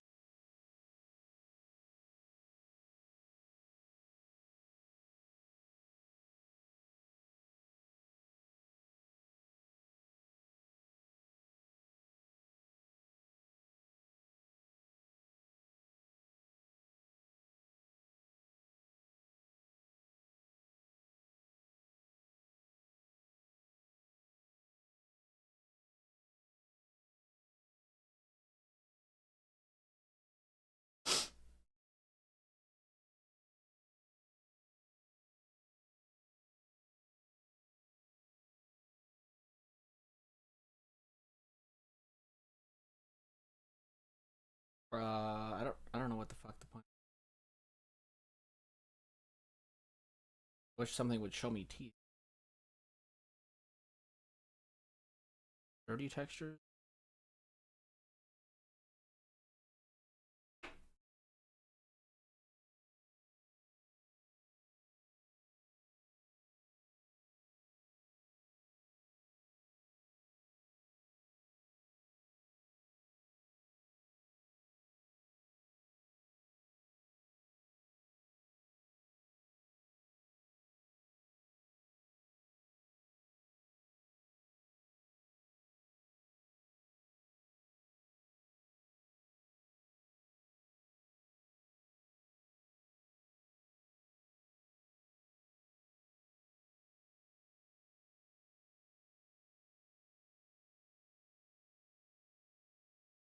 I don't know what. I'm just kidding.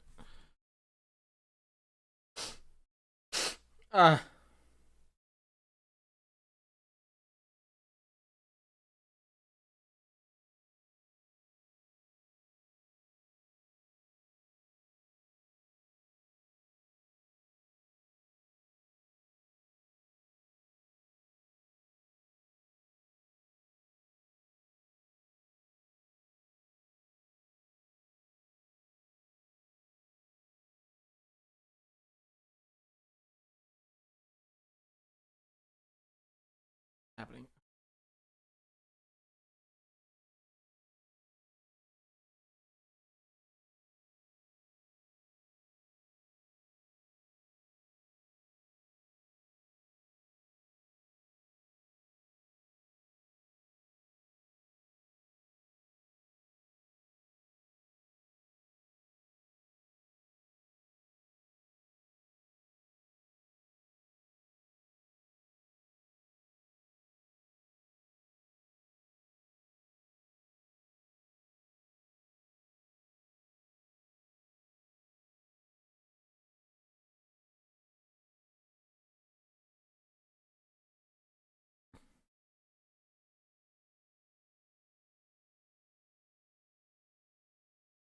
Oh, these are like other.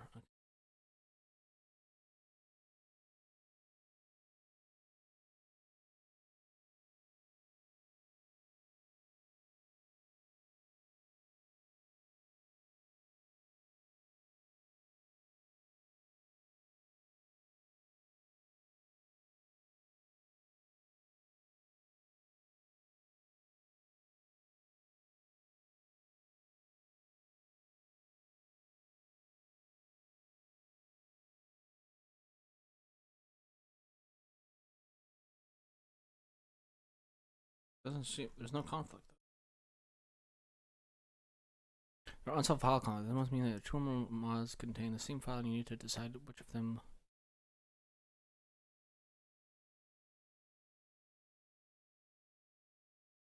Oh,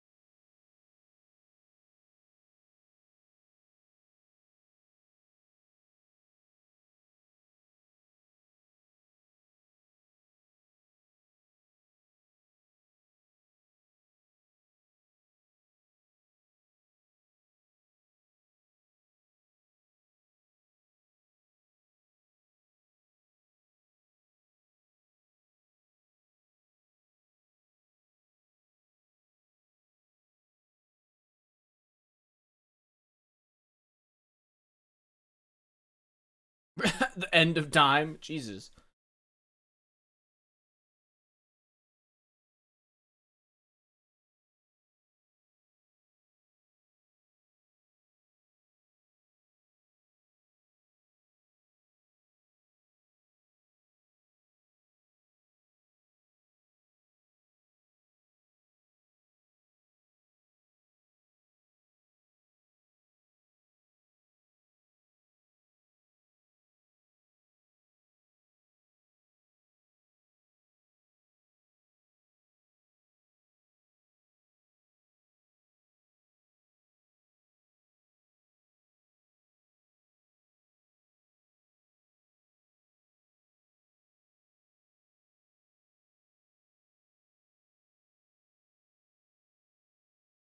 Okay, no.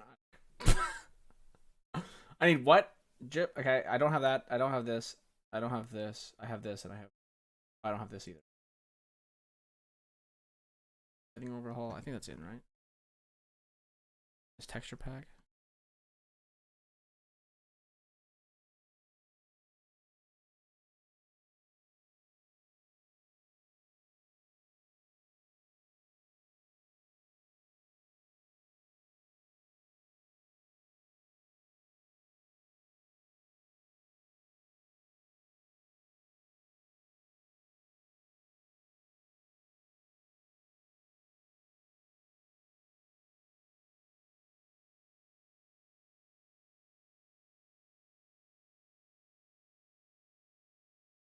Humongous. So examine what kind of person you are. Generally speaking, extroverts tend to crave sensory stimulation, spicier foods, loud music, or the excitement of engaging a crowd. Introverts, often confused with shy people, tend to be more sensitive to sensory stimulants and prefer quieter surroundings, fewer people, and even less spicy food. Different places attract different people. Not everybody can easily make friends at a bar or a football game. Not everybody finds a stroll through a park or a bookstore stimulating. Men especially form friendships around shared activities, but in general, it's a good idea to go to places that feel comfortable, where there are people you might like, who do things you find interesting. Look for local clubs or opportunities to volunteer. Check out what hobby stores are around and dust off your Space Marines, or see if there are new D&D groups in your city and ask if you could join one. Check meetup apps for gaming nights or wine tasting, join a sports club, or look for people who go hiking or want to cook together. Another obvious avenue is your professional life. It helps if you work in a job that attracts people like you, so you might consider this when you choose a career. Deepening your relationship with colleagues can lead to great friendships, especially if you look for peers and there is no power imbalance. And of course, there are friends you've lost touch with. You may be able to revive some of these relationships. In some cases, all it needs is a call or an invitation. Research shows that more often than not, the other person will appreciate that you've reached out. There are likely way more opportunities to spend time with others than you are aware of. And if there aren't, you can take the initiative and create them. Invitations are signals to start friendships. So bring people together by having a dinner party, organizing a football game after work, or starting a board game group. Everybody appreciates people who organize fun things, and the simple act of reaching out can kickstart a self-propelling upward spiral of well-being, fun, and connectedness that can seriously improve the life of everyone around you in meaningful ways. If you meet someone you vibe with, it's pretty scary to make the first move, but they may feel the same way. Equally interested in a friendship, but also blocked by fear of rejection. So it's worth going for it. Worst case, they're not interested, which will sting for a few hours, but the best case could be a lifelong friendship. A risk well worth the reward. Once you've formed early connections, check in whether they have important things happening in their life. Of course, it's important not to be overbearing, but the more time you invest, the more opportunity you have to engage in meaningful banter or silly jokes. The fact that friendships take time also means that you need to be patient and kind with yourself, especially if you're out of practice. Things will not improve overnight, but slowly, step by step, if you keep up. Open up, care, and share. Many people don't have an issue being around others, but struggle to turn acquaintances into friends. So let's talk about two important principles that make it more likely that you'll connect: caring and sharing. In general, our favorite topic is ourselves and the things we care about, because we are literally at the center of our own universe. So people tend to like people who are genuinely interested in them.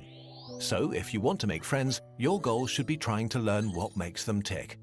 Just as important as caring about others is reciprocity and openness. To connect, you need to share the experiences that made you, you. Now, you don't want to overwhelm the other person and immediately spill out your deepest secrets, but open up a little and reveal personal things, because this also signals to others that it's okay to do the same. The best case is that you find shared experiences. Maybe you both had a hard time in school, maybe you share a passion for weird movies. Learning about others and sharing personal stories in a balanced way and not overdoing it is not an exact science. Noticing the line between opening up and oversharing requires practice and depends on the vibe of the conversation. One of the perplexities of life is that to get something, it can be helpful to convince yourself that you want it less than you do. In general, it's good to be laid back, have fun, and enjoy yourself. Do things for yourself without expectations, but also be open to social opportunities and accept invitations if they show up. And that's basically it. Give friendships more priority in your life. Check in with friends and regularly go to things to have fun. Show genuine interest in others and give them the opportunity to know you without selling yourself too hard. The question is, what is fun? That's a good question. Because again, like, so a lot of this is kind of ringing hollow to me, like just to share myself, I guess. Not that it bothers me, not that I'm like, oh my god, I have no friends, whatever. But like for me, it's just the constant struggle that I have with people is that I don't. There's so much stuff that people do that I just don't enjoy at all. I just don't care about. So like people will go to bars and stuff like that. Super don't enjoy that. Super cringe. Going to the beach from time to time would be like okay, but I haven't in like essentially like 2 years since like COVID. Like I don't really like if someone were to invite me, that'd be cool. If not, like that's whatever. Like I don't care. I'm not gonna outwardly go invite people. So like the problem I have is that I'm not like super. Because of like the lack of things that I like doing, it's hard for me to invite people out to do stuff. And if I do, it's like a niche thing. So like the only thing like right now that I want to like that I invite people out to do whatever is there's a dark sky reserve that's like an hour north of where I live. And it's like super cool. And I haven't gone yet to it like one time, but like I'm trying to invite like a person to go. And they're like constantly busy, whatever. But it's like that's like the only place I'd rather go. Like I'd rather not go to like any other place. That's like that's my interest is going to that like thing. And maybe just to go, I should just go to go, and then do like this stuff there. And that could be the place. But I don't know how many people go to this fucking dark sky reserve an hour north of the relatively small city I live in. Right? Like I don't know. But like that's like the opportunity. But again, like that's like a pretty hyper niche thing. I don't do a lot of the stuff that. Like I sound like I sound like some like a pick me. I'm not like most guys. I don't typically do what a lot of people do. Yeah. And I don't like to do those things alone either. Like I'm not gonna go outwardly do them alone myself. Like the video describes like, oh, do stuff for yourself. Like okay, if I'm doing stuff for myself, I'm just gonna play video games all day. I'm gonna go to work, come home, play video games. That's gonna be, and then maybe go to the dark sky reserve every once in a while. Pull up my telescope on the back porch every once in a while. That's like stuff I do for myself, but none of those things have human interaction involved with them. That's my issue. I'm not like bothered by it. Might have bothered me like many years ago, but it doesn't really anymore. I just learned to accept it. Like yeah. I do things that most other people don't do. That's just my problem. And I'm fine with that problem. I've acclimated to my environment. So, yeah. But I could be team no brand. I don't know. If you do this, you're on track. If this sounds a bit scary, the good news is that like here's the thing right now. Like I'm looking for work right now, but I'm really close to getting a job. But even if I do, like me going out to food, unless of course I really like the place, like it's just like costs money. It should cost money. So there's like right now there's like one place realistically that I like to go that I can go like anytime. Just a can house to get sushi. Oh my god, I would go any moment of my life. Human brains are hardwired to seek connection. It's perfectly normal to seek out new friends, and there are many people who would welcome more close relationships. There are friendships up for grabs everywhere, and there are plenty of people who will be so happy to have you in their life. As a good friend, go get to know them. Wow. For a short time, there's a free, community-organized, worldwide Kurzgesagt meetup. If you're over 18 and want to take part, go to our temporary subreddit that our community set up for you and look for your area or city to find a Kurzgesagt meetup near you. Why is the one in Canada like up in the Yukon? Jesus. Up in the Northwest Territories, bro. Good luck. Don't be shy, set it up yourself to meet like-minded people. In order to make this less intimidating, we've created a small toolbox for you with some guidance and ideas on what you could do and where you could meet up, as well as conversation starters. Check out the website or subreddit for further information and tips. Please note that this is an experiment. It's free and self-organized by Kurzgesagt viewers like you. the subreddit will be open for 3 weeks and will be made private after. We want to create more things to make finding friends easier for you. You can also sign up so we can let you know as soon as something is ready. We want to be part of your friendship journey, so we've created a few things you can share with new and old friends. 2 wormhole pins to connect you and your BFF no matter where you are. If you want to share something with your entire friend group, get a little bird pin for each of them. They're all unique but fit together like pieces of a puzzle. Or get matching posters to let your friends know you're thinking of them. Or just browse all the sciencey things we make. Why is everyone in this if thread you like from videos 12? like this, getting something from our shop is Jesus. the best way to support us. Go off, go off, Thank go off, you go off, for go off, go off, watching. go off.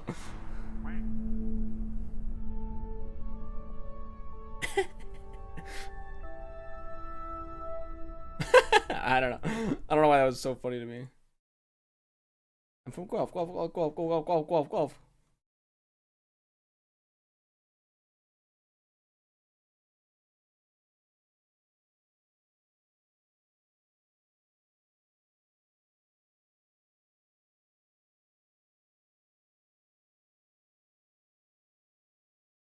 The problem with Canada, like with problem with Ontario is our major cities are like many hours apart. Part 1 is done. Part 2.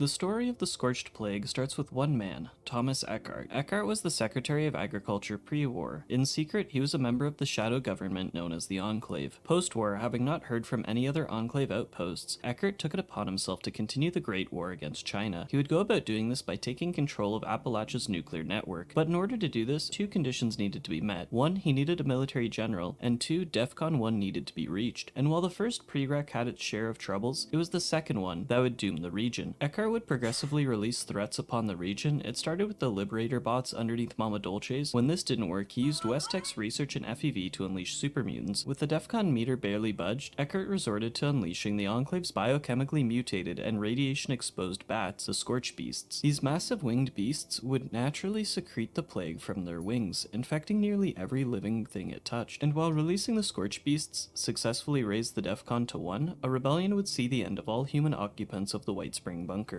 The story of the Scorched Plague starts with one man, Thomas Eckhart. Eckhart was the Secretary of Agriculture pre-war. In secret, he was a member of the shadow government known as the Enclave. Post-war, having not heard from any other Enclave outposts, Eckhart took it upon himself to continue the Great War against China. He would go about doing this by taking control of Appalachia's nuclear network. But in order to do this, 2 conditions needed to be met. 1, he needed a military general, and 2, DEFCON 1 needed to be reached. And while the first prereq had its share of troubles, it was the second one that would doom the region. Eckhart would progressively release threats upon the region. It started with the Liberator bots underneath Mama Dolce's. When this didn't work, he used Westech's research and FEV to unleash super mutants. With the DEFCON meter barely budged, Eckhart resorted to unleashing the Enclave's biochemically mutated and radiation-exposed bats, the Scorch Beasts. These massive winged beasts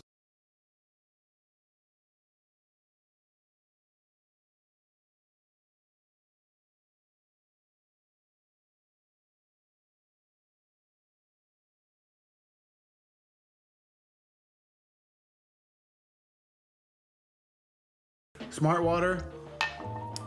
The second one I had was Poland, and the first one was Voss. You got it right. Did I really? Mm-hmm. Holy cow. Wow, dude! Listen, we're fully aware of how much of a, like, entitled first world little game we're playing here, but you know what I'm yeah, saying? I know I'm a water snob. It's YouTube, so that's what it is. I do my part, you know what I'm saying, for Mother Nature. These will all be recycled. These will all be thrown directly into the ocean upon completion. I hate you. Smart water. The second one I had was Poland, and the first one was Voss. You got it right. Did I really? Mm-hmm. Holy cow. Wow, dude! Listen, we're fully...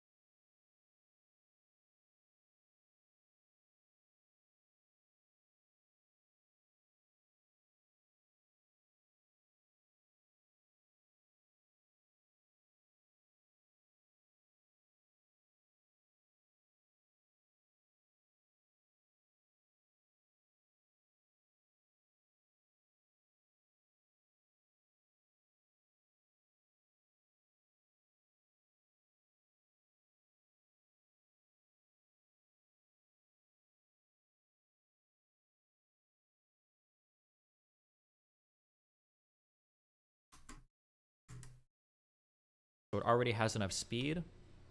I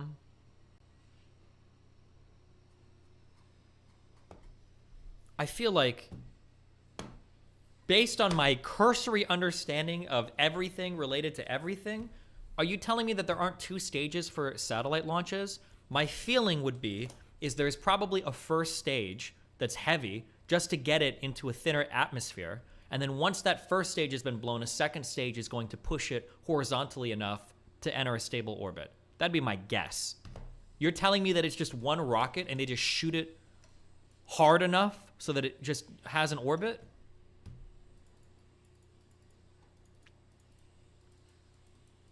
Maybe a satellite is light enough? We haven't launched satellites since the 90s? What the fuck do all the GPS and Elon Musk and... No, you're wrong. Hold on. Yeah, you're just Viasat like- and these other companies? I'm almost... Satellites get launched like every single like month. They get launched like fairly often. Telecom communication companies. Positive we launched satellites in the US.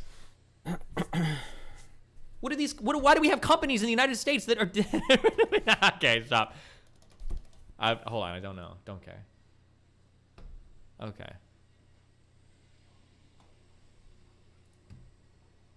I'm getting...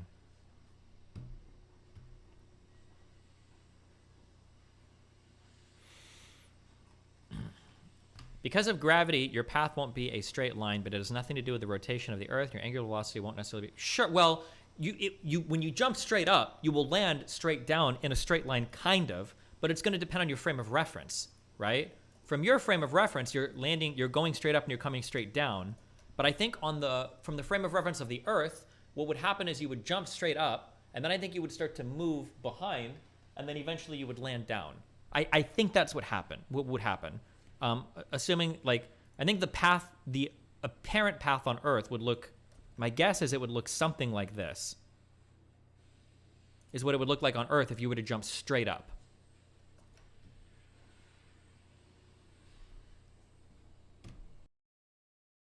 No, you have 4 momentum, so I don't think... No. Like, the Earth, if you jumped high enough, yeah. Because then that, like, takes into Coriolis stuff. But if you jumped up and down, you would land in essentially the same spot, because you're carrying your momentum forward. But, I mean, you would have to jump tens of thousands of feet into the air. Yeah. In order to, like, simulate this effect. And actually, maybe even with air currents and everything, maybe that effect would be erased by other air currents or things that would impact you.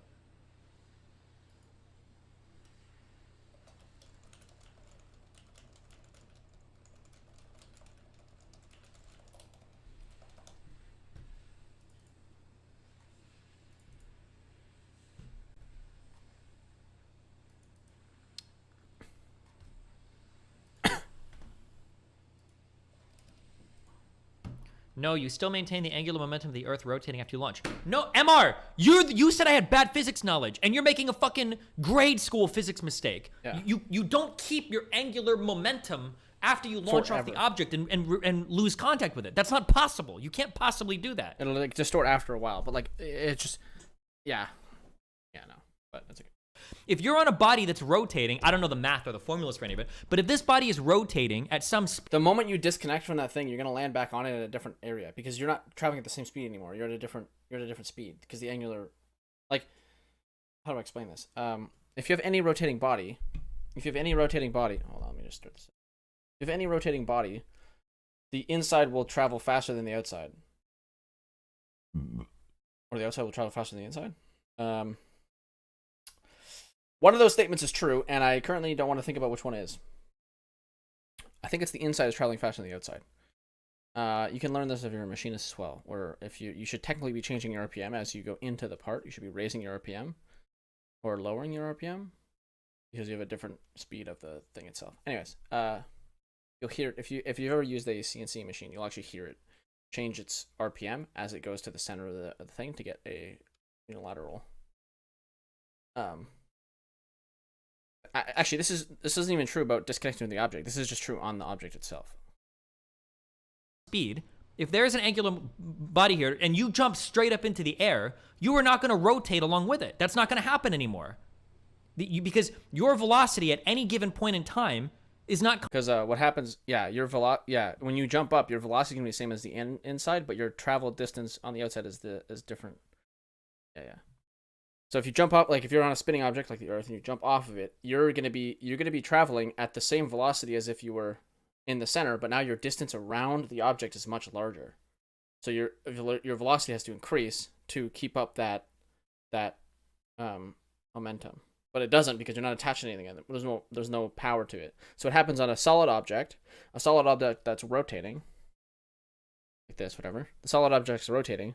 The thing on the outside and the inside are traveling at the same speed but different velocities. So the inside is spinning much faster than the outside because there's less distance to travel. Right, a point on the inside has less distance to travel than the point on the outside. So it's traveling faster, more velocity. I think has more angular velocity. Constantly, it's going to be tangential to this. If you jump here, your velocity is pointed at this direction. It's not going to change to this, and then change to this, and then change to this. That's not true. True. Yeah, if there's no gravity acting on the object, you're going to bounce. You're going to go straight off and never come back to that object. Yes, you do. It's not about rotation, but about G-force. You're making shit up. You guys are just true. You're trolling me. Absolutely true.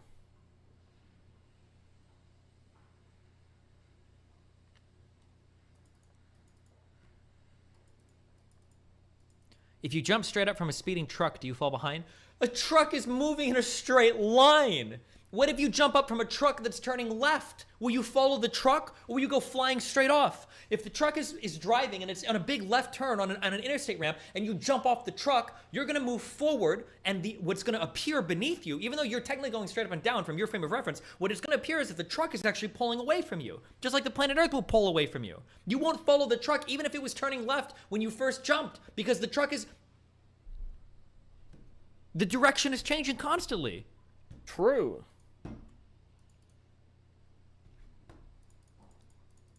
All three installed? What the fuck is angular momentum? Can you give a retard explanation? Fuck no, I can't. I can intuitively work with it, but I don't know if I can explain it to you.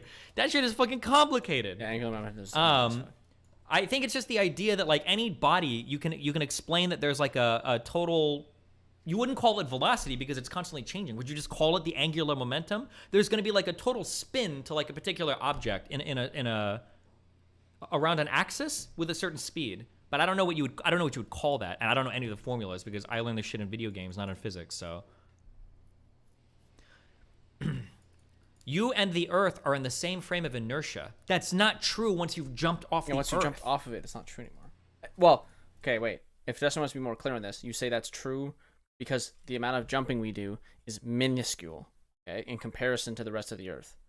So when you jump, nothing's going to happen. You're going to jump straight up and down because we are insignificant to the rest of the universe.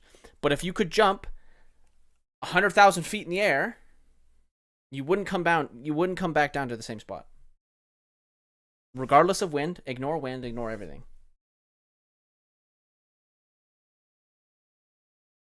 Angular momentum, Isn't angular velocity a thing? Angular velocity and angular momentum. Angular velocity, time rate at which an object rotates or revolves about an axis, or at which the angle it displaces between two bodies changes. In the figure, this displacement is.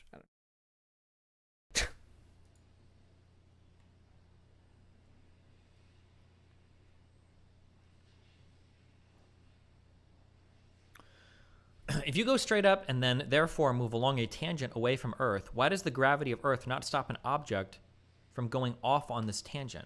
Because the Earth has gravity. The reason why is because Earth has gravity. That's why. But it doesn't do it well. This will still happen, but the Earth has gravity. all gravity does is it pulls you back to it. It's not going to spin you around because it doesn't. All gravity does, all matter is attracted to all matter for some reason, right? Yeah, it was a really bad explanation. But... So, like, I don't know, maybe there's another way to explain this is that, did you know that if you're in the International Space Station and you throw a baseball towards the Earth, what'll actually happen is that all you've done to that baseball is you've thrown it to be like slightly smaller. It'll actually continue its path and it'll come back. And I think you can actually it'll actually just come straight back to you after a day, basically.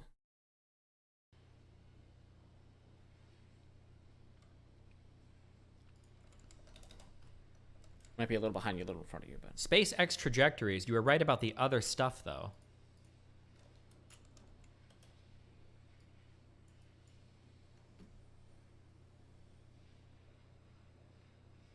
Nothing I said was wrong. This looks like what I said. There's going to be an initial stage that blasts you out of the fucking atmosphere. And then once that stage separates, you've probably got a second stage and then maybe a third or fourth one that's starting to push you in a more horizontal direction in order to establish an orbit. I don't know those parts. That parts. Yeah, the guy in the chat, because you follow the same general line as the other one, but the first and second stages are mostly to get you out of the atmosphere, and then your final stage is for like adjustments. The problem you are using where there is tangential velocity and the object flies off does not use gravity. The centripetal force stops applying. In the car example, it does not stop. Okay, I'm just... Okay, I don't care. Okay, I'm done with this. I truly am.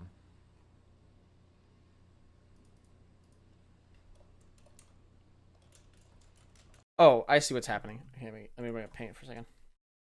So people are confused that it's like, oh, gravity keeps you on the thing, so like that's where momentum's coming from. But what's happening is, so like, wow, this is ugly. How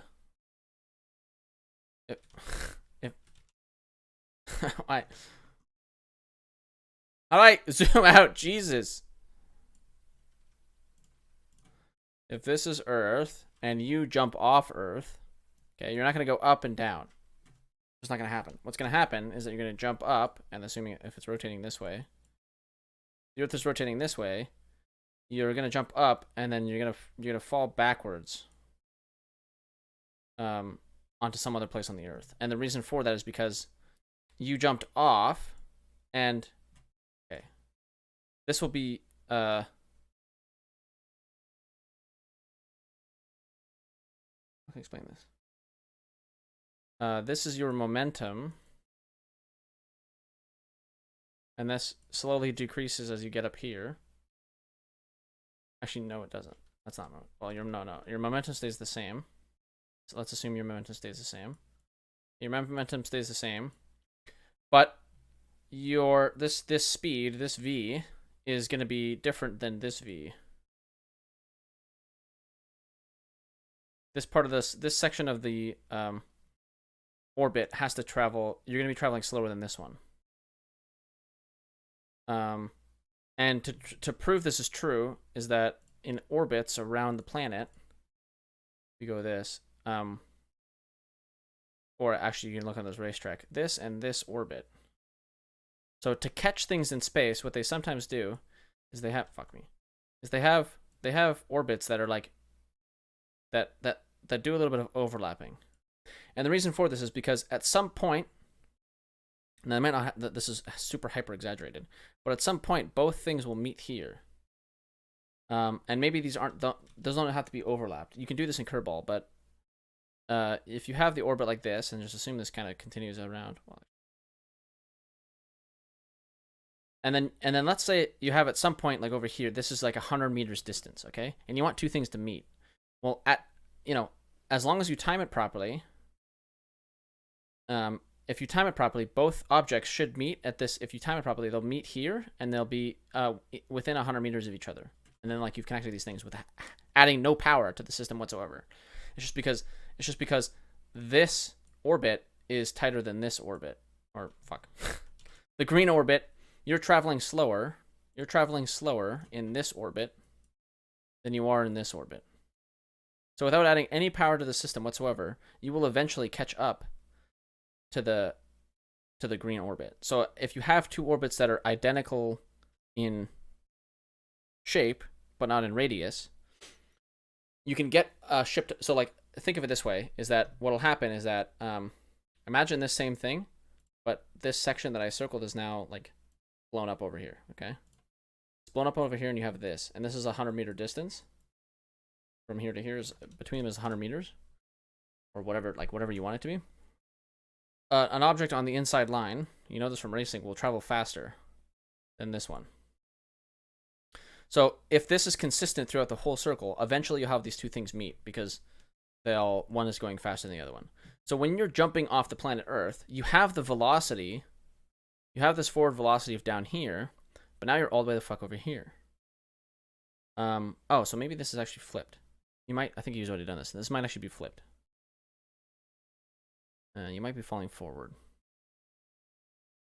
if you keep the same velocity. Obviously you don't, because there's a million factors going into it, but I think technically you might actually do this. There's a chance you do that.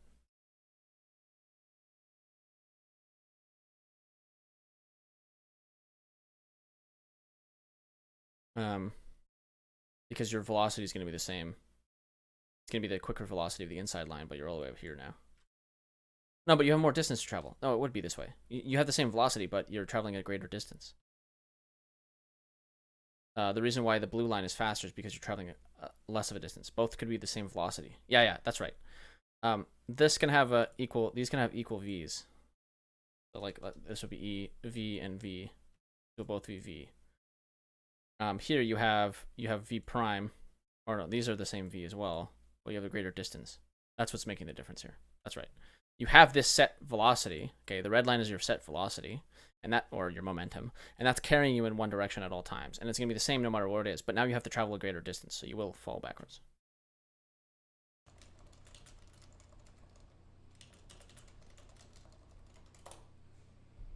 And what's happening with gravity?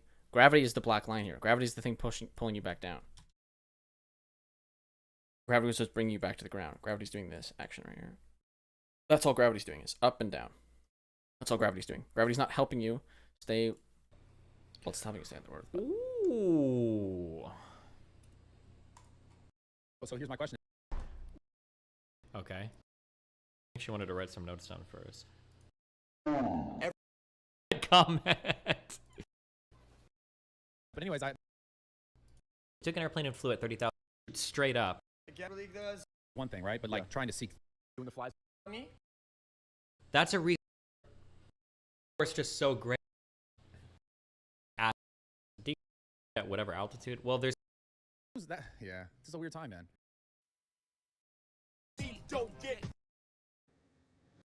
Instead of Destructive.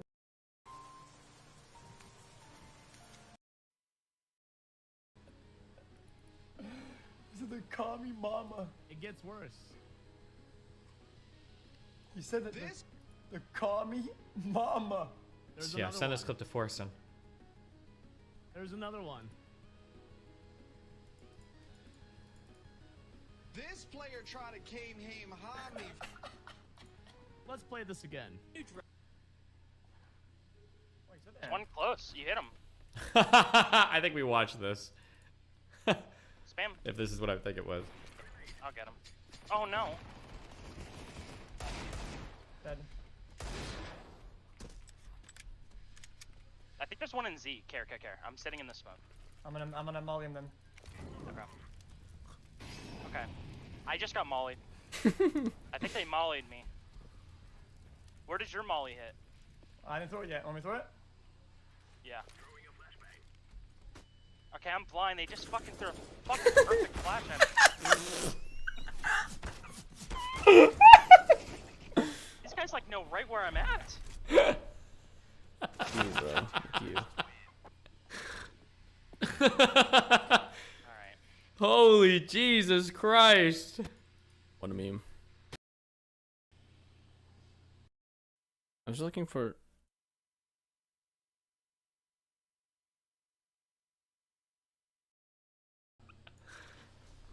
I want to warm up some food. 1 sec. Oh.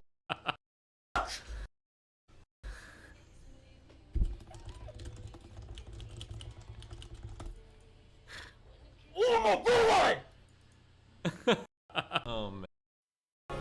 Hey, brother.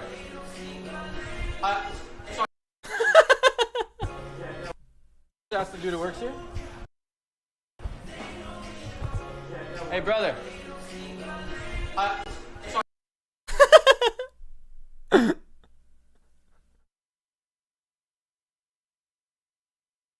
call everybody brother. Yeah, but I fucking. You looked offended or something. No, can you help me out soon? Yeah. I just don't know anything about shoes. No problem. If you give me one minute. All right. That's the dude who works here. Hey, brother.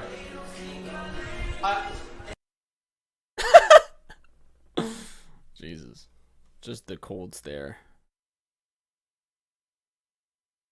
Oh my god, dude.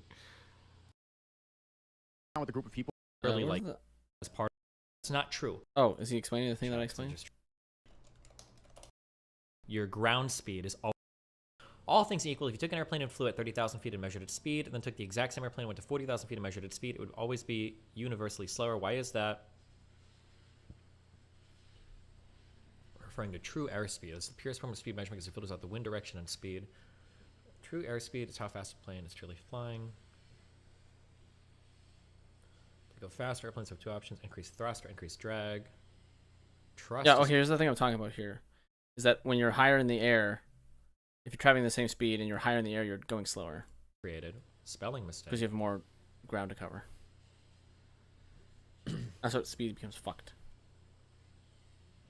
If you took So like again, this is easiest to understand in racing. Okay, if you hit a corner, if you have the same corner and both of you hit the corner at 300 kilometers an hour, the person on the inside of the track will always beat you because they have less distance to travel. Ignoring like fucking friction and like loss of tire traction and all this other bullshit that you have to deal with. If they were somehow capable of both just locked in and take the corner at 300 kilometers an hour, the person on the inside will always took an beat you. airplane that is going at full speed and measured its speed at two different altitudes, where would it be going faster? It would actually go faster at the lower altitude, all things equal. If you look at the operating handbook for a Cessna, Skyhawk, or a Phenom jet, you'll notice that the true airspeed decreases as altitude increases. This is because you have worse engine performance at high altitudes because of the much thinner air. Oh, so there. Fuck you guys. Oh, it doesn't even matter about gravity or anything. It's just because of the air. I don't even know what the hell was the chat saying. I mean, regardless. Thank you for linking this.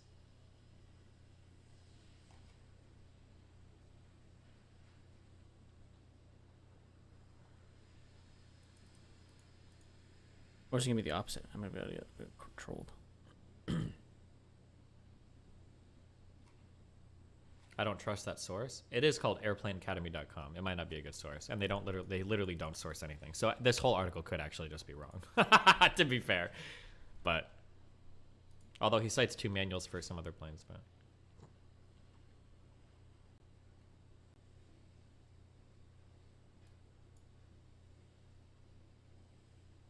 Jesus. I want to see what he talks about. Going to be differences between ground speed and if a plane is flying at a given speed, it'll do it at whatever altitude. Well, there's going to be differences between ground speed and the true airspeed, right? Like oh god, if we're flying, let's say we want to fly from here to here. Oh God, hold on. Probably need a circle to do this.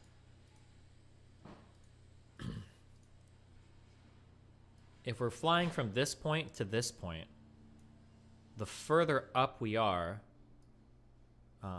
the more distance we have to actually cover. True. Right? Okay. So I'm sure there's a math way to solve this, but I'm too lazy and I don't know the shapes well enough. Who cares? But It's angular. Like whatever I imagine, something. your ground speed is always going to be lower than your airspeed, your true airspeed. Like if you were traveling at 100 miles per hour up here, or 100 knots or whatever, your ground speed is probably only going to be like 90 miles per hour. There's going to be some. Yeah. The only difference is that you have. So planes have to do this. You have just ignore everything about planes because there's going to be an intricate balance where you might actually be higher up than lower.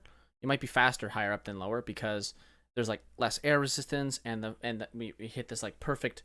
So like at this altitude, your engines are working like perfectly efficiently. So it doesn't matter if you're up here or down here. The only difference at this point is that there's like more air resistance. So you'll actually be slower the lower you are.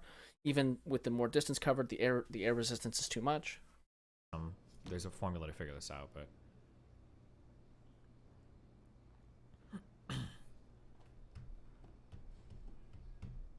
let's see what it explains here, and then not if you have a tailwind. Well, there are other things that could influence it, but I'm just saying from a purely like physics vacuum perspective, this is why slip differentials exist in cars, for instance, right? Like if you're driving in a car and you turn to the left, your wheel on the outside, your right wheel, is going to have to actually spin faster than your left wheel because it has to cover more distance as you turn to the left. True. It's actually traveling more distance than the wheel on the left. The wheel on the right here has to travel more distance than the wheel on the left. That's why you have differentials in your axles to have the wheels rotating at different speeds. Right? Okay, and the culmination of this, by the way, is that the wheel on the inside will lock.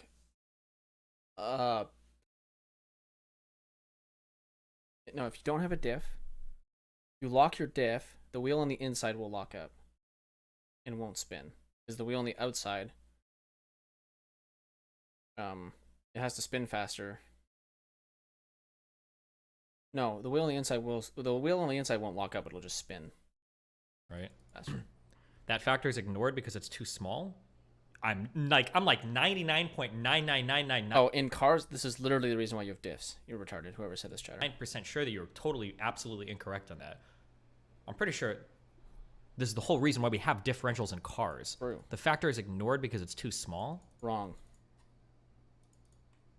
I'm a pilot and you were completely wrong. Wait, what am I wrong about?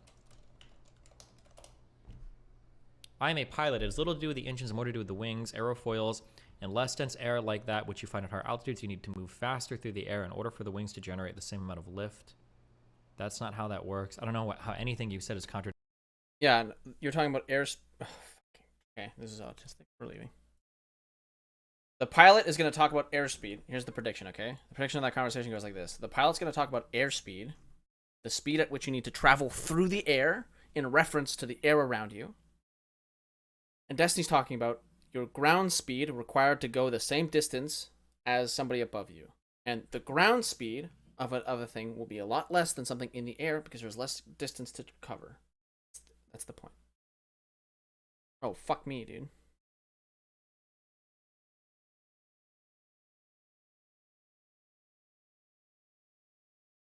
Where's that 6?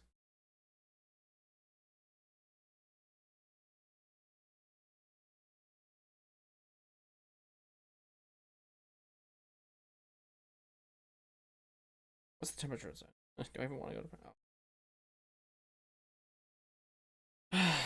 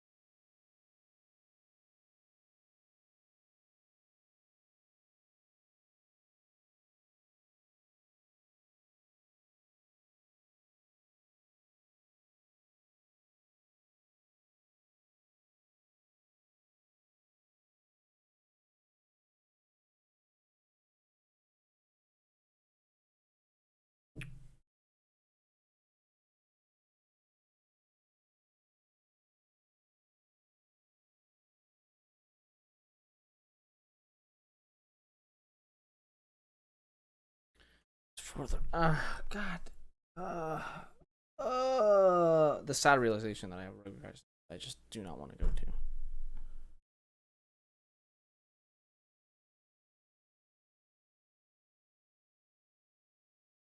What's the weather for?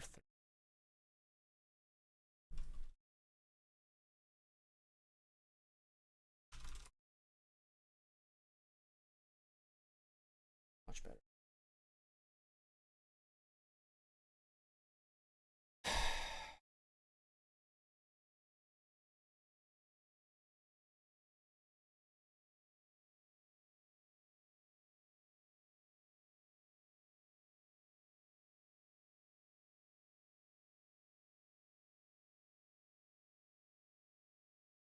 Oh, Lord Lifton, Jesus Christ. Do I even have my shit ready?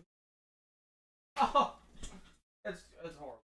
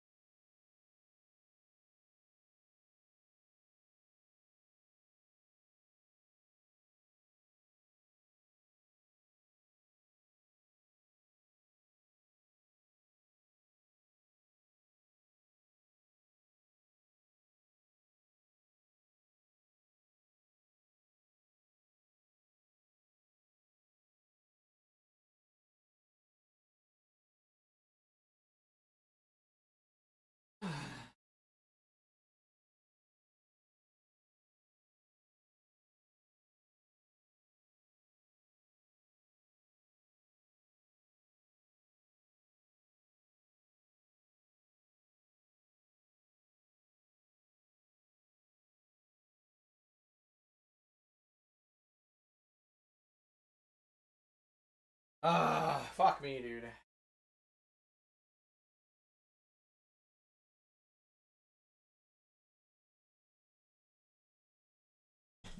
I just super don't want, but I feel like I have to. What?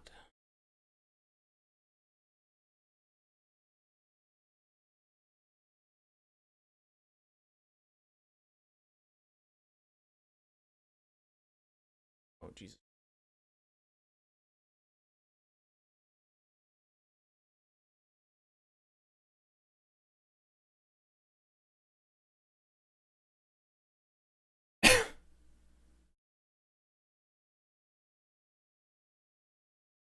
Wait, why is there like 3 of them? Oh.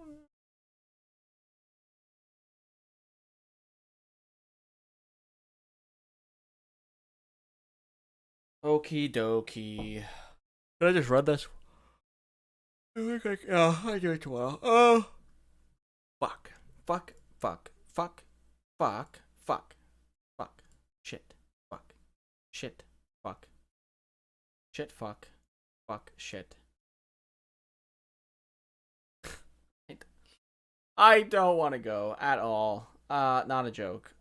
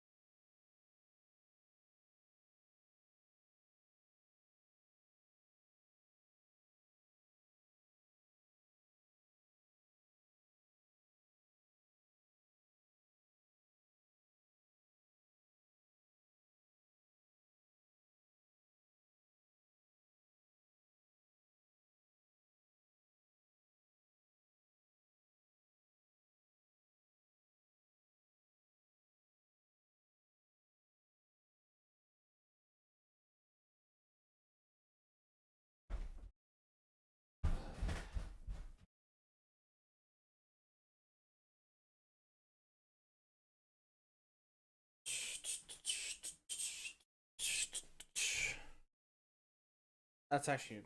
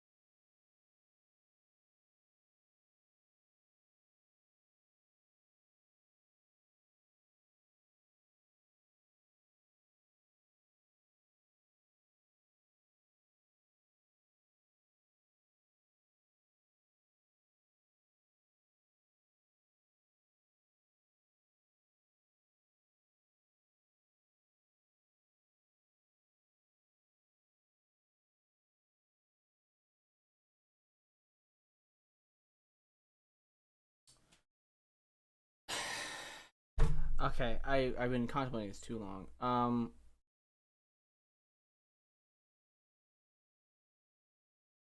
Fuck, I just absolutely do not want to go.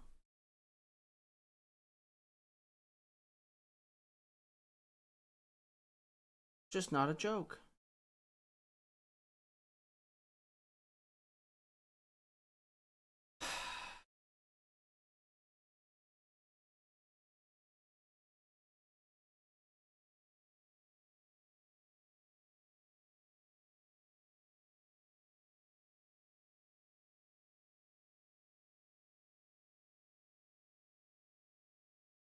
Uh.